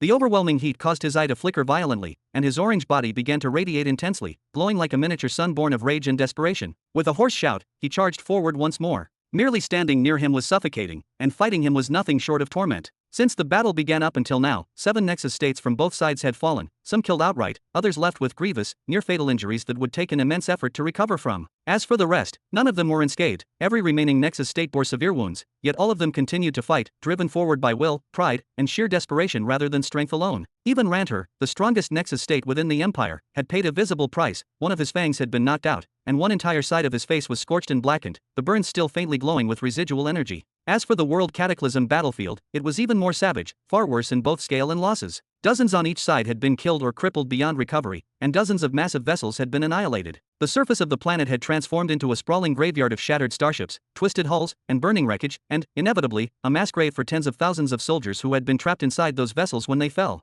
Yet despite all this carnage, there seemed to be no clear end in sight. The forces of Silas's family continued to surge forward relentlessly. Their control over their newly acquired power steadily deepened as the battle dragged on, and despite the prolonged fighting, they showed no obvious signs of extreme exhaustion. In contrast, the armor worn by the forces of the Grave Empire healed them at a noticeably slow pace, painfully slow, in fact, but still just fast enough to keep them alive and standing on the battlefield, refusing to collapse. There were only 2 individuals who truly appeared to be in terrible condition. The first was Arrow. He stood below, shouting himself hoarse as he barked orders in every direction, some frantic and pointless, others sharp and timely enough to save lives at the last possible moment. From his position, he could only watch as the losses on both sides remained almost perfectly balanced, even after the Note 4 fleet had joined the battle. He looked powerless, screaming into the chaos like a man trapped in a nightmare he could no longer control. The second was Silas himself. Clear signs of fatigue had settled onto his face, no longer something he could fully conceal. It was evident that maintaining the domain of the heavenly law's blessing was an immense burden, one that continuously drained his focus and strength. Even so, he kept it active. What alternative did he have? To descend and fight personally.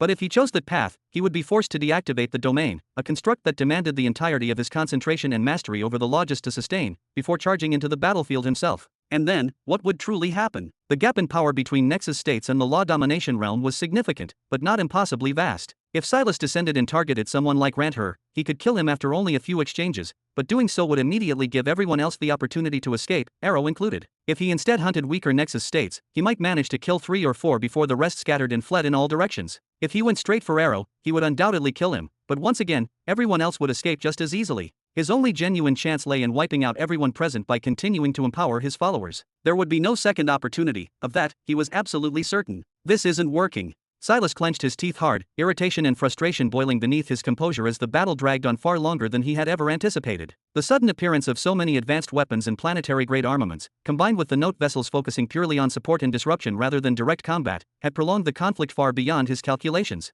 If this continued unchecked, both sides would grind each other down completely within a few more hours, leaving nothing but ruins and corpses behind. Silas raised his brows slightly as the thought fully settled in his mind. Perhaps, that wouldn't be such a bad outcome after all. Chapter 1980. After another 2 hours had passed, boom! A wave of searing orange heat slammed into the ground, instantly melting a large portion of the shattered spacecraft wreckage and carving out a massive crater in its wake. Waya!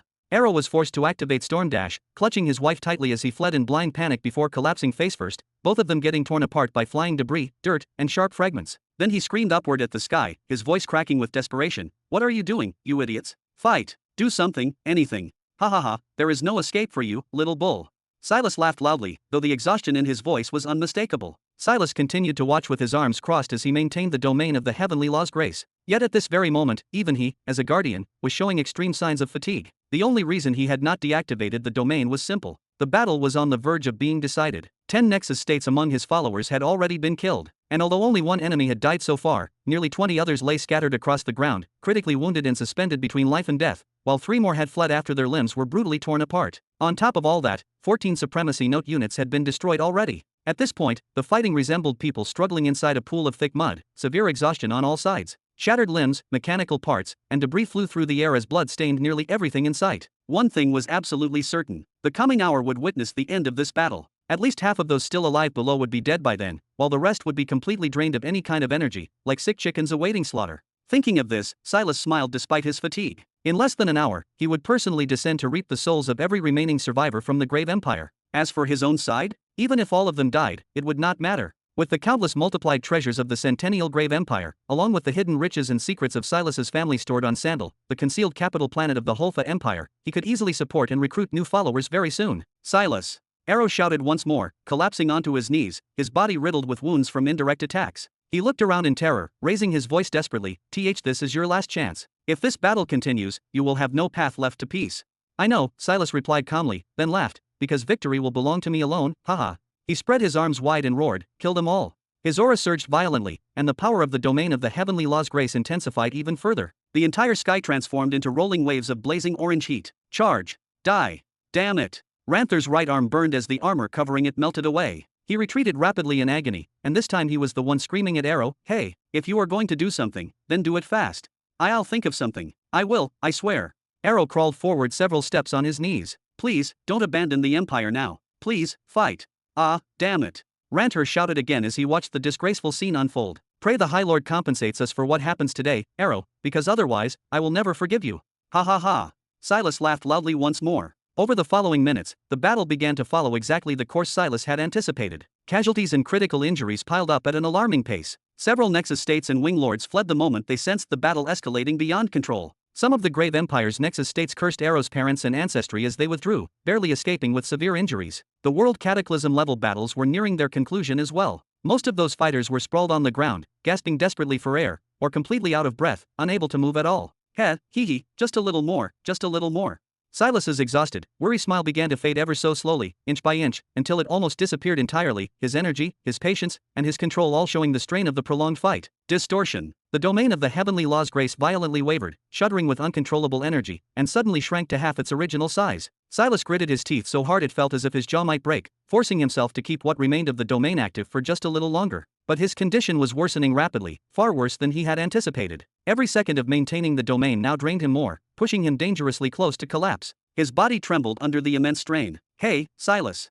The Guardian's gaze fell downward. He immediately recognized that infuriating voice, Arrow's, but this time, it was completely calm, steady, and shockingly devoid of panic. There was no tremor in it, no trace of fear. Indeed, Silas noticed the young man smiling at him in a strange, almost unsettling way, a smile that seemed far too calm for the chaos around them. How does it feel? Arrow asked, his tone casual yet cutting, knowing that today, you are going to die at the hands of this little bull.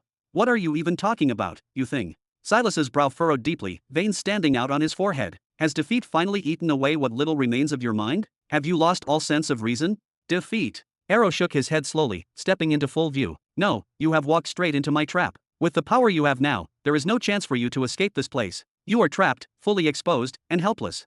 He began brushing the dust and dirt from his clothes with deliberate calm. What encirclement? Ha ha ha, Silas laughed, his voice edged with disbelief and arrogance, though strained by exhaustion. Do you think I do not know the full extent of the Grave Empire's strength? Everything you have deployed was concentrated here on this planet. Every Wing Lord, every operative of value, right here. And what else do you think you have? Were you hiding 5 pathetic Nexus states, or some desperate gambit? Perhaps an entire Note 4 armada, waiting in your pocket?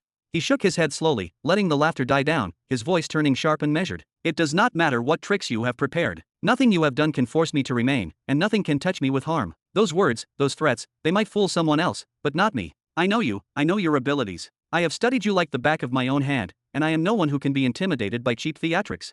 Tisk, your obsession with me makes you see me as the real leader, Arrow said with a faint smirk. Don't you think I could call on my master for assistance? Didn't you say it yourself that your master is Zargul the Sorcerer Behemoth, and try to gather alliances repeatedly because of that very fact? Are you trying to scare me with support from Zargul the Sorcerer Behemoth? What nonsense is this? Silas's voice roared, deep and furious, echoing through the battlefield. How could he possibly support you while supporting me at the same time? Impossible. Clap. Arrow clapped his hands sharply, the sound ringing like a whip across the tense battlefield. Thank you for the confession. Someone is recording this right now. Very soon, the entire sector will know your truth, and the truth that Zargul the Sorcerer Behemoth is the one causing harm to the sector, not me. Your lies are finally over. Ha! Silas's eyes narrowed to slits. What are you even talking about? Your death is approaching, and you are babbling about recordings and confessions. He raised his hand, his gaze piercing and deadly. You have lived long enough to see your defeat. Now, you can die and spare me your incessant chatter. Tisk, Arrow shook his head slowly, a subtle confidence in his posture, then gestured for Silas to look behind him. Your opponent is not me. Who in this entire sector could possibly be my opponent? Silas's voice boomed with indignation and disbelief, his arms spreading wide as he shouted. He could feel the provocation like a fire beneath his skin. You were a worthy adversary for some time, little bull, but now, die. Crash. At that instant, something extraordinary occurred, something that forced Silas to halt mid-motion and slowly, very slowly, turn his head. The space behind him shattered violently, breaking apart like fragments of glass scattered by a storm. Then, crash! Once again, a tremendous force smashed through the broken shards, scattering them in every direction, and through the chaos, a figure emerged. A young man stood there, striking in appearance, crimson eyes burning with intensity, long white hair tied neatly behind his head, his posture calm yet undeniably commanding. He tilted his chin slightly, his gaze fixed on Silas with a mixture of disdain, subtle amusement, and a faint hint of pity. "Didn't he already tell you," the young man spoke, his voice calm but carrying absolute authority, "that he is not your opponent?" Chapter 1981. Didn't he tell you that he is not your opponent? Who? Guardian Silas jolted backward instinctively, his blazing orange eyes flaring and trembling as if struck by a sudden shock. The aura of the newcomer was unquestionably within a law domination realm, and not the unstable pressure of someone who had only recently stepped into it. No, this was the aura of a man who had ruled over a law for an unfathomably long time. An aura refined by endless battle, sharpened by slaughter, heavy with experience. An aura that spelled one thing clearly to Silas: mortal danger. "You," Guardian Silas retreated again, his breath hitching. "It's you." His voice rose despite himself. "The son of destruction, Hedrick.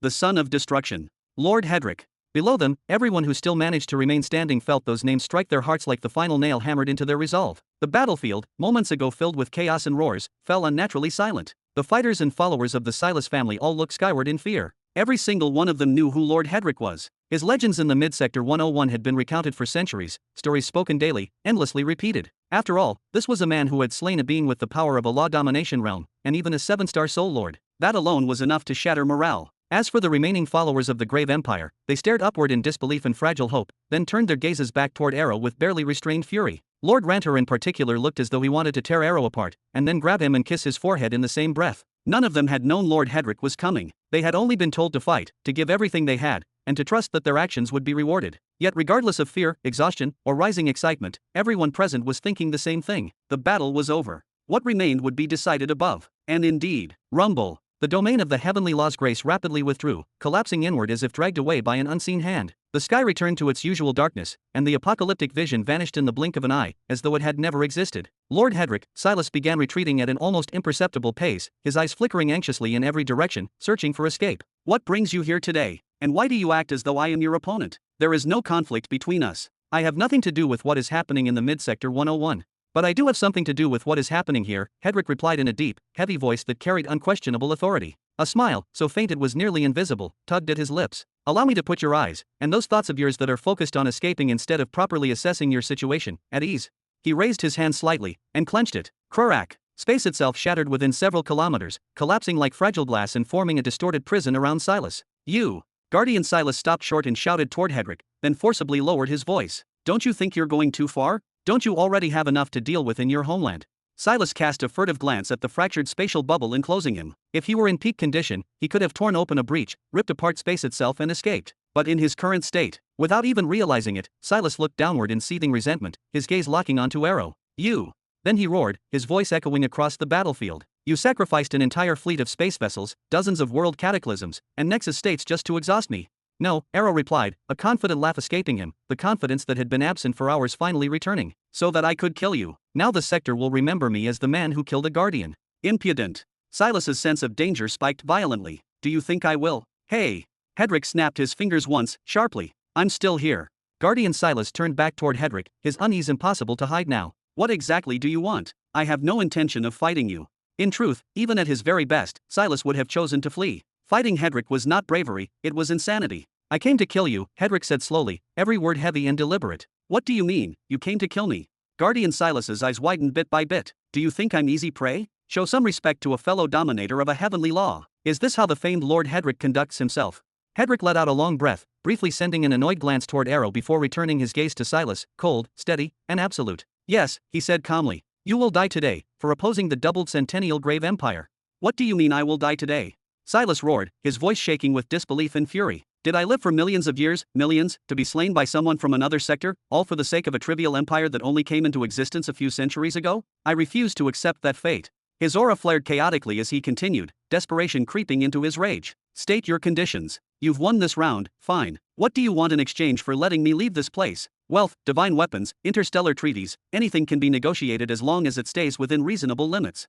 Hedrick let out a slow, indifferent sigh, as if the words he had just heard were no more than background noise. "There is no reason to negotiate with a dead man." Down below, Ranther's brows knit together tightly. He turned toward Arrow and sent a mental transmission, his tone sharp and confused. Hey, what exactly is Lord Hedrick doing? He's known for being a man of few words, so why doesn't he just strike already? Don't tell me this is part of your plan. Arrow cast him a sidelong glance, his expression flat. Do you seriously think I asked Lord Hedrick to apply psychological pressure and talk him to death to achieve some grand outcome? It's not that deep. What do you take me for, some kind of demon lord? Yes, Ranter nodded without hesitation. That's unfortunate. I do tug a few strings here and there, but that's about it. Arrow shrugged lightly before continuing. There are things even I can't control, as you know. We're talking about Lord Hedrick here. Ranther's frown deepened further, but he returned his attention to the sky regardless. There was a real chance he might be dragged back into combat before this was over. What do you mean by a dead man? Guardian Silas shouted, his voice rising despite himself. The tension was now obvious, etched into his eyes, seeping into every syllable. Hedrick's gaze, arrogant, distant, laced with faint pity, combined with his words, sharp as daggers, finally shattered what remained of Silas's composure. Do you truly believe I can be killed so easily? Do you think I'm a fish laid out on a butcher's board? If you fight me here, you will not emerge unscathed, no matter who you are.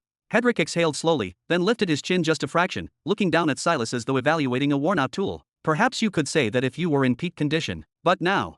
He shook his head faintly. What do you have left, in your current state, to prevent your death? Maintaining the domain of the heavenly law's grace has completely drained you. You are not a royal soul lord, and your physical body is insignificant. What remains?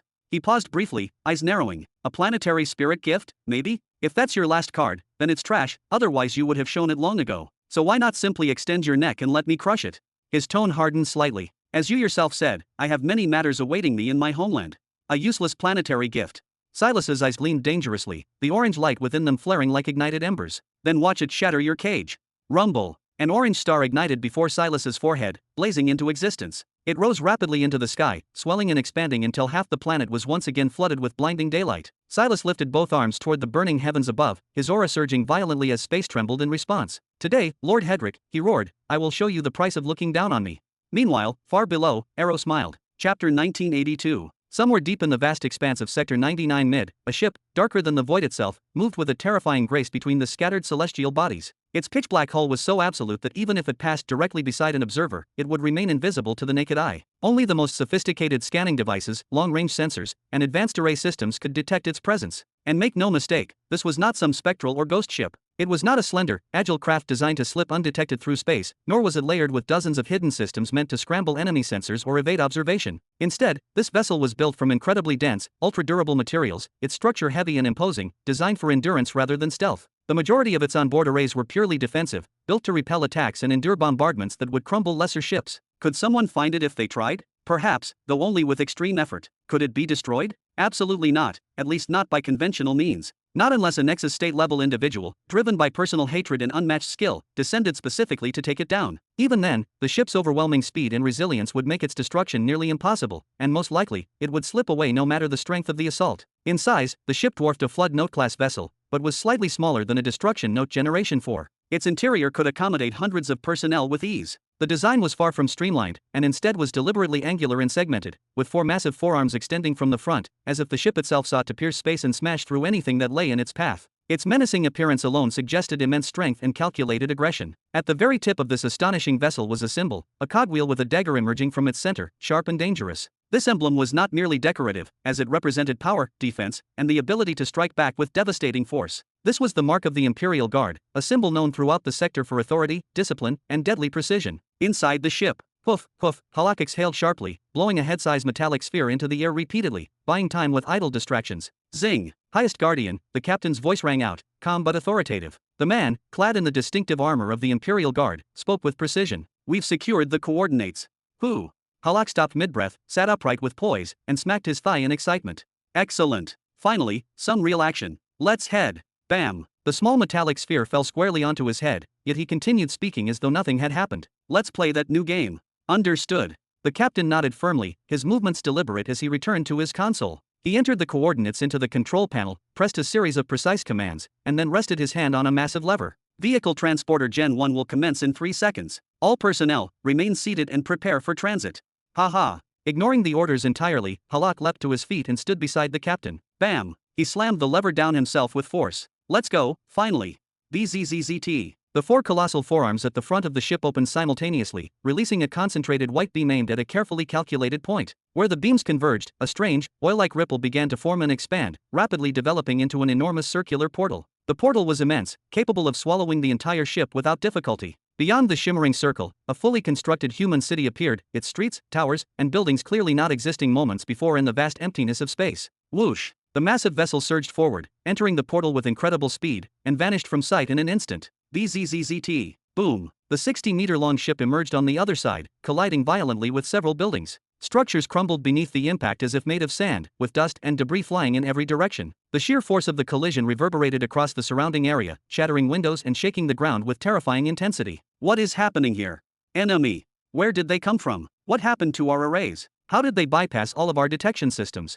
The black vessel was more than just a ship, it was a weapon, a fortress, and a tactical nightmare all in one. And those who had just witnessed its appearance realized, with growing dread, that this encounter would mark the beginning of a calamity unlike any they had ever faced before. Several figures began soaring into the air with tremendous speed, converging from multiple directions to surround the mysterious ship that had appeared from thin air. They were without question world cataclysms, each one a force of devastation on their own, and at least one or two among them were operating within Nexus state range, their presence radiating raw destructive power. KSSSH. The portal of the sleek black ship opened, and Halak stepped out, a massive giant towering 3 meters tall, spreading his broad arms wide with a grin stretching from ear to ear, exuding both confidence and amusement. We'll need to work on achieving a smoother landing for the next round. The rough touchdown could have been avoided with better precision. Who are you, exactly? The first world cataclysm to arrive pointed directly at Halak with one hand while tightly gripping his weapon with the other. His voice was a mixture of disbelief and cautious threat. How did you even arrive here? This place is unreachable by ordinary means.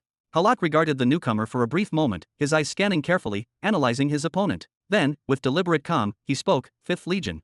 It felt as if 1,000 invisible eyes had just opened simultaneously inside the ship. In an instant, 2 precise rows of elite guards began descending from the vessel, one line aligning to Halak's right and the other to his left, moving with perfect coordination and deadly intent. Today marks your greatest trial, Halak shouted, his voice resonating like a bell of command, electrifying his followers while he fixed his gaze upon the nearest world cataclysm without a single blink. It's evident there are many casualties here. Let none escape. Strike without mercy. Use everything you have learned to crush all those before you, but do not indulge in pointless destruction. Remember, this planet, the capital of the once mighty Holfa Empire, is now under our control.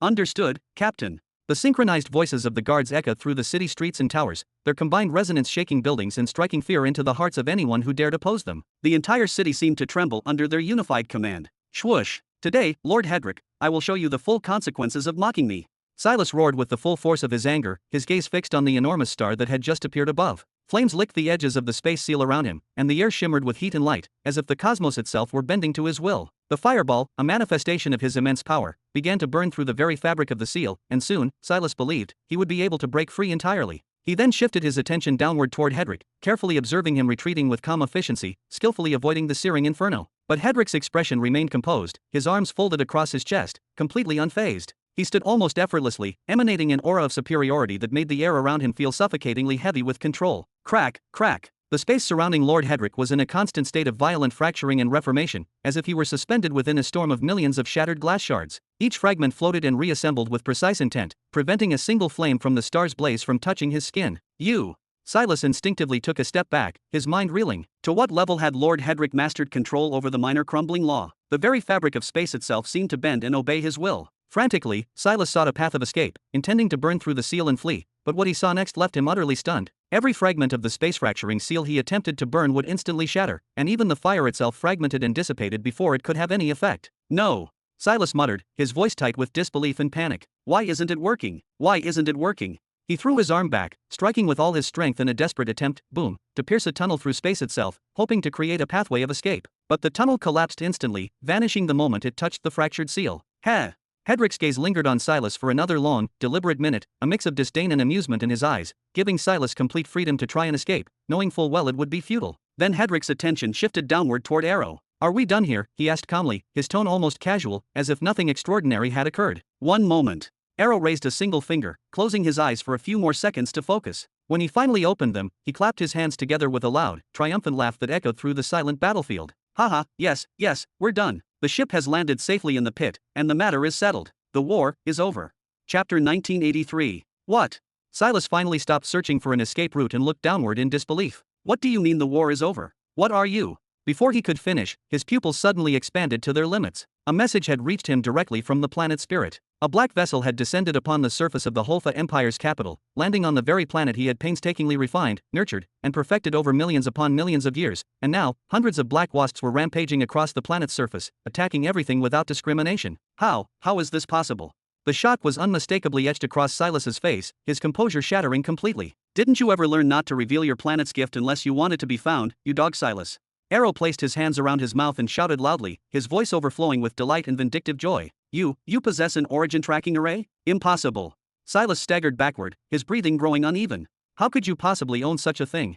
His eyes then widened to their absolute limit. And how did a ship reach that location so quickly? The origin tracking array was a method used to pinpoint the location of a planet by tracing its manifested gift. It was one of the infamous creations of the Great Truth Lord Azramad himself. As was widely known across the cosmos, the Great Truth Lord was infamously stingy. Azramad had sold this array to only a handful of buyers, and each transaction demanded an absurd, ruinous price. When the array first appeared, it sent shockwaves through every major power, forcing masters everywhere to fear revealing their planetary gifts. This fear was especially severe when a planet was in a state of escape, or when an expert had secretly refined an unknown planet and hidden it away so it would not become their greatest weakness. With the origin tracking array, any enemy could simply wait for that expert to leave, then strike the planet directly and annihilate it. Because of this, most experts kept their refined planets concealed at all costs. That fear of the origin tracking array rooted itself deep within the marrow of every expert from that day forward. Even after the Great Truth Lord Azramad ceased selling it, revealing one's gift became the ultimate last resort, particularly when facing major powers, as any one of them might still possess the array. As far as Silas was concerned, it was absolutely impossible for such an array to be in the hands of Hedrick or Arrow. They were far too insignificant in terms of influence and operations to ever acquire one. What he did not know was that Lord Human had accepted a mission worth 2 billion pearls. One of the major powers had uncovered a sabotaged version of Azramad's origin tracking array and commissioned Robin to analyze it, repair it, and correct its flaws. And Robin had succeeded.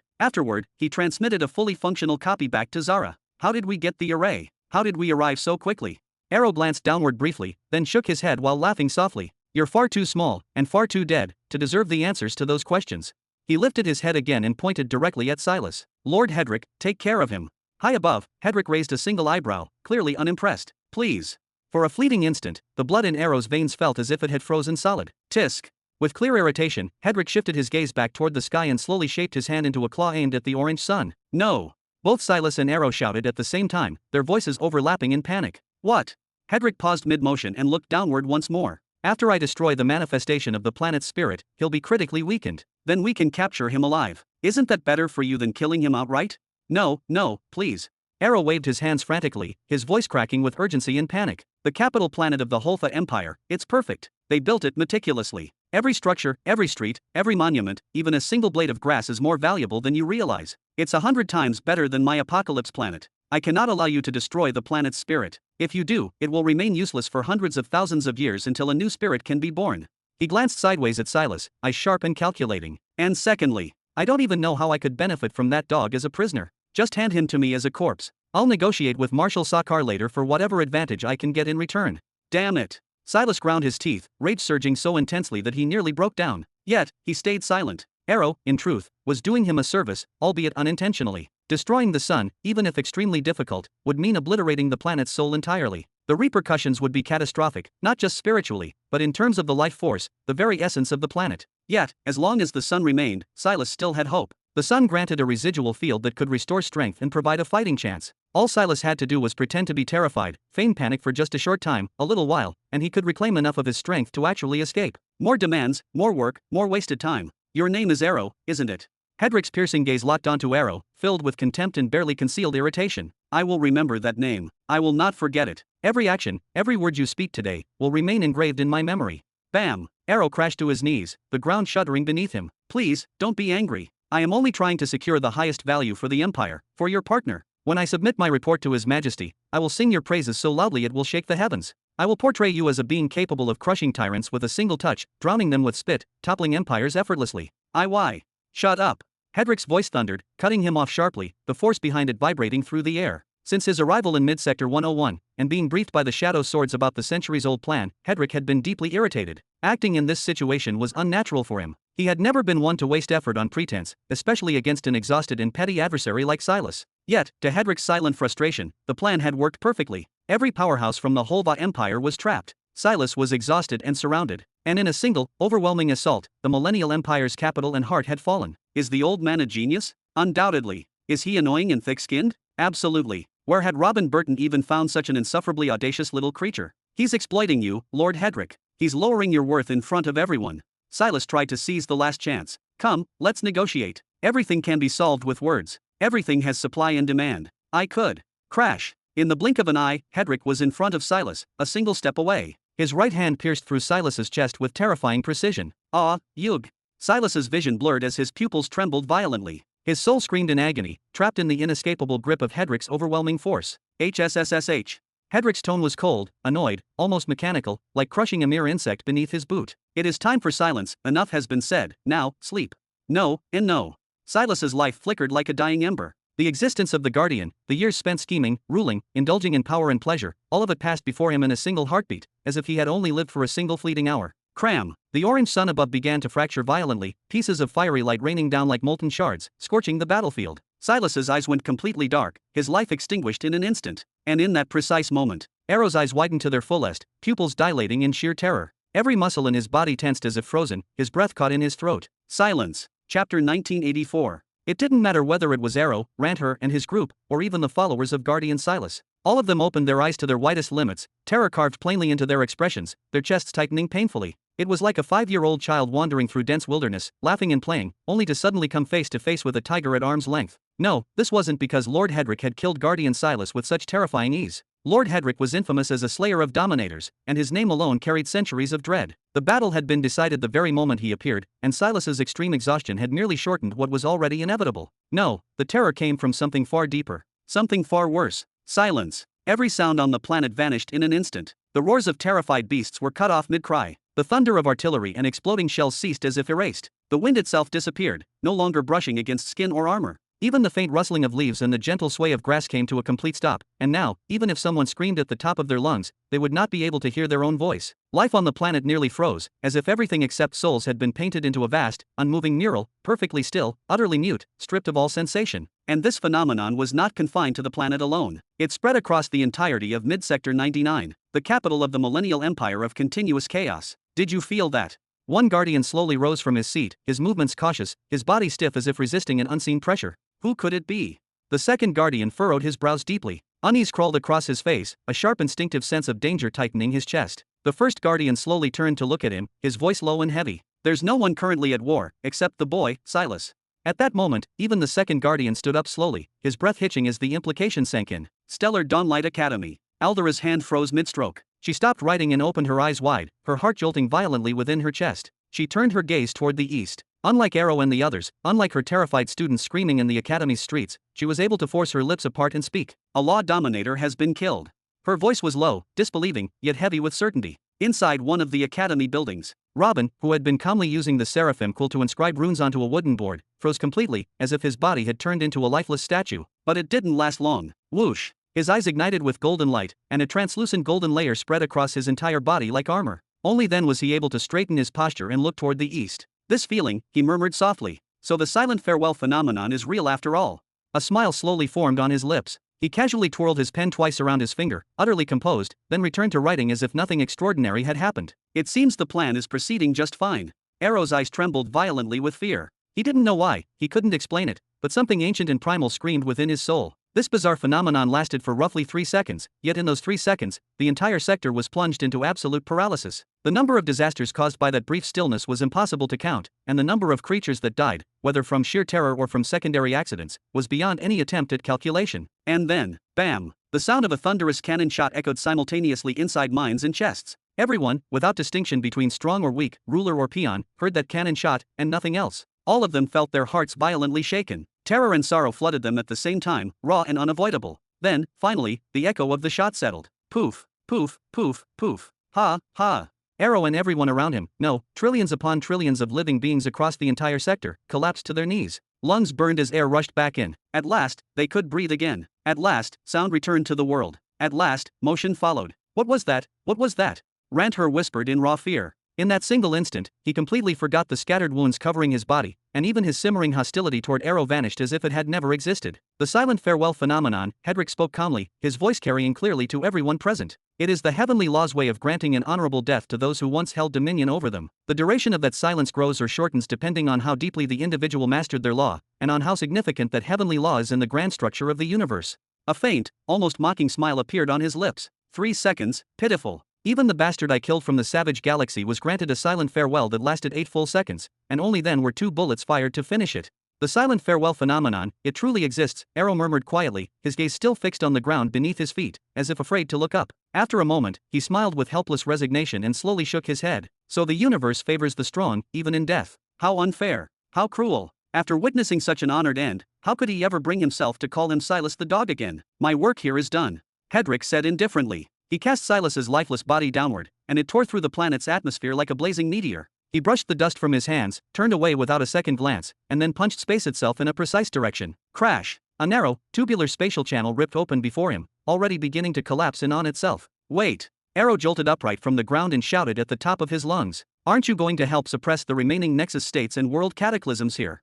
Hedrick pretended not to hear a single word. He calmly took one step forward, whoosh, and vanished instantly, the spatial channel sealing shut behind him as if it had never existed. Ugh, that arrogant bastard. Arrow ground his teeth together, veins bulging along his jaw. He then swept his gaze across the battlefield, where dozens of world cataclysms and Nexus states from both sides were each tending to their injuries, each still trying to process and understand what they had just witnessed. Then, crack, he snapped his fingers sharply. Lightning crackled violently within his eyes, and fierce winds began spiraling around his body. All right, looks like we're doing this the hard way.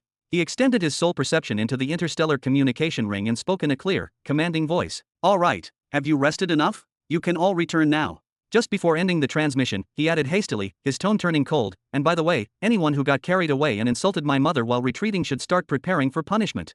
Somewhere in mid-sector 99. Crash. Space itself fractured without warning. From behind the rupture, Hedrick emerged in complete calm, his hands clasped neatly behind his back. His gaze moved slowly as he surveyed his surroundings. He had descended directly onto the surface of a planet, one with no oceans, no forests, not even deserts. The entire world was paved with glowing marble floors that stretched endlessly in every direction. Space gates dominated the landscape, no fewer than 1,000 of them, alongside massive commercial districts filled with enormous stores specializing in every imaginable type of space equipment. Military barracks were also scattered throughout the planet, housing thousands upon thousands of soldiers in constant readiness. Straight ahead, only a few hundred meters away, loomed a truly colossal structure. A gigantic space gate stood there, shaped like a hollow metallic triangle and towering to nearly 1,000 meters in height. It was built atop an elevated platform and surrounded by elite guards personally dispatched from the galaxy of the tyrant Antares himself. This was the Great Space Gate used for intersector travel, and this planet served as the official headquarters of Tyrant Antares within mid-sector 99. Lord Hedrick, Theo stepped forward quietly from the side, his posture respectful. The silent farewell phenomenon confirms that the service has concluded.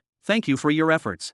He extended both hands, presenting a glowing metallic card engraved with complex and unfamiliar sigils. Please accept this, your ticket to mid-sector 101. Hedrick accepted the ticket, a single item valued at 100,000 pearls. His expression remained unreadable as he asked calmly, does this service at least cover the last loan I got from you? Chapter 1985. If I remember correctly, the last loan amounted to 10 billion pearls, Theo said, showing a rare, almost fleeting smile. I'll leave it to you to decide whether this particular service was truly worth such a number. Yeah, I didn't think so either. Hedrick lifted his chin slightly and stared straight ahead, his posture calm yet imposing. Just make sure Robin Burton knows that I helped. Of course. Theo nodded without hesitation. Thank you for ridding us of this nuisance, Lord Hedrick. No, thank you for granting me the opportunity. Hedrick began walking toward the huge portal at an unhurried pace. After the recent insane sales made by Lord Human, I'm well aware that you could have easily recruited numerous guardians and monarchs to carry out this task. I'm genuinely grateful that you chose to offer it to me first.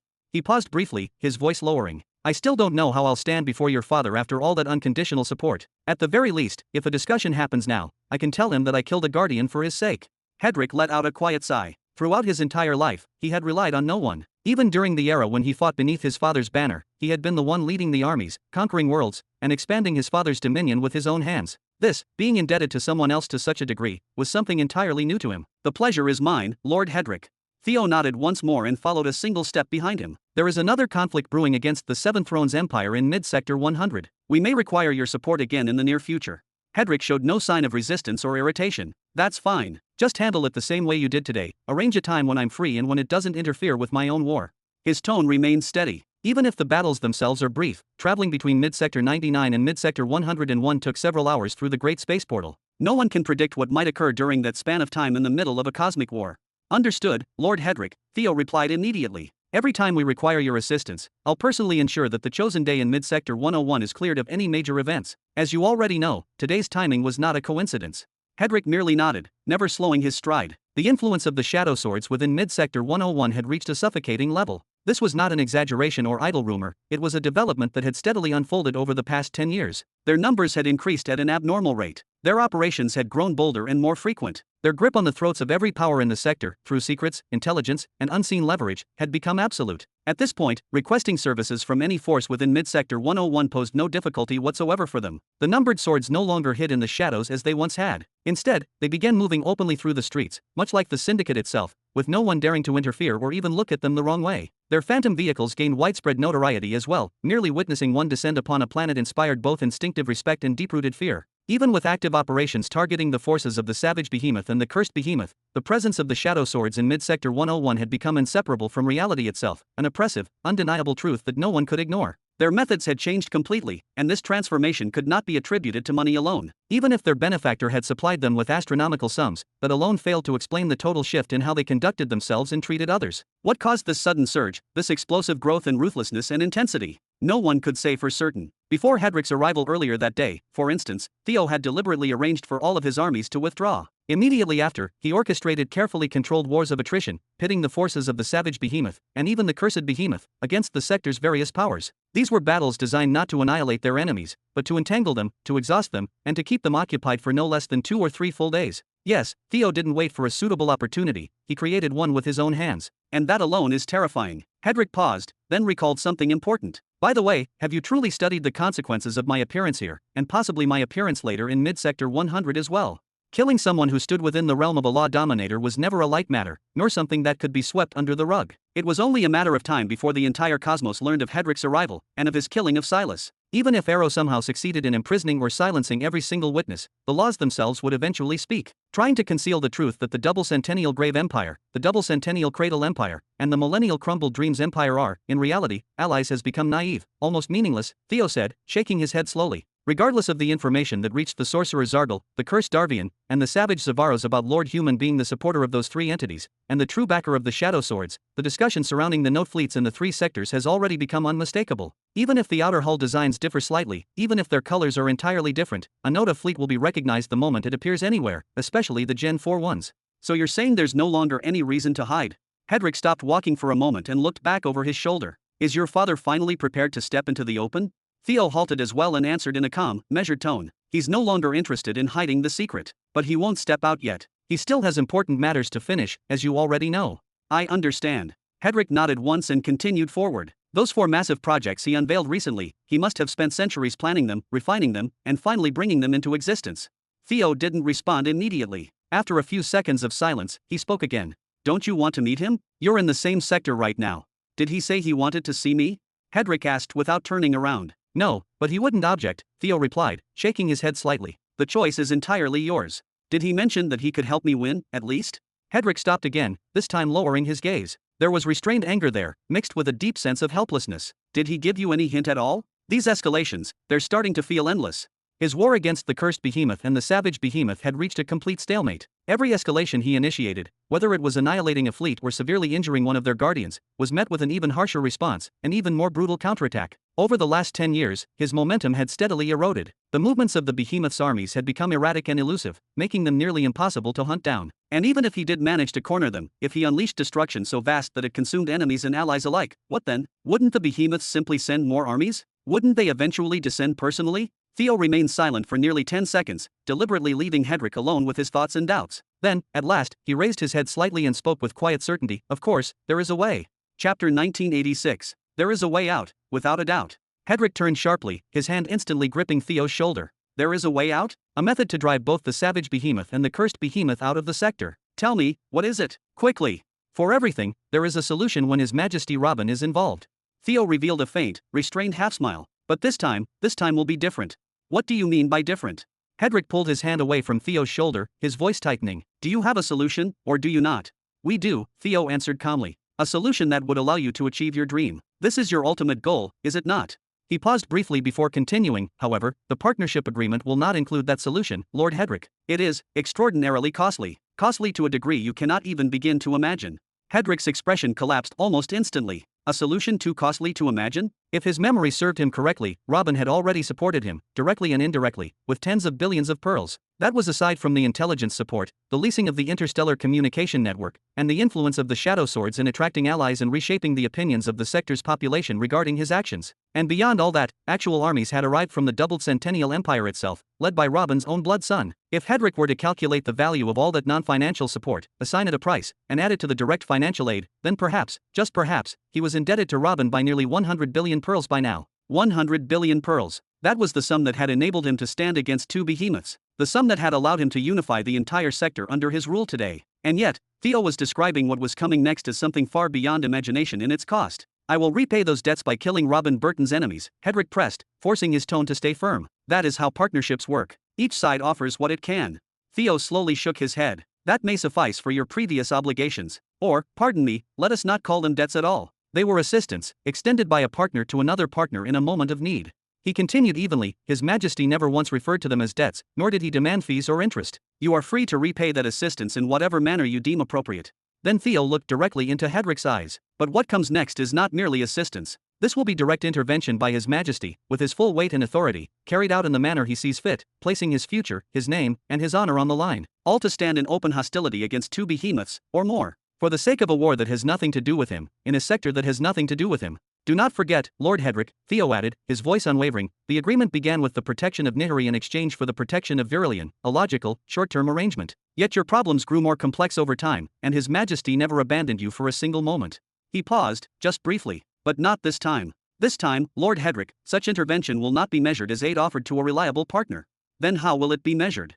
Hedrick asked, a mixture of restrained anger and unmistakable embarrassment seeping into his voice. Let us say, Theo replied calmly, that it will be an entirely new agreement between you and His Majesty.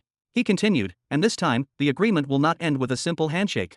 Hedrick's eyes slowly widened, the crimson glow within them intensifying. Did Theo's words mean that he would be required to swear an oath at the end of this new agreement? And what did he possess that could possibly serve as payment, aside from combat, which he had already offered, openly and without hesitation? Was it really possible that he was thinking of going beyond a simple partnership? Did he intend to bind him with an oath of loyalty, to have him act under his direct command, following his will? That couldn't be right. That was impossible, wasn't it? The more Hedrick allowed those thoughts to linger, the more violently his anger swelled, and with it the crimson glow in his eyes intensified, burning hotter with each passing second. On the opposite side, Theo's eyes remained utterly pitch black and unfocused, as if they were a bottomless well, one that silently swallowed all that radiation, all that pressure, and every trace of threat directed toward him. He did not step back, did not flinch, and did not avert his gaze even once. That silent confrontation, an unspoken clash of wills between two of the most dangerous men in this region of the universe, dragged on for nearly a full minute. Finally, Hedrick turned his gaze away and faced the gate once more. Let us pray it never reaches that point, then, he said, his voice restrained as he began to walk. I will meet him to offer my thanks, after I achieve my own victory, by my own hand. Of course. This time, Theo remained standing where he was. He gave a firm nod, one so deep and deliberate it almost resembled a formal bow. Thank you again for today's work. Hedrick lifted a hand in acknowledgement, offering a brief gesture of farewell, but he did not utter a single word. It was obvious he was in no state of mind to speak any further. He continued forward until he stood before the gate itself, then silently handed the card to the portal's attendant. At once, the man accepted it with both hands, carefully entered the coordinates engraved upon the card into the massive control panel, and then bowed slightly in respect. Have a pleasant journey, Lord Hedrick, and do not forget to close your eyes. Spatial storms can be rather unforgiving. Then, whoosh, in the very next instant, the great portal activated and swallowed him entirely, his figure vanishing where he stood. Only after Hedrick was gone did Theo slowly raise his head, his gaze settling on the colossal portal towering before him, and then he smiled. He had succeeded in planting the seed today. That, above all else, had been the true purpose behind inviting him here. As for Silas, there had been several other possible solutions available for him. Hedrick had been asked to come at Theo's request and to act according to a plan devised by Arrow. He had needed to accept the notion of working alongside individuals of Theo's and Arrow's caliber, coordinating with them and following their plans, even without a formal summons from Robin himself. And as for what would become of that seed, whether it would one day sprout into something formidable or rot away beneath the soil, that depended entirely on how tightly Hedrick clung to his dream, and how much he was willing to sacrifice for it. Hey, First Sword. Theo's chain of thoughts was abruptly severed, his faint smile fading as he turned toward the great space portal operator. Why don't you increase your trips with us here, huh? The man said cheerfully. Instead of having your followers rely on spatial flow necklaces and spend an entire year traveling, just come through here. I'll even give you a discount. He rubbed his hands together eagerly. What do you say, 99,000 pearls per person? Theo's brows drew together slightly as he stared at the man, then he began walking toward the massive portal. Stop sticking your nose into matters that do not concern you, he said calmly, and I might consider it. With a simple, almost dismissive motion, he handed the man a card containing the necessary coordinates. Haha, I'll try, the man laughed. Then he glanced down at the coordinates, blinked, and looked back up at Theo in clear surprise. Oh, Middle Sector 97? You're not heading off to play around in Middle Sector 101 like you usually do. Theo showed a small, knowing smile and murmured under his breath, playing in the same place for too long tends to get boring. Chapter 1987. Planet Orginus, Middle Sector 100. Very well, I have cleared some time for you, Caesar said, casting a brief sidelong glance at the shadow sword before lowering his eyes to the scroll resting in his hand. His fingers tightened slightly around it. So then, what exactly is this supposed to be? Please. The shadow sword stepped forward with measured calm, offered the scroll to Caesar, then retreated a few steps to stand respectfully at a distance once more, his posture straight and silent. Caesar unfurled the scroll and began scanning the lines at speed. His eyes moved rapidly, trained from years of command, but when he reached the middle of the report, his brows drew together sharply. A faint crease formed between them. Even so, he did not stop reading. He continued all the way to the final line before finally lifting his gaze and fixing it squarely on the shadow sword. Lord Hedrick did all of this. The shadow sword inclined his head in a small nod. Lord Hedrick followed Marshal Arrow's directives, which were conveyed to him by His Highness Theo, however, yes. In the end, Lord Hedrick himself was the one who killed Guardian Silas. As a result, the war can be considered virtually over.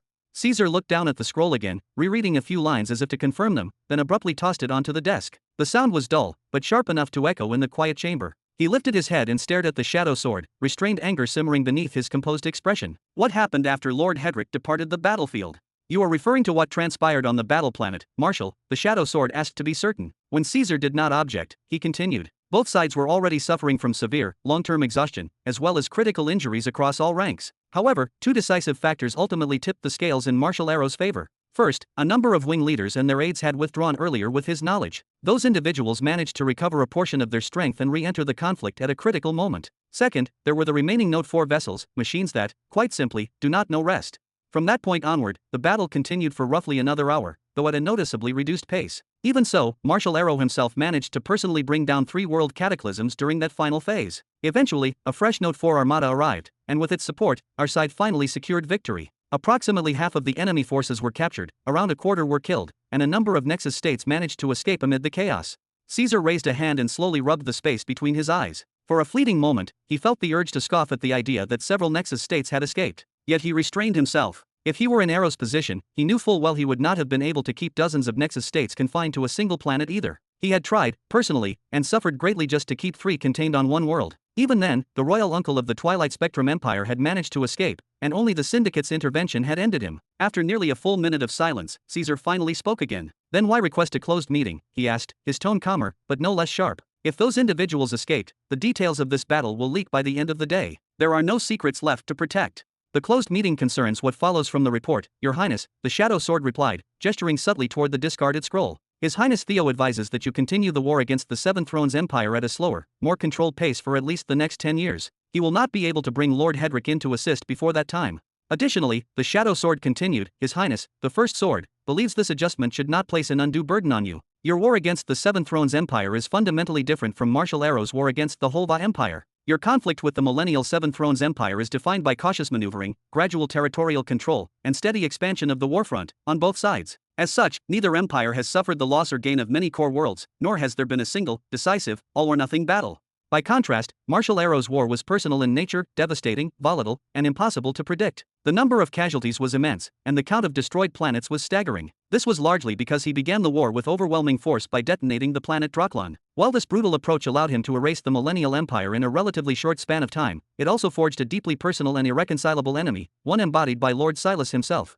So His Highness, the First Sword, is asking you to slow the pace, because you are fully capable of doing so. For instance, you might launch a single offensive per year instead of 6, while focusing more on defense and on strengthening and consolidating your army's forces, ensuring that your positions are secure and prepared for the long term. This will give time for conditions to align and for the right opportunity to arise, allowing him to invite Lord Hedrick to intervene once again, at a moment most advantageous.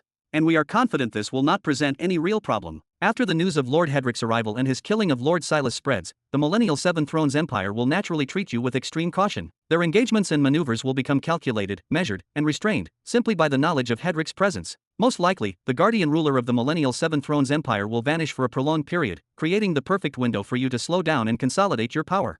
Ha!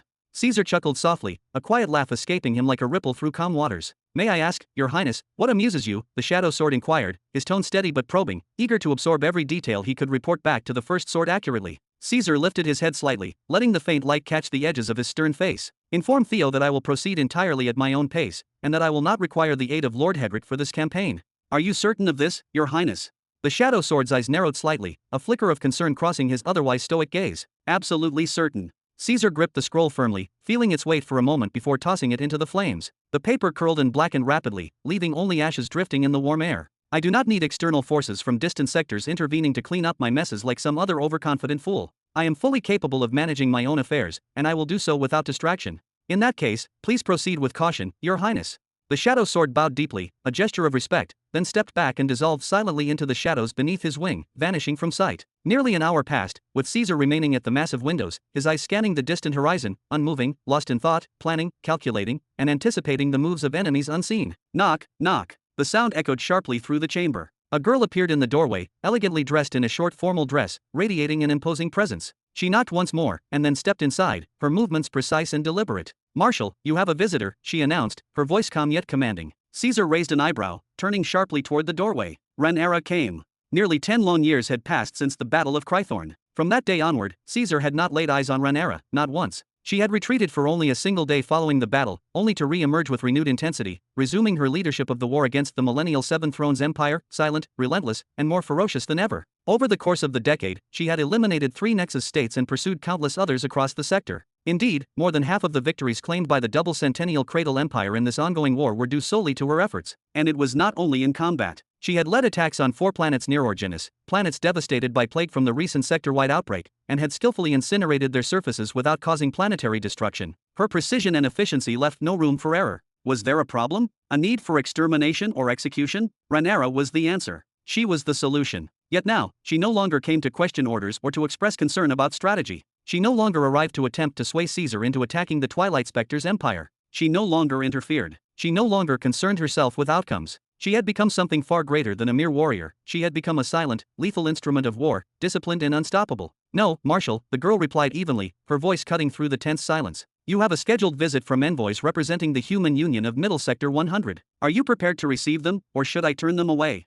Caesar's gaze lingered on the horizon, unflinching, for several long seconds. Then, with a faint, deliberate gesture, he waved his hand gently. Let them in. Chapter 1988. Virilion, Young Sector 101. Inside one of the underground chambers of the city, Sakar was kneeling as he always did, his posture rigid and disciplined, his claws resting calmly atop his thighs as though carved from stone. His presence alone was overwhelming. A thick, almost tangible aura radiated from his body, causing the 4th-grade spatial layer of planet Virilion to shudder violently with every slow inhale, only to ease and settle again with each measured exhale, as if the planet itself were breathing in sync with him. Directly before him lay a darkened patch on the floor, smeared with fresh blood that had only just begun to coagulate. The metallic scent lingered heavily in the air. Off to one side of the dim chamber, 3 additional bodies lay piled atop one another. Each corpse was dressed in attire that resembled priceless treasures, robes and armor infused with power. Their skin remained smooth and unblemished, as though they were merely asleep. Even the decapitated body lying nearby showed no signs of decay, looking almost like an artificial doll crafted for display. Yet they were all real. Every single one of them had been a great figure moments before death. Knock, knock. Brother, we need to talk. Sakar slowly turned his head toward the chamber door, which had been redesigned, taller and wider than before, to allow a demon to pass through without constraint. Brother Amon, enter. Excuse me. Even with the massive doorway, Amon still had to lower his head and angle his body as he entered, his huge, tightly muscled frame towering close to 4 meters in height. After taking a few heavy steps inside, he settled down onto his haunches. His gaze drifted toward the corpses at the edge of the chamber before he spoke again. You still haven't finished your last portion. Eating alone is not everything, Brother Amon, Sakar replied evenly, his tone calm and unhurried. After every feast, I deliberately spend time digesting the blood slowly, breaking it down and analyzing it. This process allows me to better understand my own limits and capabilities. Once I fully absorb the atlas of blood, it grants me an additional push forward. He paused briefly, then added in a quieter voice, You do the same, do you not? Ah, yes. Of course I do, Amon answered vaguely, his response lacking conviction. He quickly shifted the topic. I came to ask your opinion about something. I want to leave this place. Sakar raised his hands and clasped them together in front of his chest, remaining silent for several long moments. We have standing orders to remain here and continue expanding the millennial-shattering Meteor's empire. I don't believe you truly need me here anymore, Amon said, his rough voice carrying a note of restrained impatience. What we are doing in Young Sector 101 amounts to nothing more than bullying. The number of corpses we collect every single day far exceeds what we can consume. It has reached the point where even the cubs and the females are feeding on high-level energy cultivators. Our race has never experienced this level of abundance before. He continued, his eyes narrowing slightly. The number of cubs is increasing at an alarming rate. When we first arrived, we numbered barely 200 demons. Now our population has reached the hundreds of thousands, and it will only continue to grow from here on. I suspect that the Lord's Son ordered us to expand the millennial-shattering meteor's empire specifically to ensure we would have enough to eat, Amon went on. That objective has already been fulfilled. Although the empire now fully controls more than 3,000 planets because of our actions, it is our army that has grown stronger, not theirs. Every treasure we uncover is sent away with the shadow swords to benefit the Lord's other empires. He let out a slow breath. So, we no longer serve a real purpose here. Or at the very least, I no longer do. Nothing in the Young Sector poses a true threat to our existence except space beasts or the Blue Plague, and if either of those were to appear, I would not be able to intervene regardless. Amon lifted his gaze to meet Sakar's. That is why I wish to leave. Sakar fell silent for a long moment, deliberately making sure that Amon had completely finished speaking before finally opening his mouth. I understand that you envy Arrow and the son of the Lord, Caesar, he said calmly, but we are not them. We cannot afford to fight in the Middle Belt. Even if it is true that our armor fortifies and empowers our fighters, the reality remains that we would still be dangerously exposed before a great soul master of even moderate strength, or someone possessing specialized planetary-grade detection equipment, or even an experienced Nexus state who understands these matters well. And there is no need to even speak of the Law Dominators and the Royal Spirit Lords who have already begun waging war against the cradle and the grave. Any one of them would be able to uncover us with ease. Are we doomed, then, to remain forever in the Young Sector, brother? Amon bared his fangs, his jaw tightening. I feel filthy for being unable to appreciate the blessing as I say this. We live in comfort and abundance here, but... Amon clenched his fists with overwhelming force. But... Trust in the Lord. Sakar extended his hand and rested it firmly on Amon's shoulder, his voice steady. In the same way he once enabled us to reveal ourselves before world cataclysms and most Nexus states without being exposed or eradicated, he will one day find a way to bring us into the open before everyone. He then withdrew his hand and placed it back on his thigh. And if he does not, then that is fine as well. He is not indebted to us in any way. Hiding us here is protection for us before it ever becomes protection for him. If you were to appear in the Middle Belt, you would be the one who dies, not him. Amon nodded slowly, then stood up with visible irritation weighing on his posture. I'll go check the meat warehouses. You can continue with what you were doing. Amon. The massive demon paused, then turned downward in response. Return to Planet S1 in Young Sector 100. We have all been absent for far too long. That is where our primary army resides, the same force that has been attacking the sector's planets for hundreds of years. Several new demon kings must have emerged by now. Go and discipline them, correct their behavior, and show them the proper path, the path of absolute obedience to the Lord. Planets S1, S2, and S3 are the worlds that were granted to us as a homeland by the Lord himself. We must maintain firm control over them, and under no circumstances is a black plague to appear there, no matter what the cost. I want you to personally oversee the creation of civilized societies, similar to the ones you observed here. And now, you must silence every voice that dares to demand the annexation of those 3 planets into the galaxy. Demon worlds will never join the galaxy. We will not create unnecessary problems for the Lord. After a long stretch of time, Amon finally nodded. I appreciate it. I'll make sure the situation there is brought under control. Then he asked quietly, do you want me to do anything else?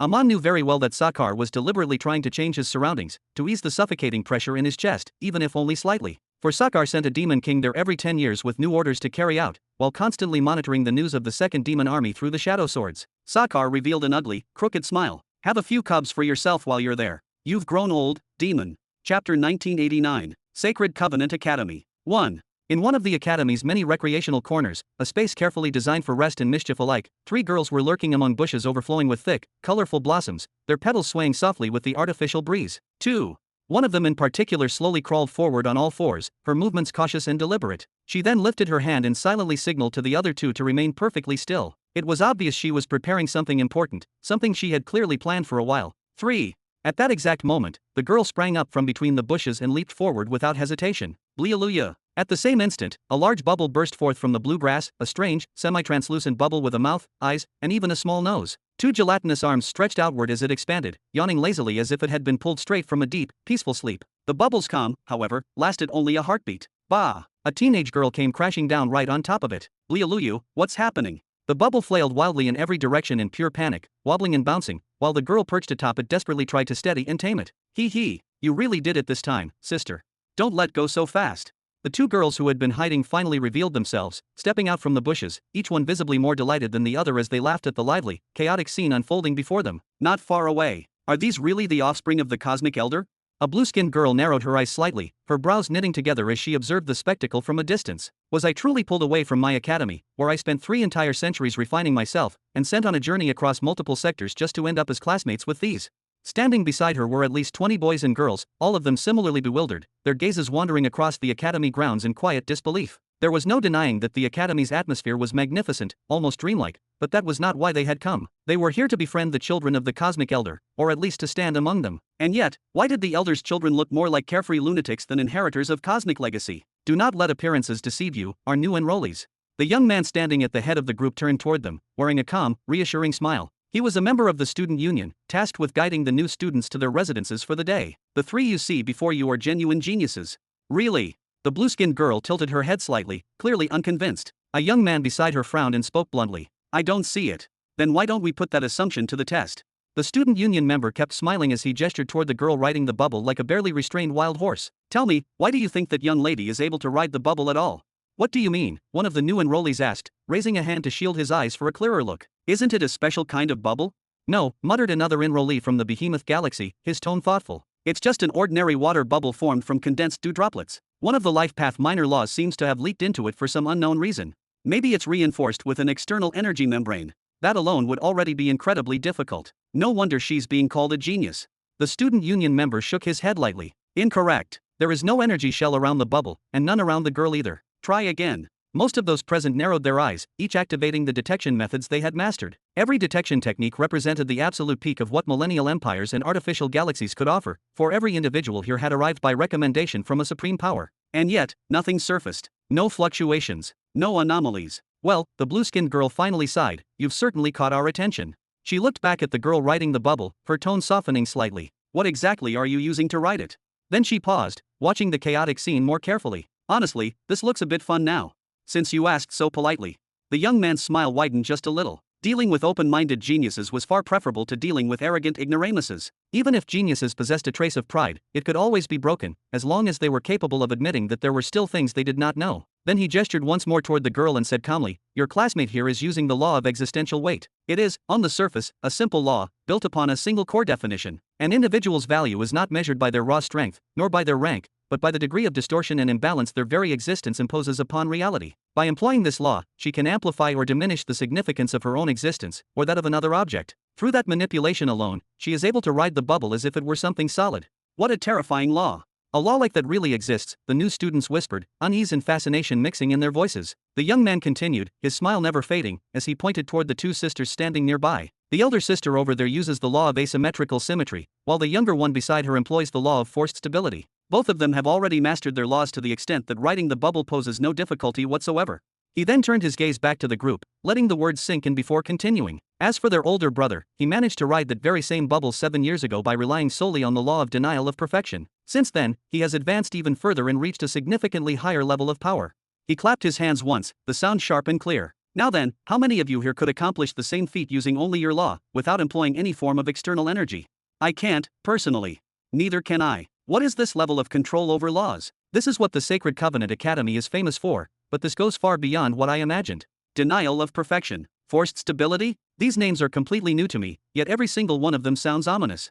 They seem somewhat related to the Master Law of Balance, don't they? Or am I mistaken? Wait, does the Master Law of Balance even have minor laws at all? Master laws aren't divided into major and minor branches, another student replied. They are a single, absolute law within their respective path. The blue-skinned girl's eyes gleamed as curiosity overtook her caution. She took a step forward. I want to go ask them about the origin of those laws. I want to know where such concepts even come from. The young man leading the group immediately raised his hand, blocking her path with a gentle but firm motion. The 3 sisters do not appreciate being questioned about their power by just anyone. Perhaps, if you become friends someday, you may be able to speak with them more freely. Just anyone, the blue-skinned girl snapped, waving her hand in irritation. Do you even know who my father is?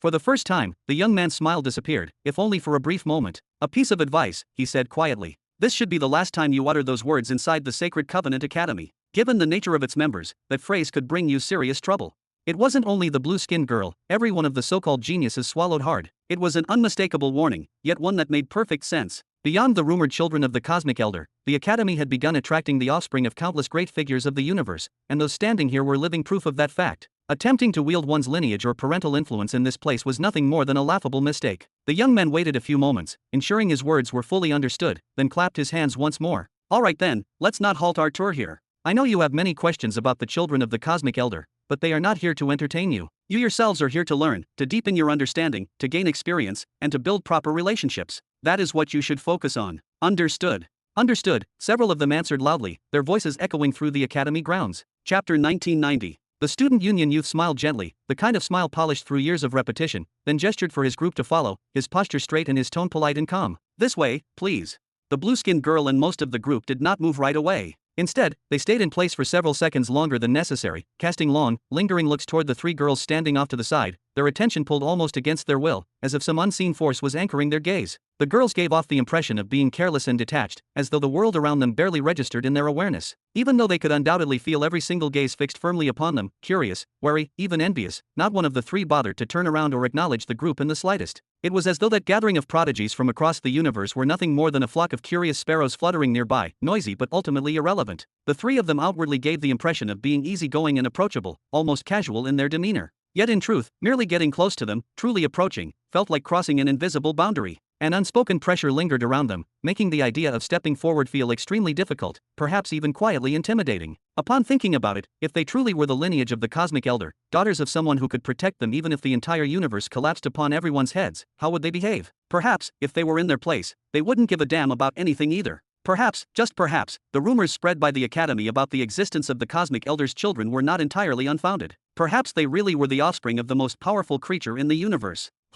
Almost at once, the brows of the onlookers furrowed slightly, confusion and unease creeping in as they sensed that something about this scene did not align with their expectations. At that moment, three boys casually walked up to the three girls with complete ease, their movements relaxed and familiar, as if there were no barriers between them at all. Laria, Darren, Zaira, you're here, one of them said naturally, his voice carrying neither hesitation nor reverence. The instructor has been looking for you everywhere. Caleb, Victor, and Faraday, the eldest sister broke into a wide, genuine smile, her earlier indifference melting away instantly. You didn't tell the instructor about our secret spot, did you? Of course not. One of the three boys shook his head lightly, then tilted his chin upward, glancing toward the sky with a faint grin. Congratulations on riding the bubble, Zaira. How long have you been up there this time? A full 30 seconds, the girl above replied with undisguised excitement, her voice echoing lightly. I want to reach a full minute today. Then I'll join you and keep you company, the young man called Faraday laughed, leaping onto a nearby bubble without the slightest hesitation. He mounted it with remarkable ease and smoothly guided it until it floated right beside Zaira, the two bubbles swaying gently in the air. Meanwhile, the four who remained on the ground began chatting among themselves about various things, their conversation light, animated, and utterly natural, mostly revolving around the instructor and the lesson they had slipped away from just a short while ago, as if skipping it were a trivial habit.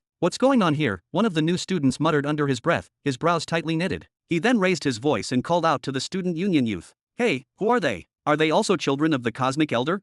Of course, he was asking while already knowing the answer. Those exchanged glances, the subtle shyness, the quiet laughter, the effortless familiarity, none of that was normal between siblings. These people were definitely not related by blood. The student union youth came to a stop, turned toward the floating bubbles, and smiled faintly, as though this reaction was entirely expected. Oh, they're siblings from the Burton family. You'll get to know them gradually as your days in the academy go by.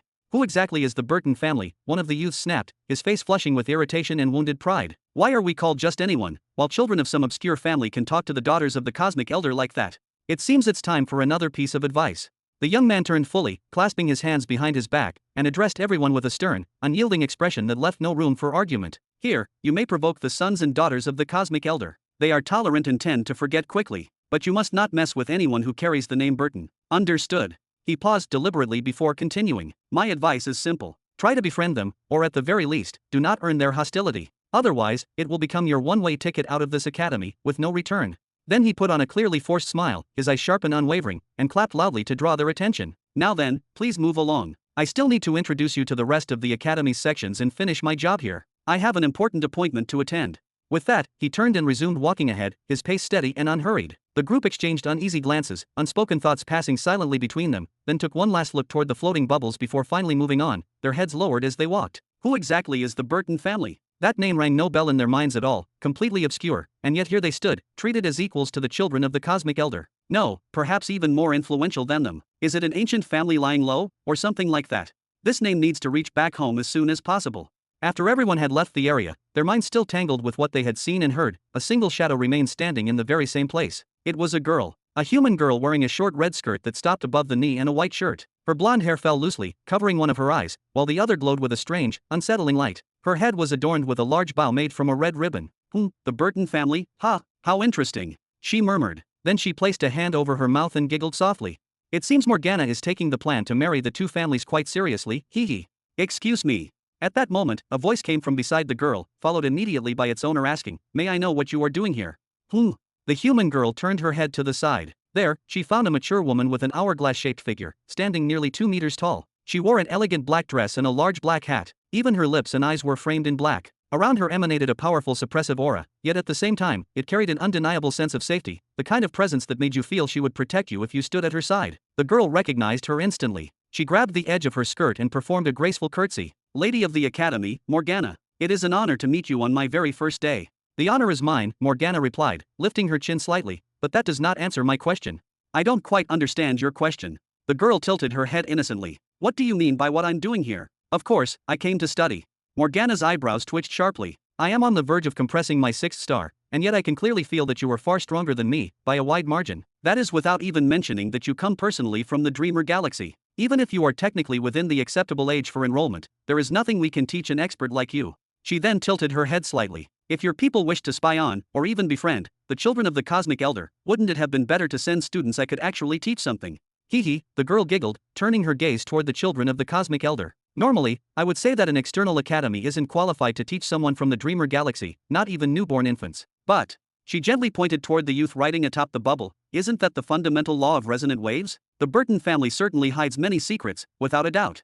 Your name is Timari, correct?" Morgana narrowed her eyes slightly. "I don't want any trouble here." "Of course. Who would dare cause trouble in the stronghold of the Cosmic Elder and Lord Human?" The girl raised both her hands lightly in surrender. "I came entirely of my own will just to check the situation. Maybe I'll leave today, maybe tomorrow. The day I start to feel bored, I won't stay a second longer." She then turned her back to Morgana and began walking northward. "Now, if you'll excuse me, I still want to finish that little tour with the Student Union president." Chapter 1991. Mid-Sector 98. A palace above the clouds. That was the only phrase that could truly do justice to what unfolded within that breathtaking scene. Though there was no conventional palace, no towering walls, no grand halls or spires, there, amid the layered clouds of that planet, existed a single colossal cloud that appeared endless, as though it had neither a beginning nor an end. Resting upon it was a lone, towering throne formed entirely of condensed clouds, elevated and austere, and seated upon it was but one solitary figure. The sorcerer behemoth, Zargal. Yet the sorcerer showed no sign of peace or satisfaction as he watched the countless planets drifting around him like obedient moons bound by invisible chains. Positioned at the very heart of the Spell Galaxy, a massive congregation of 25,000 planets, it would not be an exaggeration to say that there was no true void left in the heavens. Wherever one's gaze turned upward, it inevitably landed upon a planet, each with its own defining traits, its own wealth and resources, a vast, heavy world worthy of carving a place within the galaxy. No, Zargal the sorcerer had not seated himself upon that lofty throne merely to admire the view or lose himself in idle contemplation. He was observing. His narrow, sharp eyes pierced effortlessly through layers upon layers of planetary bodies. By linking directly through the souls of the planets themselves, he examined everything within his domain with chilling ease. He reviewed planetary yields, weapons manufacturing facilities, military shipyards, ports for warships and support vessels, and the barracks housing his innumerable armies. His inspection continued methodically, relentlessly, until at last he raised his head ever so slightly. Even after issuing commands to deploy his vast forces in 2 separate directions, his galaxy remained overwhelmingly powerful. He still possessed more than enough strength to stand tall among the majority of behemoths. Such was the undeniable advantage of wealth. There were behemoths stronger than him in raw might, that much was true. But in the event of a full-scale war, the number of behemoths truly capable of overpowering him could be counted on one hand. And all of it came down to money, to the scale of his armies, the destructive force of his weapons, the sheer size of his arrays, and the staggering number of talismans and spells under his control. Zargal the sorcerer slowly closed his eyes, lifting his chin toward the vast heavens above. "At last, I will become the 3rd behemoth in history to control more than a single sector." A barely noticeable smile curved his lips, small, restrained, yet brimming with ambition. "Many are attempting it even now, but I will be the first to succeed. Mid-Sector 97 and Mid-Sector 99 will belong to me, and very soon." Several millennial empires occupied Mid-Sector 97, while Lord Human, who had emerged like a festering tumor, plagued Mid-Sector 99. Each sector carried its own unique troubles, yet none were severe enough to truly obstruct his advance. No matter how wealthy Lord Human might be, he would not be able to convert that wealth into a force powerful enough to repel him in the near future. Without competent subordinates to execute his will, money alone was nothing more than idle numbers. Over the past 10 years, ever since Lord Human announced those 4 projects, the fleets of the Spell Galaxy had been steadily mobilized. Armies had been amassed along the borders of Mid-Sector 97 and Mid-Sector 99, tightening like a noose. By the end of this week at the latest, both sectors would be invaded under the pretext of enforcing peace, after internal wars within the regions had escalated to unbearable levels. The inhabitants of the sectors would undoubtedly welcome him once the propaganda campaigns began, proclaiming that he had come as a savior. They had grown utterly exhausted from the wars that flared up day after day without end. Meanwhile, the traitors he had carefully planted within the sectors would clear the path for his forces, providing secure footholds, safe zones from which his armies could stabilize, regroup, and then surge forward to fully subjugate both regions. And once he imposed peace, he would not leave. It was a tired, overused narrative, but one that was reliable, effective, and unfailingly successful. Poof! At that very moment, a figure clad in a pale-colored robe tore through the massive cloud, abruptly shattering the serene and immaculate panorama. He descended swiftly, landing on one knee, pressing both hands forward in formal submission. "O exalted one, there is urgent news." "What happened?" Zargal the sorcerer's brows snapped together sharply, irritation flashing through his expression at having this moment interrupted. "The silent farewell phenomenon has been detected throughout Mid-Sector 99, the man reported rapidly, his voice tense and controlled. "And we have confirmed that Guardian Silas has been killed." "What did you just say?" Zargal's voice rose, sharp and dangerous. "How is that even possible? The doubled Centennial Empire of the Grave does not possess a single individual powerful enough to kill Silas." His gaze narrowed. "Are you absolutely certain of this report?" 100% certain, the kneeling man replied without hesitation. "It was Lord Hedrick of Mid-Sector 101 who struck the killing blow, confirmed unanimously by all witnesses present." "Hedrick." Zargal slammed his fist into the arm of his throne, the clouds beneath it rippling violently. He could no longer maintain his composure, and the calm authority on his face shattered into raw fury. Robin Burton. So he was not the only one who had decided to play openly. Robin Burton had begun moving his pieces across the entire board without restraint, and what a terrifying piece it was. With a single decisive move, Robin had erased Zargal's entire presence in Mid-Sector 99, sending a brutal message to every power watching from the shadows. Any newcomers were warned clearly and mercilessly. Lord Hedrick, the son of destruction, could return for them as well, and next time, there would be no mercy. "You made the mistake of your entire existence when you challenged me, you insignificant truth chosen." Sorcerer Behemoth Zargal raised one hand with crushing force. The sun hanging in the sky trembled and shifted slightly under the pressure of his will alone. "Recall half of the armada assigned to the invasion of Mid-Sector 97 and immediately reinforce the armada designated for Mid-Sector 99.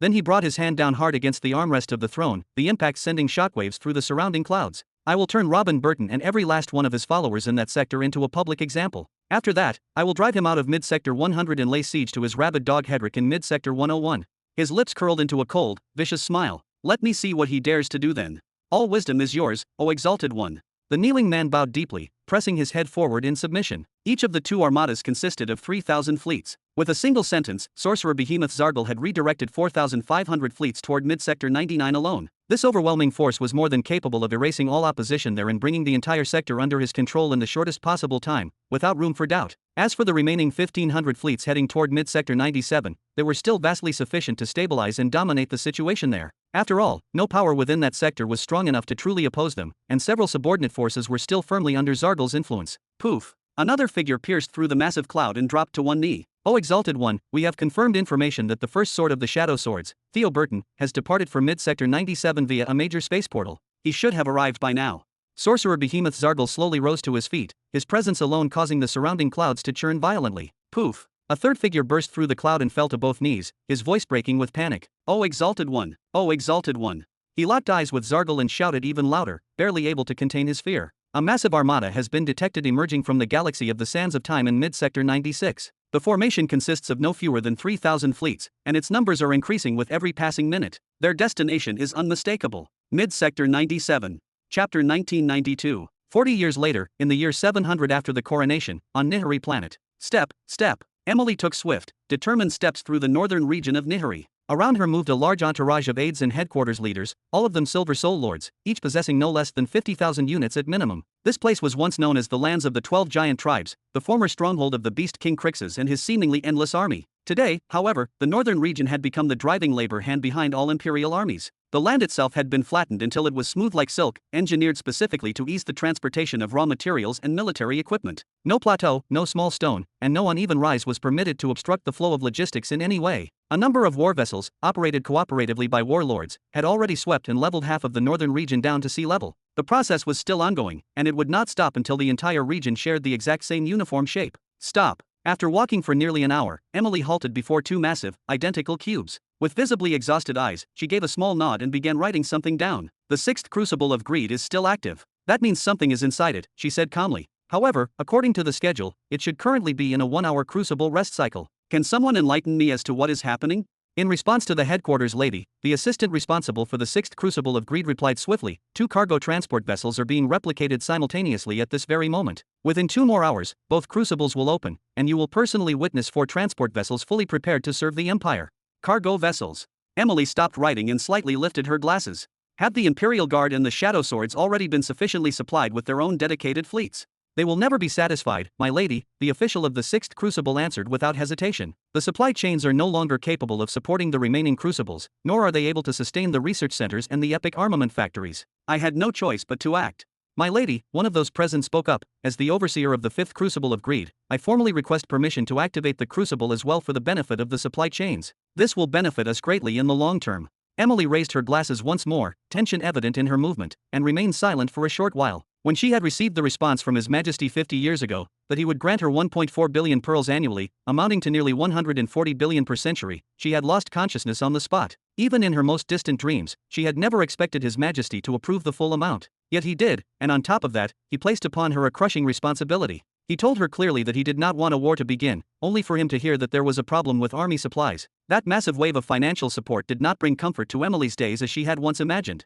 Instead, it burdened her with an even heavier obligation to make optimal use of every single pearl in the most efficient way possible. Only then would she have a proper answer ready, should a genuine shortage of weapons ever arise during wartime. The Great Commercial Alliance in Mid-Sector 100, whom she had previously pressured for 100 million pearls per year, she contacted them again and demanded a renegotiation, raising the deal to no less than 300 million annually. The 16 powers were struck with dread and fear, convinced she must be joking. After all, in their eyes, the original offer of 10 million pearls per year had already been an act of coercion, and an enormous demand in itself. But she was not joking, not in the slightest. Emily finalized the deal and proceeded to purchase at those lowered prices for several consecutive years, relentlessly and without pause, until she had completely drained every last warehouse they owned. Faced with an unprecedented influx of wealth, they used the funds to buy from neighboring sectors in overwhelming quantities, expanding their operations far beyond their original scope. Eventually, this desperation drove them to form an alliance with Lord Shadoweye, the man who openly enjoyed calling himself Morgana's dog, in order to secure the resources they could no longer obtain alone. Naturally, Lord Shadoweye offered his assistance with visible restraint,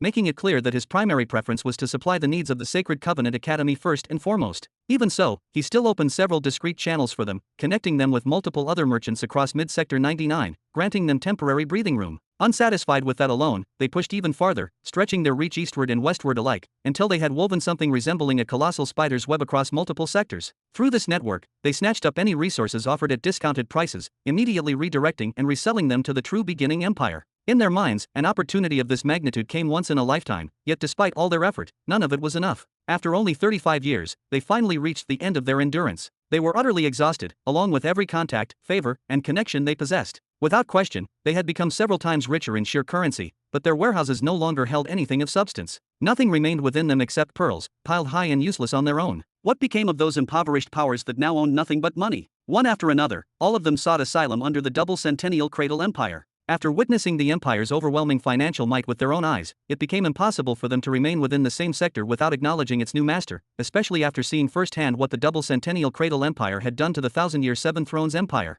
Resistance, or even neutrality, was no longer an option. These powers went on to reinforce the commercial culture throughout all of Robin's subordinate empires. They actively began leveraging their old relationships and influence to gather even more resources, but this time, those efforts were directed toward Marshal Caesar rather than headquarters itself. They simply no longer possessed the capacity to support headquarters directly. All of this unfolded while Emily herself barely used 700 million annually out of the 1.4 billion pearls allocated to her. She cleared her outstanding debts with 400 million and spent an additional 300 million pearls, yet even then she had triggered a deficit that shook entire sectors and drove multiple powers to their knees, without a single arrow ever being loosed. And still, 700 million pearls continued to accumulate every year within the treasury, piling up relentlessly, while she had no clear idea of how to make proper use of it. This was the sheer scale of wealth she now had to manage. This was what stole sleep from her nights and returned the darkness beneath her eyes. Emily no longer knew what she should do to exploit these funds in the manner His Majesty truly desired, without risking a future where he would look back and blame her for negligence or wasted potential. After the bankruptcy of those 16 powers, Emily was forced to search for new partners willing to trade at far higher prices.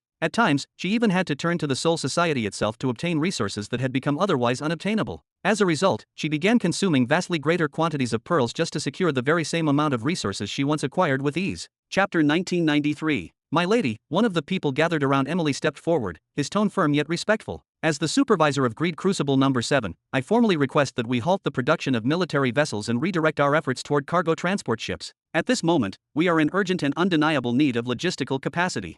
Without a solid infrastructure capable of supporting everything else, another person added while nodding, the military industry itself will inevitably slow down and eventually come to a standstill. Constructing Phantom Shadow 2 vessels for the Shadow Swords and Rapid Intervention 1 vessels for the Imperial Guard, aside from being extraordinarily expensive, consumes an immense amount of time due to the sheer complexity of their internal structures and layered systems. These vessels are nothing like the Note-class ships, where we can assemble an entire fleet of 511 units within a single standard year. We are able to achieve such numbers per crucible annually only because the small and relatively uncomplicated Flood Note 4 is designed for rapid, streamlined production, the man continued. What truly devours our time are the Destruction Note 4 warships and the Supremacy Note 4 command vessels. He glanced around the gathered officials. As for a single Phantom Shadow 2 or Rapid Intervention 1 unit, it rivals a Supremacy Note 4 in both required resources and construction time. One vessel alone takes weeks of uninterrupted work to complete.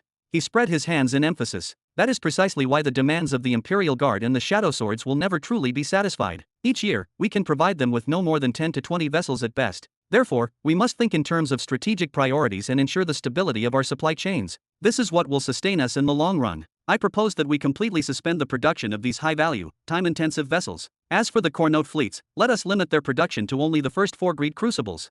Where is Zaha? Emily slowly scanned her surroundings, her voice calm but weighted with authority. I want to hear her opinion as well.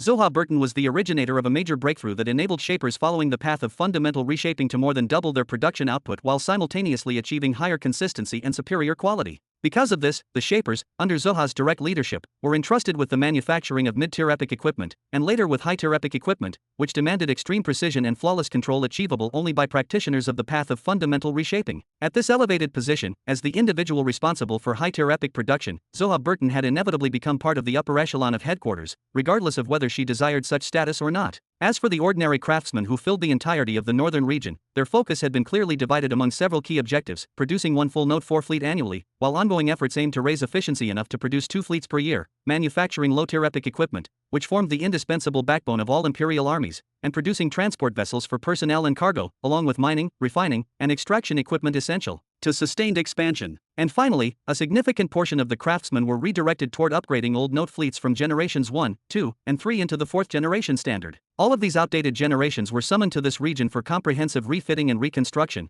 while newly manufactured vessels emerging from the Greed Crucibles were dispatched to replace them on active duty. Although noticeable differences in size and external design existed between the various generations, the upgrades focused on integrating elemental cannons, reinforced hull frameworks, and multiple layers of defensive shielding. While these improvements could not fully compensate for the raw size advantage used to transport additional troops and heavy weaponry, they greatly enhanced each vessel's survivability and combat effectiveness in space, and that was the priority above all else. Soon, every Note fleet would stand as a 4th-generation force, forged through the relentless labor and discipline of the northern region's workforce on Nihari. I'm here.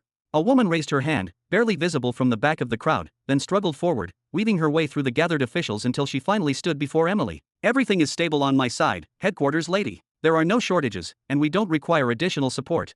I'm aware of that, Zoha. Emily offered a calm smile to the girl with striking black and white hair. Zoha Burton almost never asked for anything. She had a reputation for solving her own problems before they could even surface. Still, I want your opinion. What do you think about halting the production of war vessels in 3 Greed Crucibles, temporarily, in order to reinforce and expand our infrastructure? Zoha gave an awkward, restrained smile as every gaze in the area turned toward her at once. I'm not sure it's appropriate for me to comment on strategic allocation, she said hesitantly, but since the headquarters lady specifically asked for my thoughts. Her expression slowly shifted, and she looked directly at Emily with a trace of seriousness. Strengthening the infrastructure, toward what end, exactly? What kind of question is that, Zoha? Several people around them shook their heads in quiet disappointment, some exchanging looks as if her answer should have been obvious. Let her continue. Emily raised her hand, silencing the murmurs. She had noticed the way Zaha looked moments away from wishing the ground would crack open and swallow her whole from embarrassment. The situation is fairly straightforward, the head shaper continued after a brief pause. At present, we obtain our raw materials from 2 primary sources. The first is external procurement, through our branches in the Cradle and the Grave, where we purchase what we need from the Mid-Belt via the Soul Society and other massive commercial organizations. This became our main channel after all of our close partners withdrew and declared bankruptcy on the resource front. The second source, she went on, is internal extraction, drawing everything we can from the planets under our direct control. In theory, we already possess enough planets to supply up to 95% of our total needs, provided they are exploited to their fullest potential. However, that theoretical maximum has not been realized. She paused briefly, organizing her thoughts. Regarding the first source, infrastructure improvements here will not meaningfully affect it. Orders reach the cradle and the grave using the transport fleets of the trading parties themselves. From there, we already maintain a surplus of cargo vessels capable of moving those materials back to us efficiently. In short, that pipeline is stable and not our bottleneck. As for the second source, Zoha's eyes hardened, her tone growing more focused. Planetary development has already reached a practical ceiling. The headquarters lady invested heavily in upgrading mining operations, optimizing transportation routes, and improving labor conditions. As a result, our annual raw material output surpassed 1 billion pearls, a figure far above the normal baseline. But that growth has now plateaued. Why can't it be pushed further? One of the officials interjected, frowning deeply. Isn't relying on our own planets better, and more cost-effective, than continuous purchasing? It is better. And cheaper, Zoha replied with a nod, raising a single finger for emphasis. But only within certain limits. And that limit is the number and distribution of planets within the Nihiri galaxy itself. No matter how much we refine our mining techniques, or how many additional transport vessels we deploy, Zoha continued, her voice steady, the gains will be negligible as long as the planets remain spread too far apart. These infrastructure networks are only truly efficient on a galactic scale. Within that scope, our current system is already highly optimized. She shook her head slowly, then delivered her conclusion. The solution is not producing more ships, nor endlessly upgrading mines. The real answer is relocating more planets into Nihiri's vicinity. Chapter 1994. Everyone around Emily furrowed their brows a little deeper and lowered their gazes to the ground. It was not mockery, nor was it anger. Rather, it was a complicated mix of reactions. Some were genuinely chewing over Zoha's words, replaying them again and again in their minds, while others clenched their teeth tightly, overwhelmed by a familiar, suffocating sense of powerlessness. Nearly 3 full centuries had passed since the Empire first received 4th-grade planetary displacement equipment. In all that vast stretch of time, fewer than 600 planets had been successfully relocated to orbit around Nihiri. And yet, among the entire economic output of all forces subordinate to His Majesty Robin Burton, the single greatest contributor, by an overwhelming margin, was precisely those 600 planets. The cradle and the grave, each boasting close to 4,000 planets of their own. The remaining worlds of Young Sector 99 and Young Sector 100, which together were nearing a combined total of 5,000 planets, all of them, when placed on one side of the scale, were still outweighed by Nihiri and the planets circling around it. This outcome was only natural. Those planets existed in a state of extreme harmony and mutual integration. What one planet lacked could easily be supplied by its neighbor. A single space freight vessel could traverse the galaxy and reach any of those worlds within mere minutes. More importantly, everything the northern region of Nihiri required, raw materials, refined resources, personnel, equipment, arrived almost instantly, without delay or bottleneck. But still, Zoha, you're always so immersed in your work that you end up drifting away from reality sometimes. One of those present sighed heavily, rubbing his temples. It's not that we haven't thought about this. And it's definitely not because we're stupid. We don't think about it because thinking about it leads nowhere. Another woman in the group shook her head slowly, her expression tired. 4th-grade planetary displacement equipment brings us 1 planet every 6 months. If we downgrade to purchasing 2nd-grade equipment, we'd be lucky to get 1 planet every 30 years. 3rd-grade equipment would manage 1 planet every 5 years at best. They're practically useless unless we somehow buy every planetary displacement artifact available on the market. Does anyone even sell them? Someone muttered bitterly.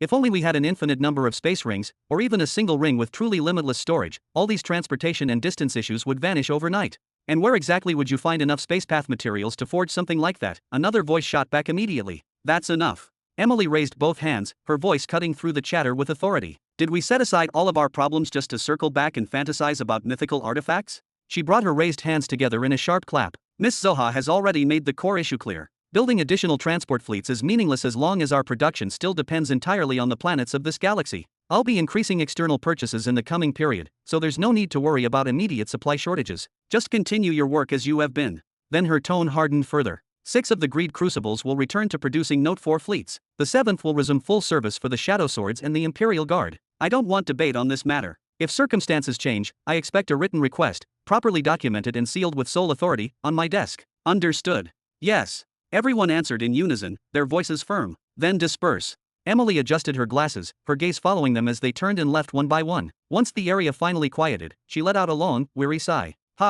She turned back toward the Greed Crucible, forcing herself to resume writing notes and calculations. But it didn't last. After only a few seconds, her pen slowed, then stopped entirely. She moved to a quiet corner, lowered herself to the ground, and sat there weakly, shoulders sagging as the weight she had been carrying finally pressed down on her. This was simply too much. The Empire's production machinery had begun to spin at such a terrifying, almost apocalyptic speed that its massive gears were wearing down under the relentless friction, grinding mercilessly against one another, sparks flying at every turn, and threatening to shatter completely at any given moment. The very hum of the engines carried a sense of impending doom, echoing across the vast industrial complexes like the heartbeat of a world teetering on the edge. Skilled labor was abundant, their hands precise, their minds sharp, and their commitment unwavering. Ideas flowed endlessly, overflowing from the minds of engineers, strategists, and inventors alike, each one more ambitious than the last. Money, seemingly infinite, circulated through the Empire's coffers, ready to fund any venture, any experiment, any audacious design. Even raw materials existed in sufficient quantities: metal, energy cores, rare alloys, and exotic compounds, all waiting silently, patiently, for the hands that could transform them into epic artifacts of war and peace alike.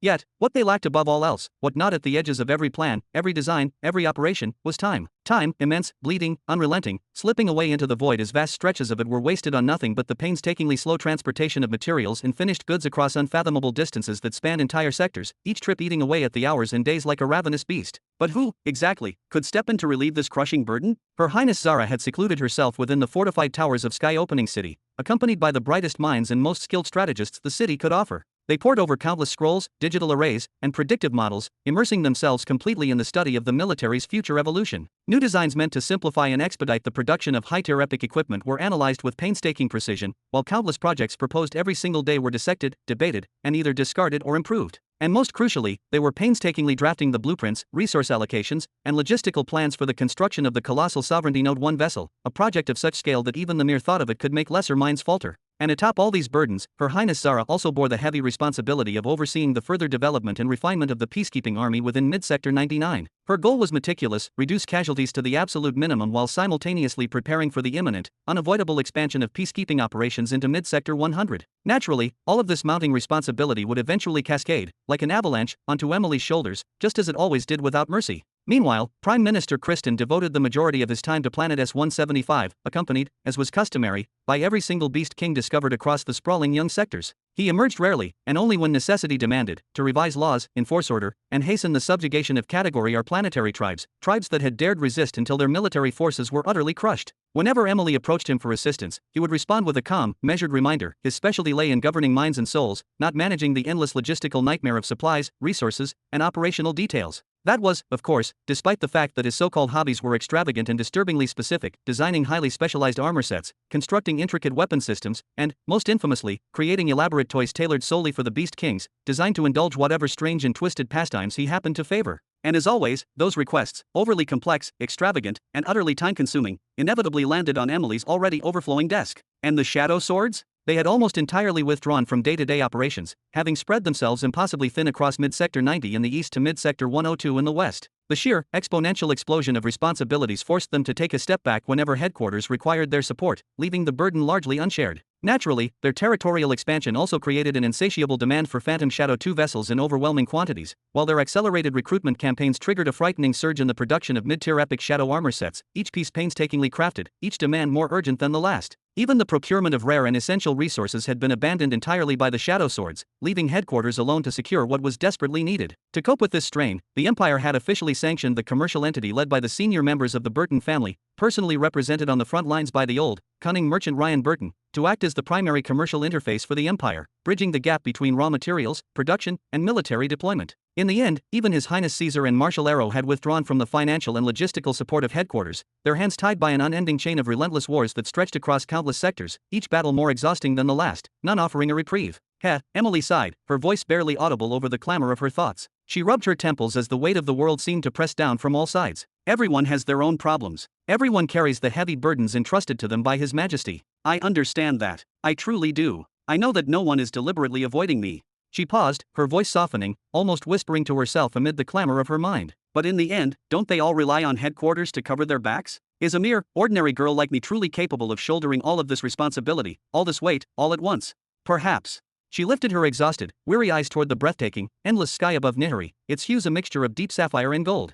It is, perhaps, time to take a short, well-deserved vacation. Chapter 1995. Medium Sector 100, Planet Krythorn. Just half a century ago, this planet had stood as one of the towering fortresses of the Twilight Spectrum Empire, a shining jewel in the crown for the Centennial Empire at that time, even though it had never been the actual capital. Every ridge, every canyon, every stretch of land was imbued with untold potential. Every handful of dust brimmed with energy, pulsing invisibly with essences so potent they could nurture nearly every type of terrestrial treasure known across the sectors. The air itself seemed thick with latent power, humming with whispers of possibilities yet unrealized. 50 years ago, those treasures increased by one, right before the catastrophe struck the ruling class of the Twilight Spectrum Empire. Planet Krythorn received something beyond comprehension, a gift from the savage behemoth galaxy itself. They were given a pool forged from the blood of polar aurora foxes, infused with the immense, tangible power of a nexus state. Yes, foxes, plural. Entire lineages, entire bloodlines, for the savage behemoth had an entire family of that rare and mystical species. Not only that, but he had handed over 10 vials of polar aurora fox blood, each carrying the overwhelming force of the domination realm, 10 vials from a beast emperor.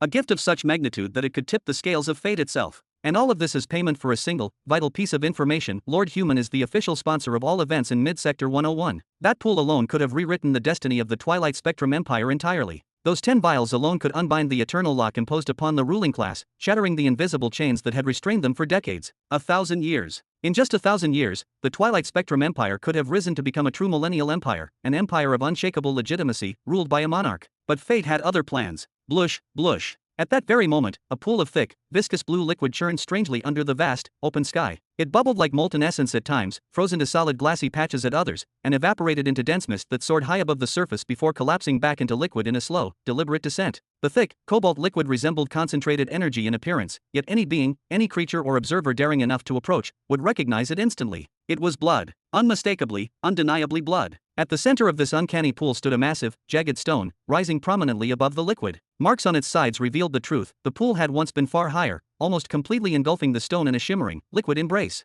Now, it had shrunk to half its former height, half its former glory, leaving the stone exposed to the elements above. And atop that pool, balanced upon the central rock, amidst all the restless, infinite motions of the liquid, sat the silhouette of a woman. 9 tails fanned behind her, swaying with a life of their own. She radiated calm focus, yet the air around her hummed with barely contained energy. Rhaenyra inhaled deeply, drawing in a breath so profound it seemed to pull the very atmosphere into her lungs. The pool responded immediately, rippling violently, as if it recognized the force within her. As she exhaled, waves of undulating energy radiated outward, cascading across the surface like shockwaves in slow motion. Her eyes, glittering with an inner brilliance, snapped open. She reached for one of the 4 vials beside her, each filled with thick, jelly-like blue liquid. Without hesitation, she lifted it to her lips and emptied it all in a single, deliberate gulp. Ba-dump. Ugh.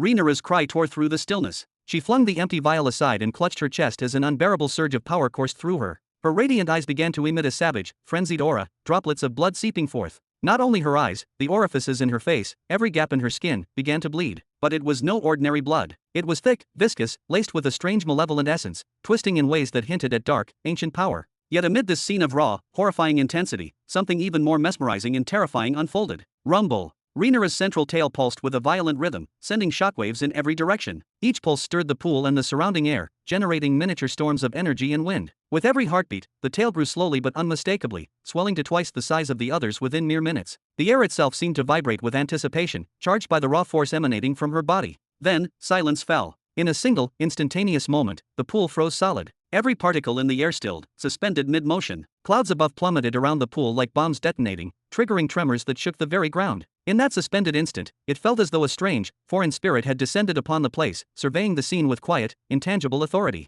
And then, just as suddenly as it had appeared, it vanished, leaving behind only the eerie calm of a world momentarily touched by forces beyond understanding. About an hour later, whoosh! A shadow appeared in the sky, gliding gracefully from a distant horizon. It wavered slightly, twisting midair before beginning its steady, deliberate descent toward the blood-red pool below. The air around it seemed to ripple with faint currents of energy, carrying whispers of power that stirred the atmosphere. The owner of the shadow, a woman with 9 long, sinuous tails, instantly furrowed her brows as she spotted something atop the central stone. She murmured, her eyes narrowing in concern. Then, with a sudden sharpness, she opened them fully, the glow within them piercing the surrounding haze. My lady! Bah! The 9-tailed woman landed with controlled force beside Rhaenyra, who appeared like a lifeless, blood-stained doll, her body limp, her breathing shallow. Without hesitation, she scooped Rhaenyra onto her lap, pressing her gently yet firmly against her body. Energy began to surge from her hands, coursing in dazzling arcs of light as it entered Rhaenyra's body, filling her veins with warmth and power. Wing lady! My lady! Rhaenyra remained completely unconscious, utterly unresponsive, but at least she was alive. Once the woman confirmed this, a heavy sigh of relief escaped her lips. Yet even as she exhaled, her sharp gaze fell upon the remaining vials beside them, only 3 now. A shadow of worry crossed her features, and she glanced back at Rhaenyra with a mix of sorrow and frustration. Again, my lady? Do you truly wish to kill yourself? Her voice was heavy with exasperation, but beneath it lingered a thread of deep care. Understanding the urgency of the situation, the newcomer retrieved something from her void ring, a tiny, finger-sized vial glowing faintly with swirling energy. She brought it carefully to Rhaenyra's lips, tilting it so the contents could flow slowly. Gulp, gulp, gulp. Rumble, rumble. The instant Rhaenyra swallowed the entire dose, her body erupted in waves of power that radiated outward like shockwaves, violently agitating the surface of the blood pool. Massive waves lapped against the jagged stone, sending sprays of red liquid cascading into the air. Even the woman holding her had to squeeze her eyes shut and plant her legs firmly, bracing against the surging energy to avoid being flung backward by the force. Ah, she groaned, muscles trembling. Within moments, Rhaenyra's bloodied skin began to shimmer with a faint, ethereal light. The layers of dried blood evaporated in curling wisps of crimson mist, lifting from her eyes, her mouth, her ears, her hair, leaving her skin glowing, almost pure. Her central tail, the largest and most swollen of the 9, reacted next. It contracted slowly, compressing back to its natural form, yet even in this return to normalcy, it radiated far more power than the other 8 combined. Every pulse of energy hinted at the immense force bound within it, the embodiment of the law of frost itself. A soft, almost melodic moan escaped Rhaenyra's lips. Her pained expressions melted away, replaced first by innocence, then by something resembling pure pleasure, as if the elixir she had consumed carried the taste of a paradise beyond the physical world. Waves of energy radiated from her body, distorting the air around her, sending ripples across the pool's surface, and igniting a low hum that resonated in the rocks themselves. Finally, after countless fluctuations and transformations, her body stabilized. Her eyelids twitched, then lifted, revealing eyes that gleamed with newfound clarity. For a moment, she was stunned, her gaze fixing on the figure before her. "Solter, what are you doing here?" "I came to save you from death, as it seems," replied the 9-tailed woman, a soft, relieved smile touching her lips. She extended her hands, helping Rhaenyra sit upright with care, guiding her back into a proper seated posture. The woman named Solter's brow remained furrowed as she adjusted her stance, sitting her up straight, and only after that did she speak. "A whole vial this time. What are you trying to prove?" Chapter 1996. A whole vial this time. What exactly are you trying to prove? "You're the one blaming me, Solter." Rhaenyra's lips curved into a faint, tired smile, exhaustion still etched across her features. Her chest rose and fell with heavy, uneven breaths. "Wasn't it you who drank from this pool like a sponge, absorbing every last drop you could until your 9th tail finally stabilized and you broke through as the second nexus state within the wing of the 9 paths?"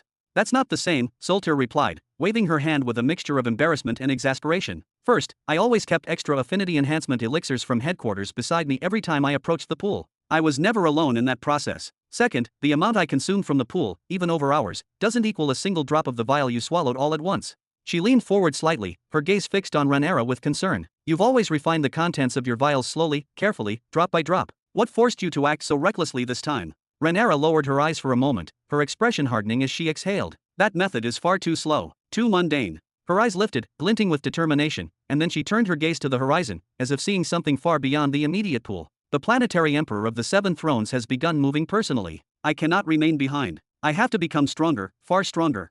You are already at the peak of the Nexus state. No one among our ancestors ever reached this level." Solter's voice rose, tinged with urgency and awe. "Not enough." Rhaenyra snapped sharply, her voice cutting through the heavy air. Her 9 tails twitched and flicked behind her, and her eyes ignited with murderous intent. "The head of the 7 thrones emperor is mine. It must be mine." Solter's eyes flared for a moment in a flash of disbelief and fear, then softened, transforming into understanding and a hint of pity. Since Alina's death, Rhaenyra had existed in a strange, perpetual state of competition. She would always set a single target for killing, pouring every ounce of effort, every shred of life, into tracking and destroying it. When the task was completed, she would feel a hollow emptiness for days, wandering through a silence only she could hear. Then, without pause, she would set her eyes on a new target, moving relentlessly onward. This cycle had continued until she achieved a breakthrough at the peak of the Nexus state, aided by the periodic affinity enhancement elixirs from headquarters. At that level, it was nearly impossible to find an equal within the Nexus state realm. And when her planetary-grade weapons and equipment were added into the equation, even a half-step into law domination could not match her under normal circumstances. In this state, Rhaenyra now set her sights on a far greater target, one that dwarfed any challenge she had faced before. She set her eyes on a guardian. You cannot approach the task of killing a guardian the way you handle the rest. This isn't something you achieve through sheer perseverance and bloodlust alone. The gap is enormous, Solter said, shaking her head as if trying to shake away a storm. She pointed toward the pool, warning sharply, and stop drinking that blood. It isn't 9-tailed fox blood. Your body has extreme resistance to it. You could actually kill yourself if you push it too far.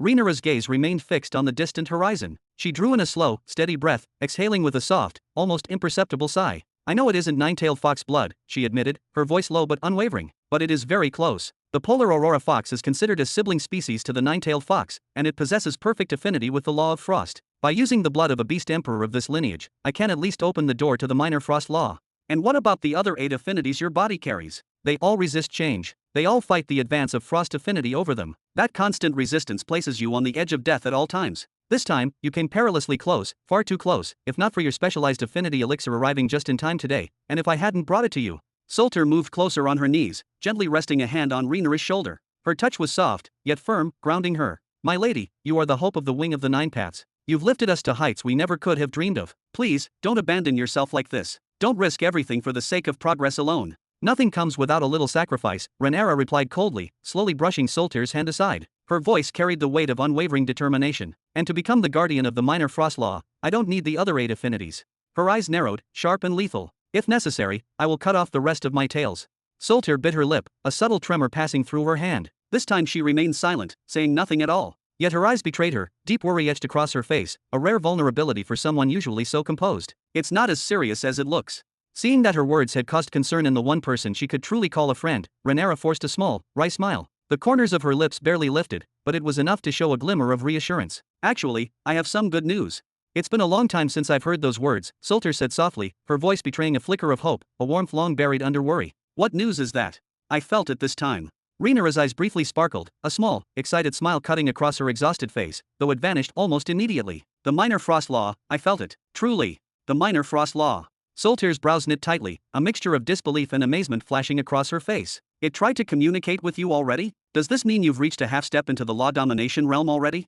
Shush. Rhaenyra raised a finger to Solter's lips, silencing her companion. Her gaze was sharp, commanding attention despite the faint exhaustion shadowing her features. Do not share that information. I do not want anyone breathing down my neck before it is fully complete. But, yes. She lifted her chin slightly, letting her aura of determination flare. I am a half-step law dominator. Solter's eyes widened, sparkling with excitement as her joy spilled over uncontrollably. Her hands shook slightly, and the air around her seemed to hum with her happiness. Someone of their bloodline, one of their own, could soon become a law dominator. This was monumental, a breakthrough that would change their very fate. The important thing, Solter, Rhaenyra said, her tone softening slightly, grounding the flurry of excitement around them. What about my request?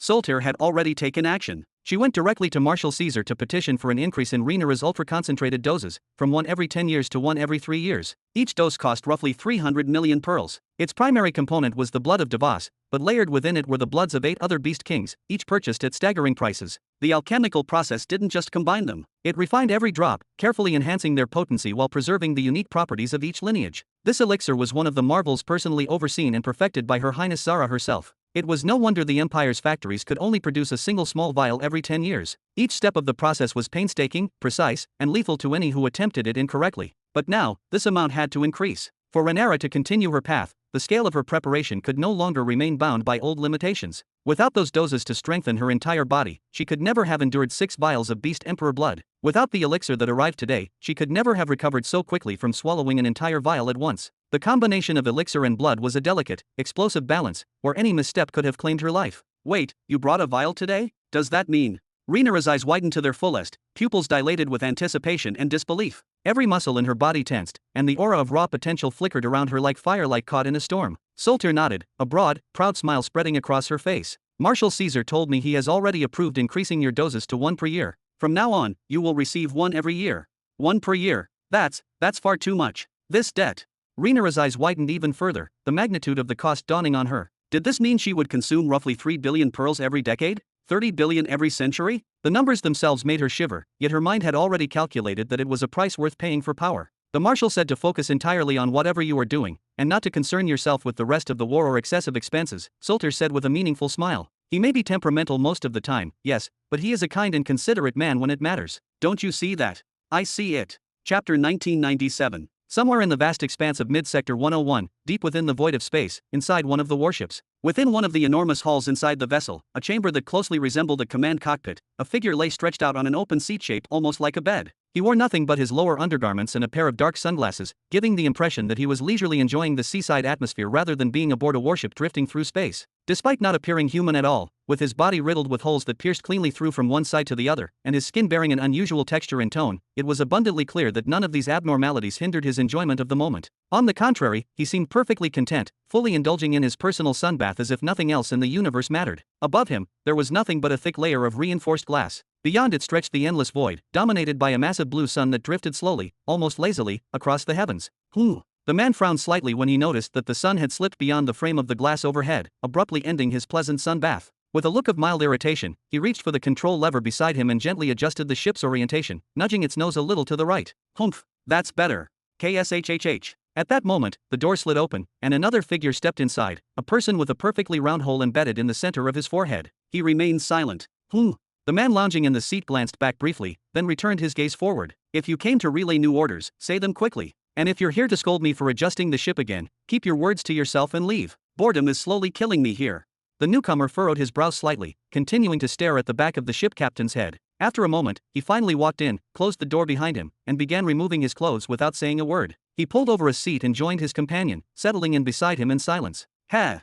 Seeing this, the first man let out a long sigh. Is it really that bad? No news at all about our movement. Nothing, the second replied calmly. The sector is burning, and we're sitting here sunbathing, literally. He paused for a brief moment before continuing. Still, that doesn't mean our mission is any less dangerous, or any less important. At the very least, we're safe for now. In my opinion, the first man said as he closed his eyes again, basking in the rays, His Majesty Lord Hedrick is overdoing it by placing such a massive bet on his sister, Lady Helen. I wonder what he plans to do if she fails after all this. Nothing, the second answered after a short pause. She's still his sister. Then, his tone shifted slightly. The real question is, what will become of our homeland, beyond what it has already suffered? After that, the two of them sank into a heavy, contemplative silence. Mid-Sector 101 had recently fallen into unprecedented chaos and devastation. Yes, it seemed that whatever had been happening before simply had not been chaotic or destructive enough. Something had occurred half a century ago, something unknown, that caused the pace of events to accelerate dramatically. No one knew exactly what it was, but from that moment onward, the entire sector ignited in turmoil. The armada of the cursed behemoth empire abandoned their once secure paradise and the military zone that had cost billions to construct, moving in a straight, relentless line toward the bright galaxy. At the same time, the forces of Zavaros the Savage began expanding to the left and right at an insane speed, after having previously advanced at a painfully slow pace, never once venturing beyond their safe territory. Those hostile movements were, at first, met with nothing but silence from Lord Hedrick, while the bright galaxy responded with repeated attempts at dialogue and negotiation. No faction rushed to file a formal complaint. Everyone hesitated, watching, weighing the situation, hoping it would resolve itself without forcing their hand. But the forces of the two behemoths did not relent. Their pressure continued to mount, step by step, until every major power within Mid-Sector 101 was driven to appeal directly to Lord Hedrick, the very monarch they had chosen to stand as their shield in times like these. How could he abandon them and simply observe from afar? In the end, hesitation was no longer an option. He was compelled to move. This time, however, his choice was clear and deliberate. He selected the armada of Zavaros the Savage as his target, while completely ignoring the armada of the cursed behemoth Darvian, which was advancing straight toward the bright galaxy. He did not attempt to slow Darvian down. He did not send warnings, nor did he seek an alliance with the bright galaxy or even open a channel of negotiation. It was as if Darvian's forces did not exist at all. Once Hedrick acted, he did so decisively. He deployed his vast, overwhelming army to encircle Zavaros' forces, and soon after, clashes erupted along the perimeter. These were not full-scale battles, but persistent, grinding skirmishes, yet they were enough to completely halt Zavaros' advance. With that single move, all the voices that had been shouting demands and accusations at Hedrick were pushed into the background, drowned out by the illusion of decisive leadership. Naturally, no all-out war broke out between the two armadas. Hedrick was content with a siege, and given that the numerical balance heavily favored him, the behemoth armada of Zavaros also chose to stop. They made no attempt to force a breakthrough, even though they possessed 9 individuals with law domination level strength within their ranks. A total war under such conditions would have meant mutual annihilation. Entire regions of space would have been erased, and neither side was willing to pay that price. Strangely enough, this outcome benefited both parties. Hedrick freed himself from the constant pressure and the demands that he do something. Meanwhile, Zavaros, the commander of the savage behemoth armada, was relieved of the responsibility that urged him to intervene elsewhere. Now, both sides could stand back, observe from a safe distance, and wait patiently to see how events would unfold on the other front. And so, while they watched, the cursed behemoth Darvian's armada continued its relentless advance, crushing everything in its path year after year. For years, the pure Kayleigh and her children cried out, declaring their willingness to negotiate, to compromise, to avoid catastrophe. Their voices went unanswered. Then, at last, Darvian's forces struck the galaxy with their full, unrestrained power. The galaxy of the pure Kayleigh, home to nearly 8,000 planets, should never have fallen easily. Any invading army should have bled for centuries just to breach its layered planetary defenses, fighting through endless waves of reinforcements fueled by lives, wealth, weapons, and vast internal resources. In truth, the most difficult undertaking in the entire universe is the invasion of an artificial galaxy. And yet, the moment the invasion began, something profoundly strange occurred, something unprecedented since the age when civilizations first learned how to discover galaxy seeds and construct galaxies of their own. The bright galaxy's army stationed along the galaxy's outer shell surrendered entirely. Not only that, they defected, joining the army of the cursed behemoth Darvian without resistance. That was only the beginning. Across the galaxy, the remaining military forces turned their weapons inward. They began rounding up the countless members of the Pure Heart family like livestock, binding them in chains and herding them onto warships, delivering them directly into the hands of the cursed behemoth's armada, without a single shot fired in protest. What is happening here? That question erupted simultaneously in the minds of everyone throughout Mid-Sector 101, echoing in fear and disbelief. Yet no answer came. Across the entire sector, only a handful truly understood the truth, a select few among the Shadow Swords, Lord Hedrick himself alongside Hygre and Draze, and the Law Domination Realm individuals of the Savage Behemoth Armada. And all of them stood far away from the storm, watching. Chapter 1998. Everyone, those who knew the true reason behind the betrayal of the Bright Galaxy's army, and those who remained completely ignorant of it, could do nothing but stand still and watch as the galaxy collapsed planet after planet, world after world, their breaths trapped in their chests. Fear, disbelief, and helplessness blended together as the fall continued without pause. Kayleigh herself spoke out. She reached across the vastness of existence and pleaded directly with the army of the cursed behemoth, using the galaxy's own soul as a conduit for her voice. Her words carried desperation, authority, and sorrow in equal measure. Yet she was met with nothing but silence. Her pleas were ignored entirely, as though she had never spoken at all. Her remaining children rushed into action, desperately attempting to gather the scattered inhabitants of the galaxy, calling on them to unite and resist the invaders. But it was nothing more than a beautiful illusion, a fragile dream destined to shatter.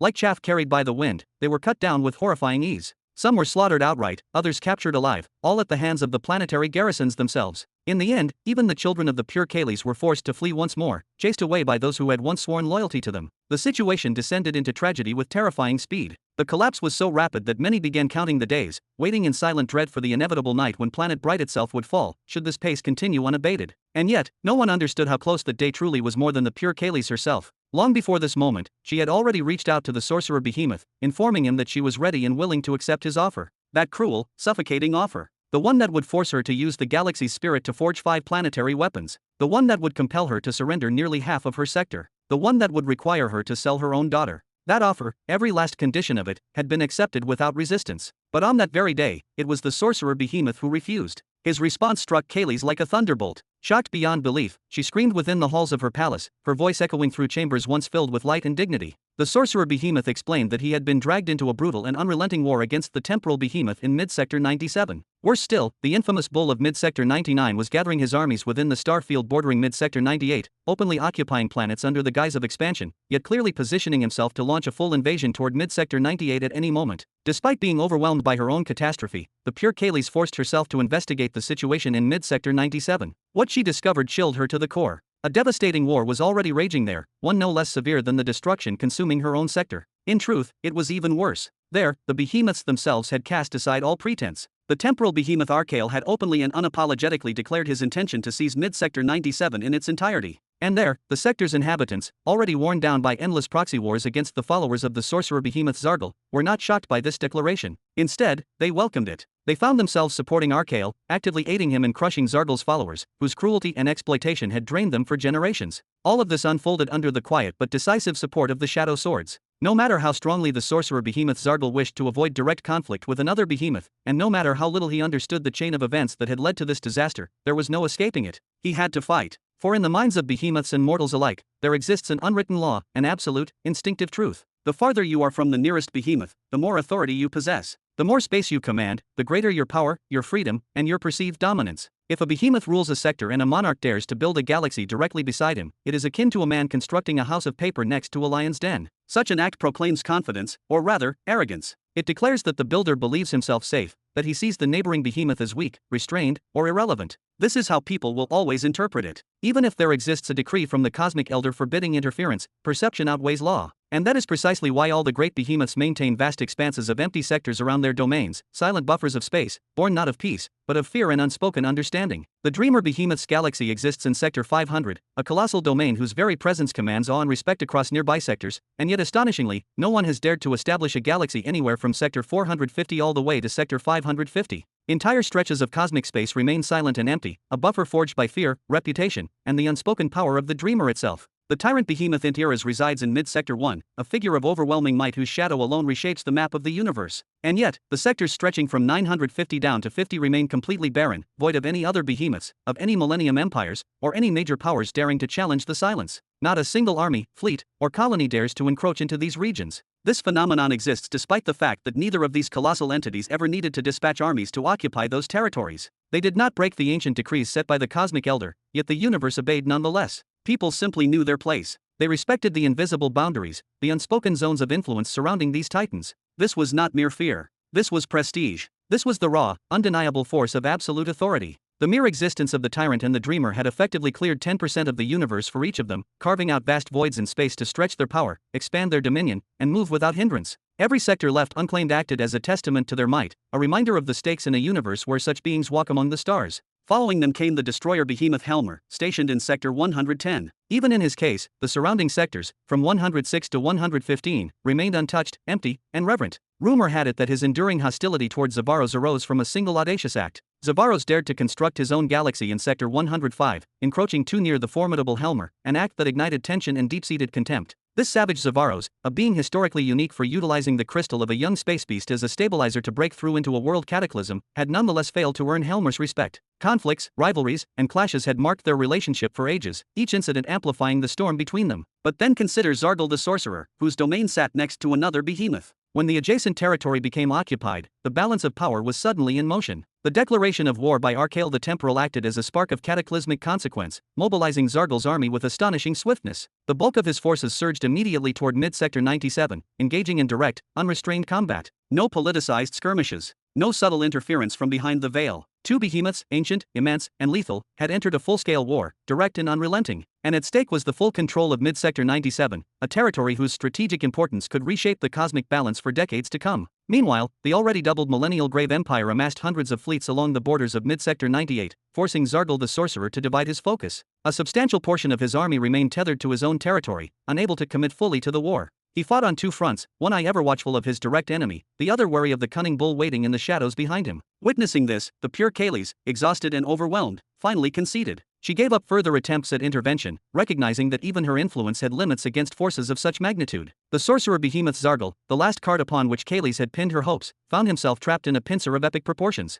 He faced a war as devastating as any consuming her own domain, and survival would demand every ounce of his cunning and strength. In a desperate bid, the pure Kaylis reached out to Arkalon the Temporal directly. She presented him with terms mirroring those she had previously offered to Zargal, even signaling her willingness to negotiate further, to bend, to compromise, anything to halt the war or elicit even the smallest aid. But he refused. He calmly stated that granting such requests might interfere with the interests of a friend of his. Chapter 1999. The sorcerer behemoth's refusal to offer assistance, followed immediately by the temporal behemoth's equally firm and absolute rejection, struck the pure Kaylis with something terrifyingly close to a full panic attack. The weight of abandonment pressed down on her chest, stealing her breath for a fleeting moment. She had never been ignorant of what the cursed Darvian was doing, the slow, methodical tightening of the noose around her existence. She was not blind to the legal imprisonment of her children under the false sanctity of marriage, nor unaware of how her own army had been seized and bent to his will by force. Yet she understood better than anyone that a direct confrontation with Darvian would be nothing short of suicide. All she could do was curse her fate for being born into a family that had originally been subordinate to Darvian. And beyond fate, she could only blame herself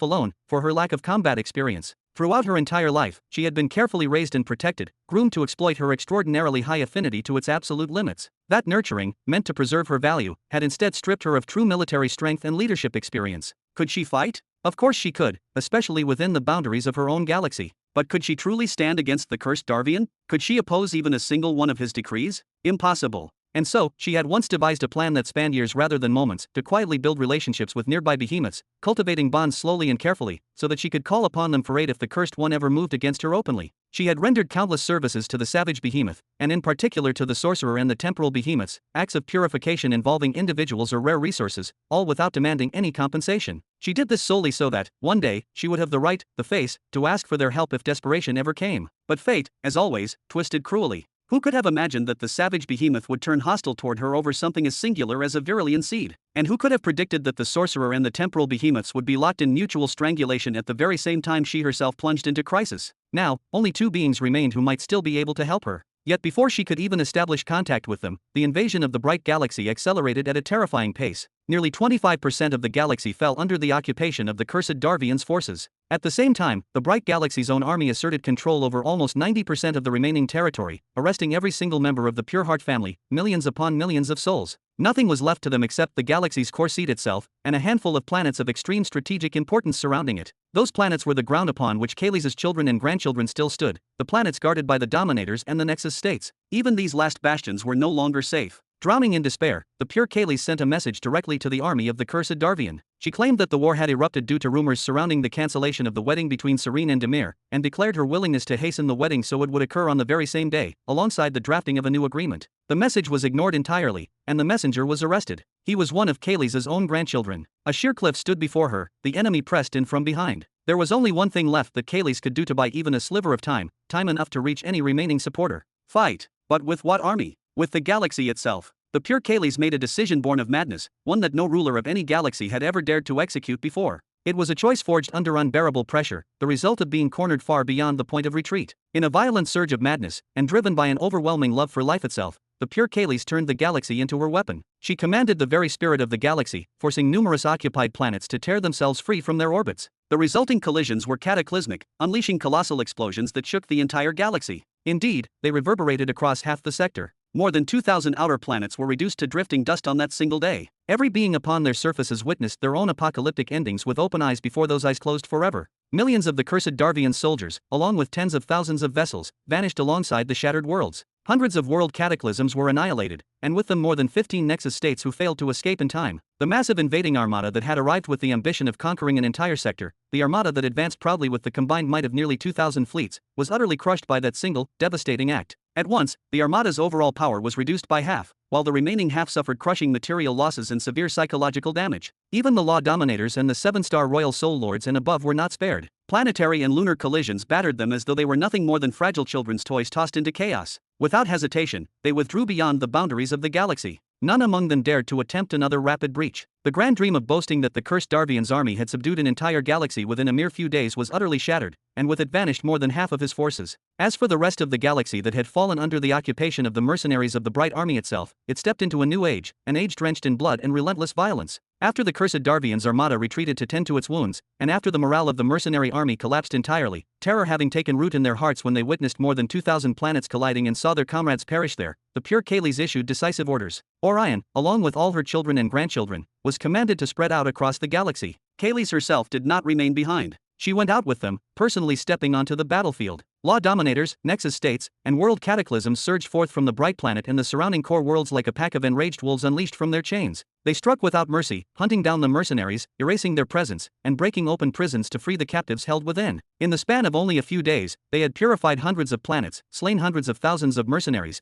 and destroyed hundreds of vessels that were supposedly registered as their rightful property. And that was only the beginning. The Nexus states and world cataclysms among Kaylee's children and grandchildren did not content themselves with mere destruction. They captured groups of mercenaries alive and forced them to instruct the liberated members of the Pure Heart family in the operation of warships and combat vessels. With what functional ships remained, they launched renewed assaults against mercenary forces scattered across the rest of the galaxy's planets. During this brutal war against the mercenaries, several more planets were destroyed entirely, worlds that had served as mercenary strongholds and command centers. The lands of hundreds of other planets were burned or devastated so completely that they would be unfit for habitation or use for centuries, perhaps even for thousands of years to come. The beings of Mid-Sector 101 stood frozen, mouths agape. Whether they were allies or enemies of Kaylee's the Pure, they were all watching as Kaylee's put another stone on top of the foundations of an era of madness before their very eyes. From a woman known for her utmost peacefulness, she transformed overnight into a figure drenched in bloodlust, a figure who annihilated more than half of the Cursed One's army, yet also destroyed 2,000 planets that were once her own. Planets that held living beings, planets that bore her fleets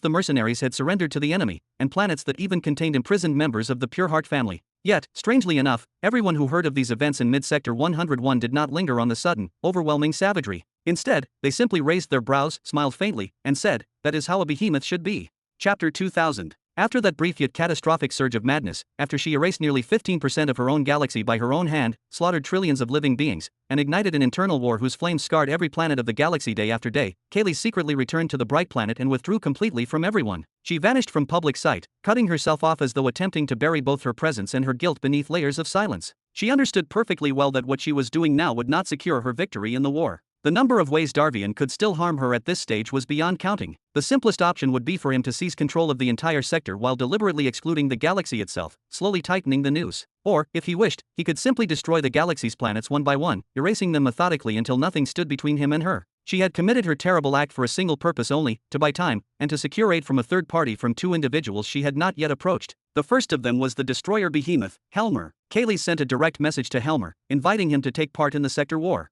She promised him overwhelming rewards, half of the sector in the event of victory, full control over the bright treasury to use as he saw fit, and even the surrender of the unfilial son, Hedrick, delivered into his hands to deal with however he pleased. From Kaylee's point of view, there was no one more capable of aiding her at this moment than Helmer. Why? Because he was the behemoth position closest to the savage Zavaros. If Helmer merely began gathering his forces and stationed them along the borders of his own sector, Zavaros would tremble, and would immediately withdraw every last one of his armies from mid-sector 101. That single move would free Hedrick's army and release the forces of the Millennial and Centennial empires within her sector, forces that would, without a doubt, stand beside her after the cursed Darvian's army had attacked them in such a manner. Zavaros's withdrawal at this precise moment would mean nothing less than Kaylee's victory in the war. Even if Helmer never fired a single arrow, never launched a single attack, merely declaring his intention to join the party would overturn the balance of power entirely. Simply mobilizing his armies within his own territory would make him deserving of everything Kaylee had promised him, and far more. Such was the sheer weight of that man's status and influence. Yet the response of the destroyer behemoth, one of the very few who had not stepped beyond the borders of his own sector since the dawn of the new age of wars, was silence. Helmer did not answer with acceptance or refusal. He did not attempt to negotiate, nor did he seek clarification. He simply remained silent. After Kaylee waited long enough and became certain that the silence was deliberate, she turned toward her second lifeline, the gravity behemoth, Graver, of mid-sector 92. The gravity behemoth had recently engaged in what were described as minor skirmishes within mid-sector 91, but he was not embroiled in a full-scale war and could, without question, provide assistance. Kaylee sent him a colossal offer, one no less powerful than the one she had extended to Helmer, and emphasized her willingness to negotiate even further if necessary. She was especially optimistic about Graver. She maintained a reasonably stable relationship with him, and although he was distant and two behemoths lay between them, Graver held no hostility toward either of them. Moreover, Arkalon and Zargal would not attempt to blockade flowing toward her, even if they chose not to support her themselves. There was no doubt in her mind that Graver could help her, if only they could reach an agreement. Even if Graver was considered somewhat poor by behemoth standards, possessing little of value to sell to other sectors beyond physical training arrays and a handful of basic applications of the gravity law, he nonetheless commanded vast and tyrannical forces. If he were to send even a single armada to her side, she would be able to withstand the war. But Graver refused. The reason he gave was that he required every last one of his forces for an imminent war. What war? It soon became clear that the so-called minor skirmishes in mid-sector 91 were anything but minor. All the powers within that sector had grown intolerant of his interference and rose up against him. At the same time, and for reasons that remained unclear, the millennial empires of mid-sector 93 began refusing to pay their taxes altogether, and enormous stockpiles of weapons and funds suddenly appeared in their possession. The resolve of all major powers within mid-sectors 91 and 93 hardened simultaneously. One after another, they declared open rebellion, and every single one of them, in Graver's eyes, required discipline. Even if he chose to ignore them for the moment and rush to Kaylee's aid first, any attempt to send an army through mid-sector 93 toward her would inevitably provoke an attack from the sector's inhabitants. In the end, the offer he made was to send 5 law dominators as support in exchange for all that Kaylee had promised, while also adding new conditions on top of them. This time, it was Kaylee who fell silent, and did not respond. The gravity behemoth's offer was nothing short of pitiful. What could 5 law dominators possibly accomplish in a situation of this magnitude? She needed a full army standing as a shield before her, she needed massive logistical support, and she needed hundreds, perhaps even thousands, of warships to hold the lines. She needed at least 2 full-scale facilities to arm the Pureheart family properly and to train them in everything they had been denied and never allowed to learn. He was nothing like Helmer, who could overturn the flow of events merely by appearing on the stage. No, what she needed was the complete presence of the gravity behemoth and his armies. Anything less than that would be meaningless, a gesture devoid of real value. They had been her final lifeline, and now that lifeline was severed. Who else remained? Any behemoth farther away from this region would be unable to help her even if they truly wished to, and anyone willing to send assistance would demand a price that was unbearably high, in exchange for support that would be painfully small. Who else, then? The Soul Society, or the Tyrant Galaxy? They would not care in the slightest about what was happening to her, no matter how many concessions she offered, unless, perhaps, she promised to travel to them and serve as a personal healer. And that fate would be no different from her current fate under Darvian. That syndicate? Even if she gathered every remaining treasure she possessed, treasures worth tens of billions of pearls, it would still not be enough to purchase a service powerful enough to reverse the situation. Kaylee remained in seclusion for several months, a retreat whose purpose was not contemplation, but acceptance. Acceptance of a dark, formless reality, a reality that only grew more oppressive and unbearable the more she searched for an escape. Then, at the very end of that seclusion, she released a long, weary sigh and summoned her eldest son and right hand, Orion. He entered covered in blood, his face bearing an expression steeped in frustration, depression, and utter hopelessness. He knew perfectly well that what he was doing, slaughtering mercenaries across the galaxy, would ultimately change nothing. And yet, he continued regardless. He did it first because he had been ordered to do so, and second because he wanted history to remember that he had resisted, even if only briefly, before his inevitable death. He had come expecting to hear his mother's decision to surrender, or perhaps a mad decree to shatter a few more planets, or to launch a suicidal assault. He was prepared to carry out either order without hesitation, though, deep down, he preferred the latter. Instead, he found his mother with her head buried in both hands, sweat clinging to her skin, her clothes disheveled and unkempt. The pure Kaylee's had never been in a worse state in her entire life. At last, she opened her mouth and spoke, her voice heavy and exhausted. Tell that shadow sword that I am ready to accept the offer. Are you certain? Orion's eyes widened to their absolute limit. He had anticipated surrender or suicide, but never that his mother would agree to that specific proposal. There is no turning back once you contact him. It is decided, she replied quietly. There is no other path that guarantees my life, and your lives, except this one. I have always been a behemoth in name only, after all. It was enjoyable while it lasted. She then lifted her head slightly, her gaze steady despite the fatigue. It is time to make way for the new generation. It is time for the bright galaxy to receive a new owner. To be continued. Thanks for listening. If you enjoyed this video, hit that like button and subscribe so you never miss an update. Check out the playlist to catch up on the rest of the series. I'll be back with the next part soon, stay tuned.